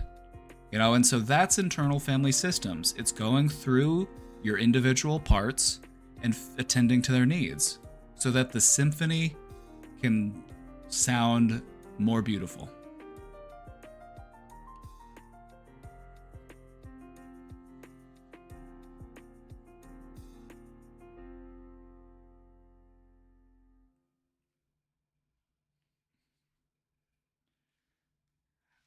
I'm with you though on being dissatisfied on what the author said, because that's like telling a spare tire, like, don't worry, you're a real tire. You know, you could also look at like any other type of machine and make that analogy. You know, you're looking at the different parts of the machine and figuring out which one's squeaking so that you can fix it. That's kind of how it works. The reason why this is so helpful is because it's a reminder that not all of you is broken. You're not just some broken person. You're just a wounded person, and a part of you is wounded. We want to understand which part of us is wounded so that we can tend to that wound.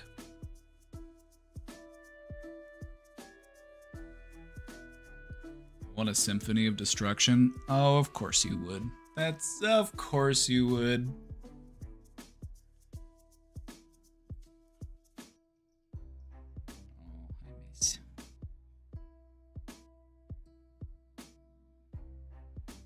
What do you think about cutting off toxic family members?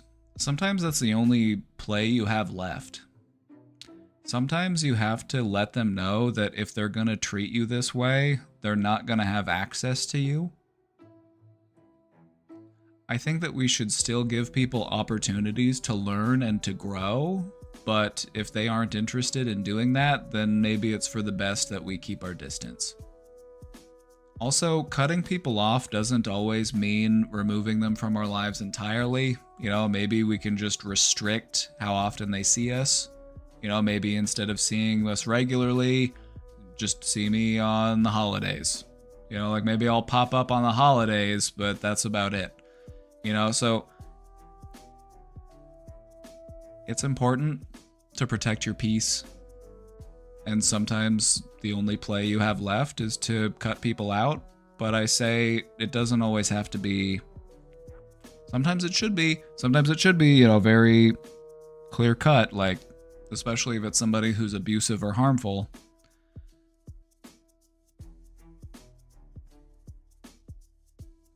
But yeah, sometimes actions speak louder than words. And so allow your action of removing yourself from the situation, communicate to them that you can't treat me this way. You're going to lose access to me. I'm going to revoke your me privileges.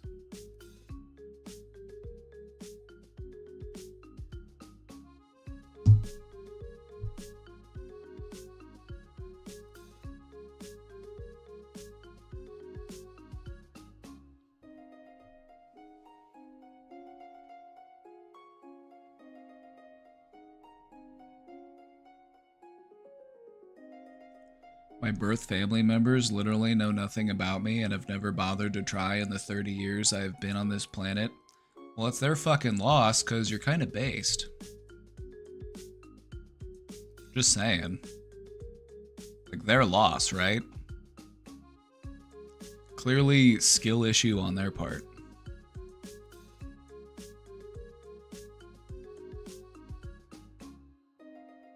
Like, I don't know about you, but just the idea of, like, disowning a family member because you're afraid of upsetting your invisible sky daddy is kind of cringe.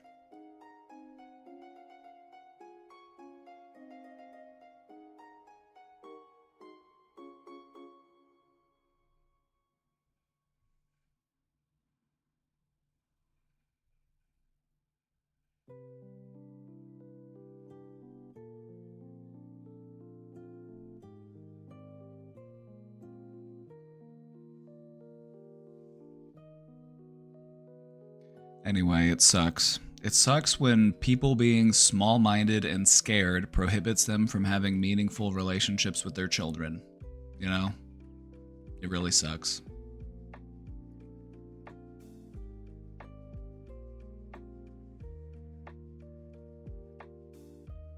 Like, what a waste.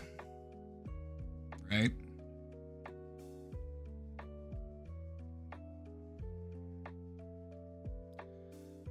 But hey, at least on the bright side, you're not a religious nutjob. That's a good thing. They don't disown, they just pretend they did nothing wrong and lie in wait for the moment to proselytize again. It's disowning by proxy.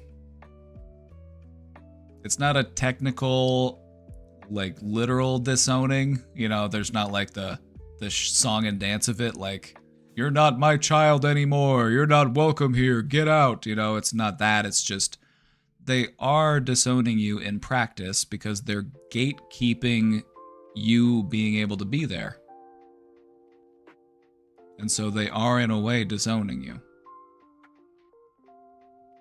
But they want to make it your fault. And so they want to appear as if they're just so patient and compassionate and welcoming that they would accept you at any time should you choose to see their way of seeing things. And so they've convinced themselves that they're doing the right thing by doing absolutely nothing.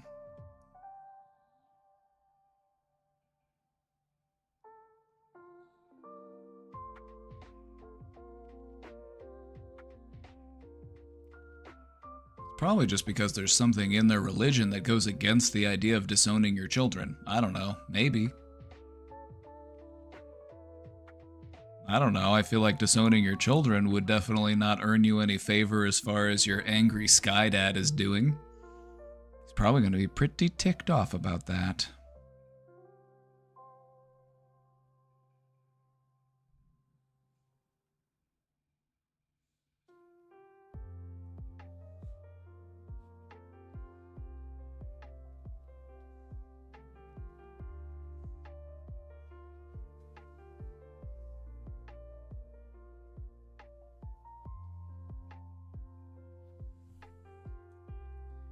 Just small-minded, scaredy cat behavior.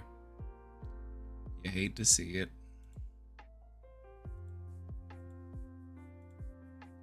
Anyway, their loss.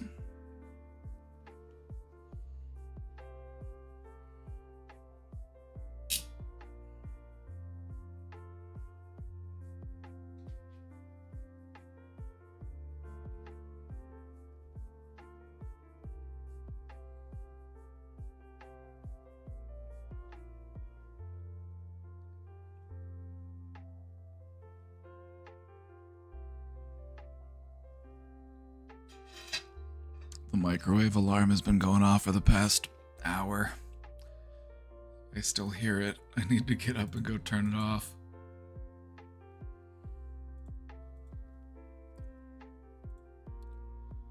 Well, well, well.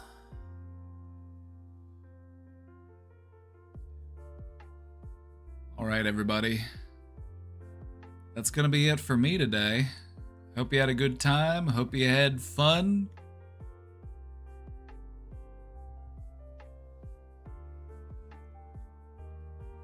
We lived, we laughed, we loved.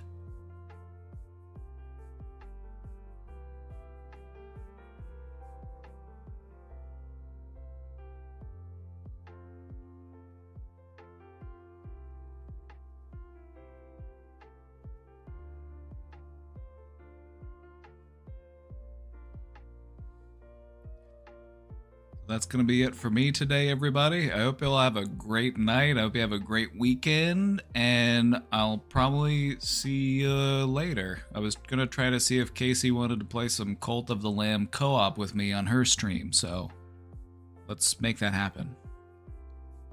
I'll be sure to keep bothering her about it.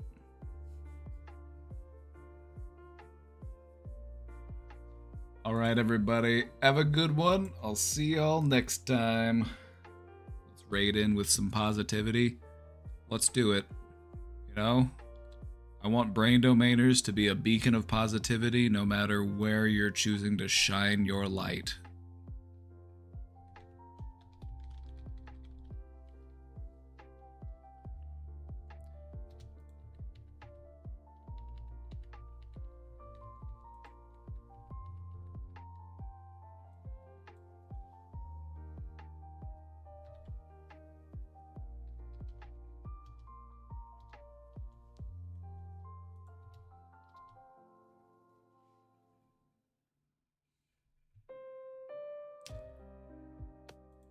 Alright, have a good night, everybody. Thanks for being here. I'll see y'all next time.